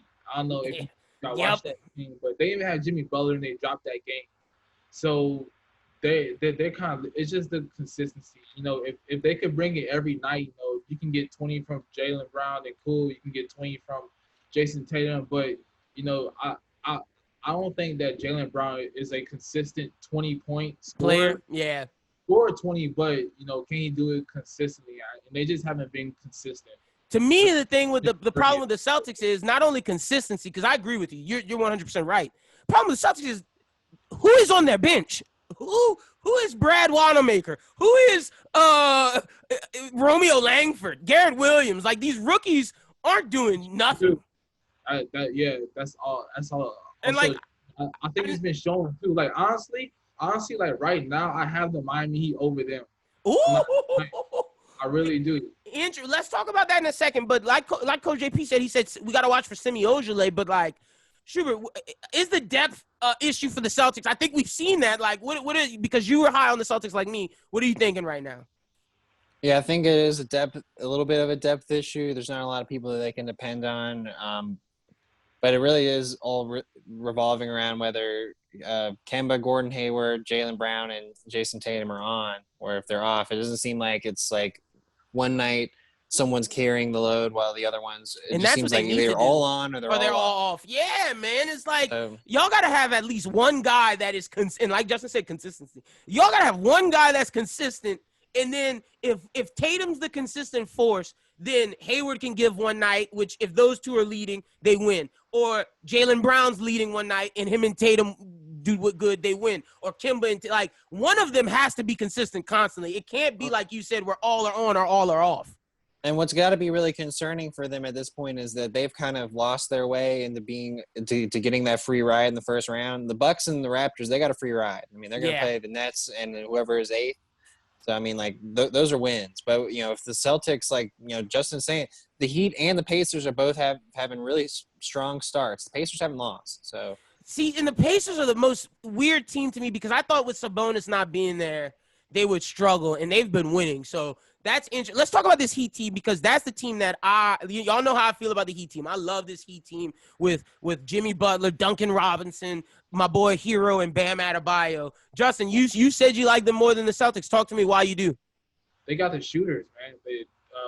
They make shots, you know, and I think that's the biggest. Like, I think basketball is well, everyone knows. Well, you know, guys who watch basketball, play basketball, you know, it's a make or miss game. Make or miss league, man. They make shots, you know. And Duncan Robinson, he's a shooter. Tyler Hero, he's a shooter. And they just have shooters all around. I mean, it's crazy. Like when they beat the Celtics, they had Olynyk shooting threes. Olynyk had 15. Bam had 21. Duncan Robinson had 21. Dragic, which I think people don't realize how huge it is because Dragic has been injured constantly, and now Dragic's healthy. And Dragic has always been a great, not a great player. He's been a good player. He's been, I'd say, about a B player, but that's great for them. Dragic had 20. And then Tyler Hero had 11, and y'all beat the Celtics without Jimmy Butler, and you throw Jimmy Butler in there, and if if none was off, like that's a tough team, man. I would not be surprised if the Heat make the finals. I wouldn't be surprised. And they have great coaching too. That's what I was gonna say. About to say they can coach. Yeah, they have a good coach. You got to give Spoelstra credit, man. Like the Heat are impressing me a lot. Sure, why are the Pacers impressing you? Talk to me about that.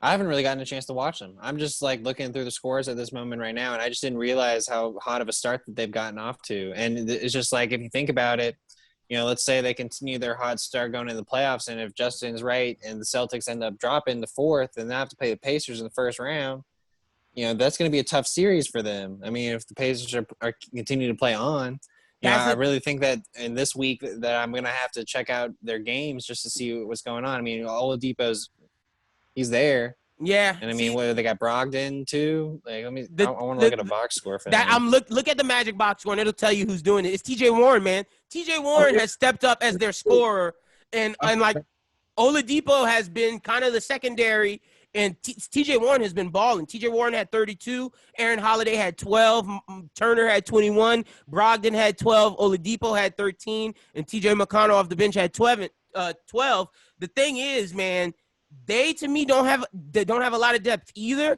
but they're playing like a team. When you see multiple people across the board have over 10, it just shows. And assist wise, you see everybody's getting over 5, like four assists plus. Brogdon with 8, Aaron Holiday with 4, McConnell with 5, TJ Warren drops 4, Oladipo had 4. Like, they're passing the ball and they're sharing the ball. I got to watch a Pacers game to see if they're the real deal because I thought without Sabonis they would be in trouble. But TJ Warren stepping up. Justin, have you watched the Pacers? I haven't yet. It's weird because I just haven't had a chance to catch them. Like, they haven't been on. Yeah, they've been playing at weird times. Yeah, like they play at weird time. And I just haven't had a chance to really watch him play. But, you know, TJ Warren had a 50-point game. But I think, like, right now, like, I think everyone is just so even now in the East. You know, it's no just dominant team. Everyone is just even. And I just think it's going to make for some great games in the playoffs. Yeah.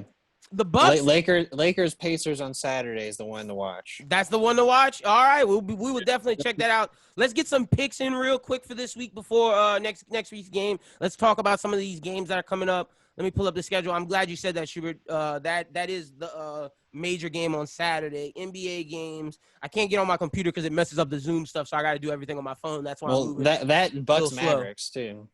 All right, so tomorrow, let's start with tomorrow. We'll pick some games for tomorrow when the people hear this. Pelicans-Kings play at 12:30. The Pels better win that game. That's a winnable game, and they have to. I think tomorrow at 3 o'clock, huge game. Heat-Bucks. Who y'all got winning that game? I got Heat. Justin on the Heat bandwagon, baby. Schubert, who you got? I'll stay safe with Milwaukee right now, but I don't blame you for that. I'm gonna.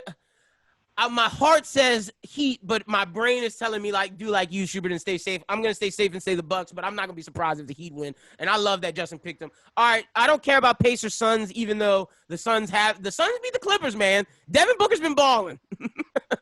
Nothing new. It's one of those things where you'll be watching along with Heat Bucks, and then you'll get little notifications like, oh wait, the Suns are about to win again. Yeah.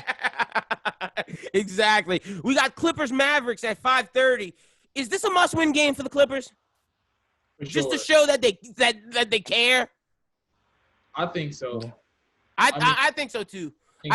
Just because they can't keep losing, man. That's ridiculous. Who you got winning Clippers Mavericks? I got Clippers. Yeah, I got the Clippers too. Schubert, who you got? I'm gonna stay with the Clippers. I'm gonna wait and get wild later. All right, we got Trailblazers Nuggets at 7. Schubert, I'll start with you. Trailblazers. I think they're going to win that. I got the Nuggets, man. I'm pulling every time the Trailblazers playing. I'm pulling for the other team. I got the Nuggets. Me too, Nuggets. I'm not pulling for the Trailblazers right now, man. Especially since Brooklyn is on the Dame time, and every time they're winning, Brooklyn sends me a meme of Dame doing this. And I'm just like, yo, chill out, Brooklyn. And the old fake Suns fan. Then when the Suns won, he sent me a text message again. I was like, bro, you can't just be pulling for all these other teams. He's like, I got 2 teams. That's my 2 teams. I was like, shut up. And then at 8 o'clock, we got Lakers Rockets. I got the Lakers, man. The size. Anthony Davis is going to feast on PJ Tucker. Yeah. Yeah, Lakers. Justin, you got Lakers Rockets. I got the Rockets. Oh, Justin's just going different, man. I see him out there. All right, Friday's games. Oh, man, I'm telling you, if they're hitting shots, it could be a game. All right, so those are all the games tomorrow. We're not going to pick all these games until next week, but we'll just run through some of the more important ones. Jazz Spurs, that'll be an interesting game. Grizzlies Thunder, that would have been an interesting game, but now that the Grizzlies are done. Kings Nets, not interesting. I think the game Friday that is interesting is at night. That's the one we'll pick. Celtics Raptors at 8 o'clock. I'll start with you, Schubert. Who you got? I'll take the Celtics in a game that they're probably going to feel like they got to win. Yeah, that's how I'm feeling. I feel like they're going to come out Friday night, primetime, ESPN. It's a game they have to win. Oh, TNT, my bad. Primetime, TNT, 8 o'clock, Friday night. Celtics got to win. Raptors are going to come out hot, but I think the Celtics are going to match that intensity. Justin, who you got? Raps. Ooh, Justin going with the Raptors. All right. Saturday, we got Clippers Trailblazers starting off at 12. Huge game. Clippers better win that one. I don't want the Trailblazers to win. We got Jazz Nuggets. And then let's pick the game that Schubert mentioned, Lakers Pacers. Who y'all got? I think the Lakers. I don't think LeBron's going to fool around with some team out of Indiana. Yeah, I agree. I got Lakers as well. Justin, who you got? Lakers. All right, and then we got Bucks Mavericks that night. Who y'all got? I got Bucks. Oh, no. I'm thinking Mavericks, man. I'm going Mavericks because I don't know about the Bucks right now. Just don't. I think the Mavericks got enough players to be able to handle Giannis. I just don't know if they're gonna have an answer for Luka because they can't have they're gonna have Giannis guard him. Yeah, I don't know. Middleton. Honestly, Give me a break. Like the teams, I think the Raptors and the Heat are the 2 teams that can guard the Bucks. Giannis, yeah, I can guard. They have the best. Bam Adebayo will lock up. Bam Adebayo and Jimmy Butler will lock up Giannis. I agree with that tenfold. I wouldn't say lock up, but they just know how to contain. Like they're a good team. Yeah, they will contain him and put bodies in front of him to not let him go to the rim easy. Same thing with the Raptors with Gasol and Siakam. They will send bodies at him. All right, Sunday night. Let's see some of the nothing Sundays. Just San Antonio and Pelicans. Pelicans better win that damn game. Oh well, Philadelphia, Portland. I think the Portland will win that game. I'm not a big 76ers fan. So that's that. Philadelphia's got to win that one. I mean, they got to start winning. Philadelphia definitely has to start winning. Monday we got ESPN 6:30, Toronto, Milwaukee. I'm going with the Raptors with that one, baby. I think the Raptors are going to win that one. Justin, you got the Raptors? Raps. Schubert, Yeah, Raptors. Raptors. All right. I think the Bucks are going to start mailing it in next week. Ooh, okay. Yeah, true. Just to get ready for the playoffs. Then at 8 p.m. we got Indiana, Miami. I will be watching that to see how Indiana is. And then Denver Nuggets, Lakers. I think the Lakers are going to win. That's TNT, 8 o'clock at night. Tuesday, nothing crazy Tuesday besides Portland, Dallas. That's a big game. I think Dallas will win that one. Who y'all got in that one? Portland, Dallas, Monday night. Yeah, I think it depends on the Tuesday night. circumstance. I think it depends on the circumstance. Like if it's a game that Portland, because they have to have dropped some games in the weekend. Like if they've dropped some games in the weekend, like they got to win that game. I think Portland will win. But if Portland is riding high off a good weekend, like I think the Mavericks could catch them. Could catch them for sure. Justin, who you got? Dallas. Okay. I'm right there with you. And then Wednesday, the last games we have to cover because we'll talk about the Thursday games next week. Wednesday, they have the Indiana Pacers and the Rockets at 4. We will all watch that game so we can talk about these Pacers next week. But Toronto Raptors, Philadelphia 76ers, Schubert, they have to win that. Philly has to start winning games. So I'm going to pick Philly just because it's must win at this time. Who do you have winning that one, Philly or the Raps? Because I think the Raptors can sit some people at that point. I agree with that. I think the Raptors probably start sitting, depending on their schedule. Yeah. I mean, depending on how they go the next few days. Justin, who you got? Yeah, if they're sitting players, then I have Philly, but if they're playing, then I got the Raptors. All right, at 8 o'clock, Miami, Oklahoma City Thunder. Oklahoma City is one of those teams that I just think are secretly good. That's just secretly. Have you watched them? Yeah, they look good. They look good. They look real good. I know Shea Gilgeous and Chris Paul are being like. To me, they're a better version of Dame and CJ, except just not shooting as deep. They don't shoot the three as good as them, but getting to the rim and creating, they get the people involved in having Danilo Gallinari knock down threes for them, and then having Dennis Schroeder. And this is not racist because my grandmother said this. She's an African American woman, so I'm just getting that out there. She calls him the Spider Monkey. She said that little Spider Monkey, Dennis Schroeder, comes out just pestering people, and then they have Aquaman, Steven Adams, kicking ass. Steven Adams has looked great. Like, Steven Adams has looked really good during this bubble. And so versus Miami, who y'all got winning that one? I'll start with you, Justin. That's a tough matchup for them, for Miami, because CP will lock up none in Hero and Duncan Robinson. And Shea Gilgeous. The thing is, can Jimmy take over? Because I don't know if they have anybody. I don't know if Danilo can guard Jimmy. Game, man. I really is gonna be a good game. But like I said, that he has shooting. Yeah. So I'm gonna go with the Heat. I'm going with the Heat too, but I love that Thunder team. I really do. I think if the Thunder were in the East, they would push heavy for a finals appearance, man. I like that Thunder team. Who you got, Schubert? I don't know if I could take the Thunder against Miami. Yeah, Miami's good. Yeah, I have to stay with Miami. But I mean, I have really enjoyed watching Thunder games. Like, it's one of those things where, like, I didn't think I'd be tuning into the Thunder, but like that game they played against Denver the other night was really fun to watch. Thunder, man, like, got to give Chris Paul his props because this year he has really, like, we all thought the Thunder were a lottery team after the Paul George and Russell Westbrook got out of town. Chris Paul and Shea Gilgeous has turned this tide around. Got to give Steven Adams his credit. I think Billy Donovan as a coach is redeeming himself this year because all before it was Billy Donovan can't coach KD and Russ. Billy Donovan can't coach KD and Paul George. Maybe it was those guys weren't running his sets, and now Chris Paul's actually running his sets, and his sets are working. Yeah, I think Chris Paul and Melo and LeBron all got on some banana boat in Disney World, and they were like, let's just go back to the good old days and start balling again. And ball out. Melo's been looking good, man. Melo's been looking real good. He's been hitting some big shots. But Melo could always score, though. That's the thing. And so, but that's all the games leading up to next week. Clippers, Nuggets. Clippers, yeah. Clippers. Nice I don't think I don't know if the Clippers are going to win that because at that point they definitely going to be getting ready for the playoffs. If they not, well, it depends because depending on what both of their schedules are, they'll be fighting for the second spot because I mean the Nuggets are a game back. If you're the Clippers, do you want the second seed and have to maybe play like because I think Utah's going to fall. If I'm being quite frankly, I think Utah's going to fall. Let me pull up the schedule, the standings because in the NBA, man. Because look, The Jazz are 43-25. The Thunder's 42-25. The Rockets are 42-25, and the Mavericks are I don't think the Mavericks can catch up because they're 41-29.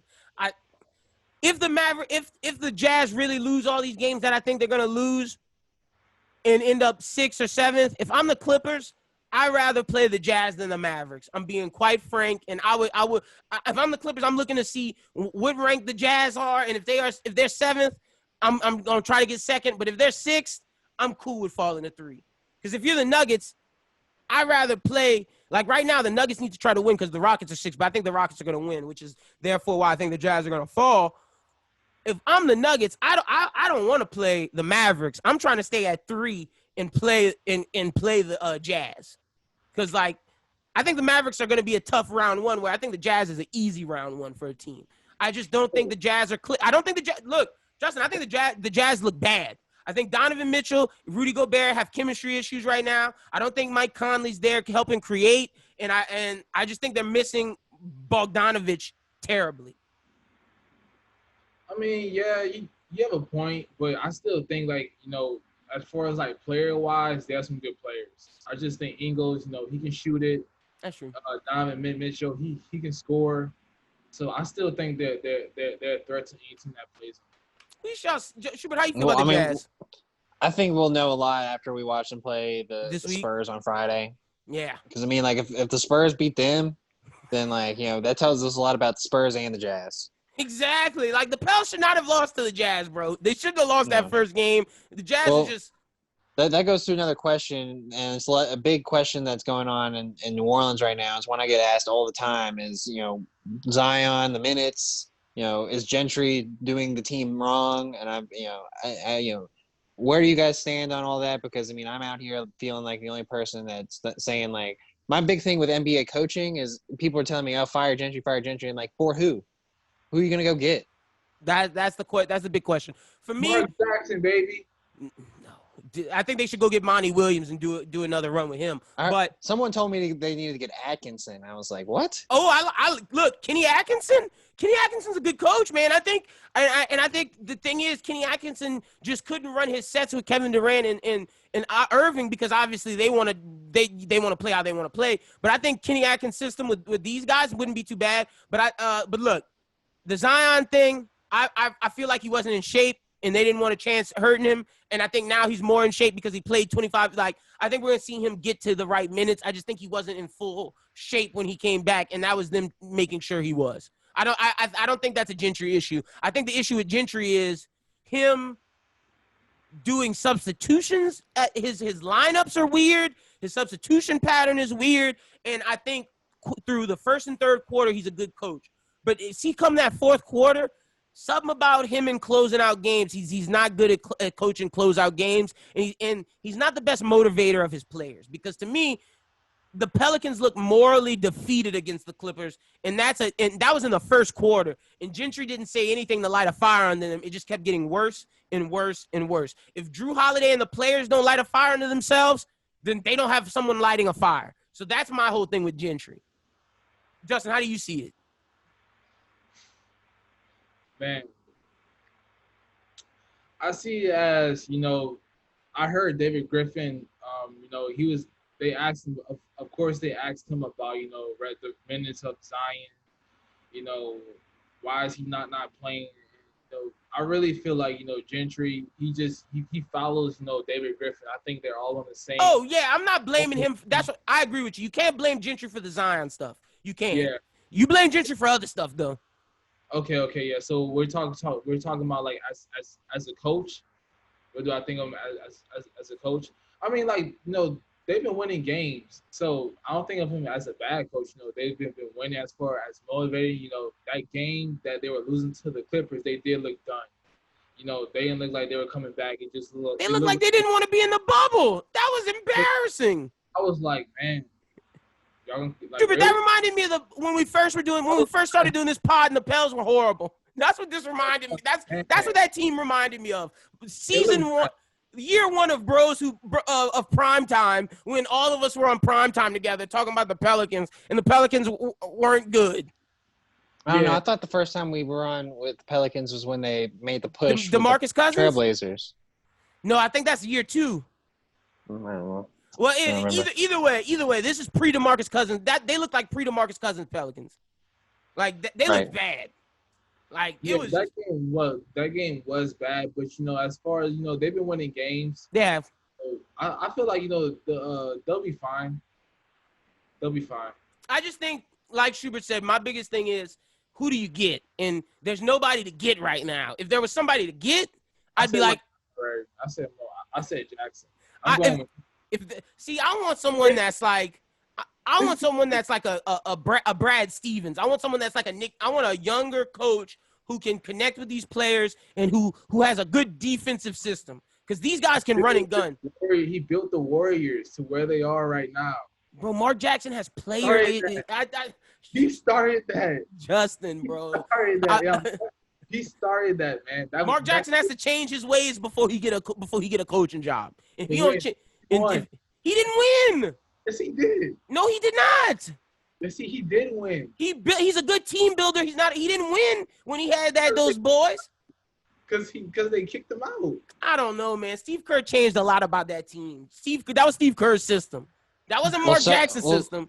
So it kind of goes to the whole Gentry thing again. Is like, do you bring in someone with a young team to kind of rejuvenate the youth? Yes, that's my thing. And like be someone that they grow with into a championship. Steve Kerr. So that's where people are questioning Gentry at the moment. Is sure Gentry's doing all right, but is he going to bring Is he the guy that can get us to the finals? Next step? Yeah, and I agree with that, Schubert, 1,000%. But like you said, who do you bring in? And that's what if you can sell me on the who, I'm buying it. But right now, I don't know who the who is. So 100%. But that's all we got this week. Justin, start us off. Tell the people they can find you on social media. Yeah, everyone can find me. My handle name is Justin Baptiste 22. You guys can find me on all social media platforms. I'm also check me out on LinkedIn. Also on my blog, TraysandLays. Definitely check out Trays and Lays. I'll start writing more around playoff time. I'm still, watching the games, seeing who's who. But because of the draft situation, y'all got to check out Trays and Lays. Yeah, definitely around draft time, I'll definitely start putting out some more stuff. But right now I'm checking out these games to see who's who, playoff, see who's gonna make some noise in the playoffs, and I'll start posting some stuff around that time. 100%. Y'all make sure, like Justin had a great series of just telling you who these college players were leading up to before the bubble. Because we don't know. We do not know, yeah. So y'all be sure to check out Trays and Lays to get understanding of who the players are coming up to the draft. Schubert, tell the people they can find you on social media. You can find me on Twitter and Instagram at aschubert14. You can also look me up on LinkedIn. But my bros with the Bros Who Binge is coming out every week. This week we had a big pitch it match with Nola Pels Reddit, aka Luis, and Charles. It was a fun one. And we're gonna have more pitch it matches to come pretty soon. Not this next episode, but probably the next one. Yeah, no, probably. It's happening. It's locked in. Yeah, and we talked about the first half of Umbrella Academy. I'm about to tune in and try and watch the second half before we gets to Sunday. Same. Fingers crossed. I got to go to a wedding this weekend, so it's gonna be a busy weekend for me. But that's what we've been doing right now. We're still talking about Avatar: The Last Airbender, and eventually we'll talk about Legend of Korra. And DC fandom, that's coming up. I'm hype. I am hype. Yes. They've been hyping that up all this week. So I am ready to see what goes down for that. But y'all be sure to check out the Bros Who Binge episode this upcoming Monday. And like Shubert said, check out the one that came out most recent because super great pitching match. Just getting you ready for the championship, man. We see who made it to the conference finals. And then the next match between our guy Adam Schubert versus Jake Madison to see who goes into the finals. To see who goes from the losers bracket into the finals. Schubert, real quick. What and I'm gonna ask you this on Bros Who Binge again, but I like promoting this as like the Mike. Who's Mike Tyson's promoter? That black guy. What was his name? With the Don King. I'm Don King in this. Schubert, what's your thoughts going into this match against Jake Madison? What if you have to tell Jake something? What are you gonna tell Jake? What should he expect? What are you looking for? Because I'm going to post this on Twitter. I'm going to clip this and say, this is a promo for you. Well, Jake pretty much does things with entertainment industry, so he's definitely someone to fear. But this is a game out of my own mind. So, I think that when it comes down to it, he may get a question. What would Jake have done with the Pokemon question in our last one? I think I would have had something to say about it. So it depends on how it all rolls out. And if I can get a question that, really leans towards my knowledge and less towards Jake's, because, and it's all going to be about thinking on your feet. So whoever comes out that day most alert, he's got a lot of going on with the potting and basketball. He may not be he might not be on the pitching. Schubert, are you making the finals? Oh man, I'm in the losers bracket, so I have a long way to go. Yeah, you gotta win. Look, if you win out of the losers bracket, you have to win twice to win the championship. I'm not asking if you're gonna win twice. I'm asking, are you gonna make it out of the losers bracket? Are you gonna beat Jake Madison? Not next week, but the week after. What? Am I gonna upset the world? Mm-hmm. Yeah, I guess so. All right, Jake, I want to hear your response. Y'all be sure to check out that picture match coming up soon. We will give you more information, but that's Adam Schubert, the creator. That's going to be your nickname, the creator, coming to create some magic on Pitch It. This is Lin Don King, only when I'm in my promoter bag. I'm going to give y'all my competition bag when Schubert asks me the same question because my match is coming up. Schmidt, you better be ready, brother. I'm coming for the dub sack. Charles, you better be ready. I'm coming for the dub sack. I'm coming to win it all. I want the belt discount double check, boy. I want it all. Schubert knows. I've been telling him about this for weeks, months. I want the dub. Justin, we gonna see you next year. You gonna join the league? Man, I don't know what y'all talking about. It's our game show, bro. It's the Bros Who Think game show. Yes, I know, but I don't like y'all do so many shows, man. There's a bunch of sports questions. I feel I feel like y'all are busy 24/7. I really do. Look, busy with some bullshit. That's yeah, busy with some clown shit. But no, man. The thing is, Pitch It is a game where you have to pitch maybe movie questions, where you maybe pitch TV questions, but there's also sports questions that you can pitch. Like one of the questions we had in the last match was pitch the Washington Redskins' new name. So you could get an all sports questions match, Justin, if you control the board. I'm gonna have to listen to one show and understand how it actually goes. It's just listen to last week's match with Charles and Luis. That's a match you could have probably won. That was a mostly sports match. Yeah, lots of sports. Lots of sports. Check that out. But yeah, Pitch It, man. It's coming up. Oh, I want to ask y'all before we get up out of here. Every single week, like something new is coming every single week. You have a new idea of something every week. Well, we got this. We got this new idea that I wanted to bring to y'all and bring it to the listeners to see if y'all are interested. Because it's COVID time and people aren't able to go out, party, do a lot of stuff, I had this idea where what if we did a Bros Who Think trivia night where you cash app an account, $5 for an entry fee, and it's going to be either a 2000s pop culture trivia night or a movie trivia night. And there's going to be cash prizes given out throughout the night. We'll do it on Zoom, and we can live stream it on Twitch. And I think it'll be a fun experience for couples to do, for people are going to have their hands up. Yeah, you can't Google on your phone. But what do y'all think about that idea? And fans, let us know. Y'all can let us know on Twitter at LinBWT, at Bros Who Think. But I'm trying to set this up to see if the fans are interested. It'll be something to build our community, something y'all can all participate in as well. Win some money, too. I'm actually going to do something like this with another organization, so I'm into it. Are you participating? Yeah. What is it on Facebook, or have you been? I've been seeing a lot of ads. It's on Zoom. I got Facebook invited to it. It's a Is it 90s? radio station in Birmingham. Oh, okay. It's just general trivia, like a trivia night.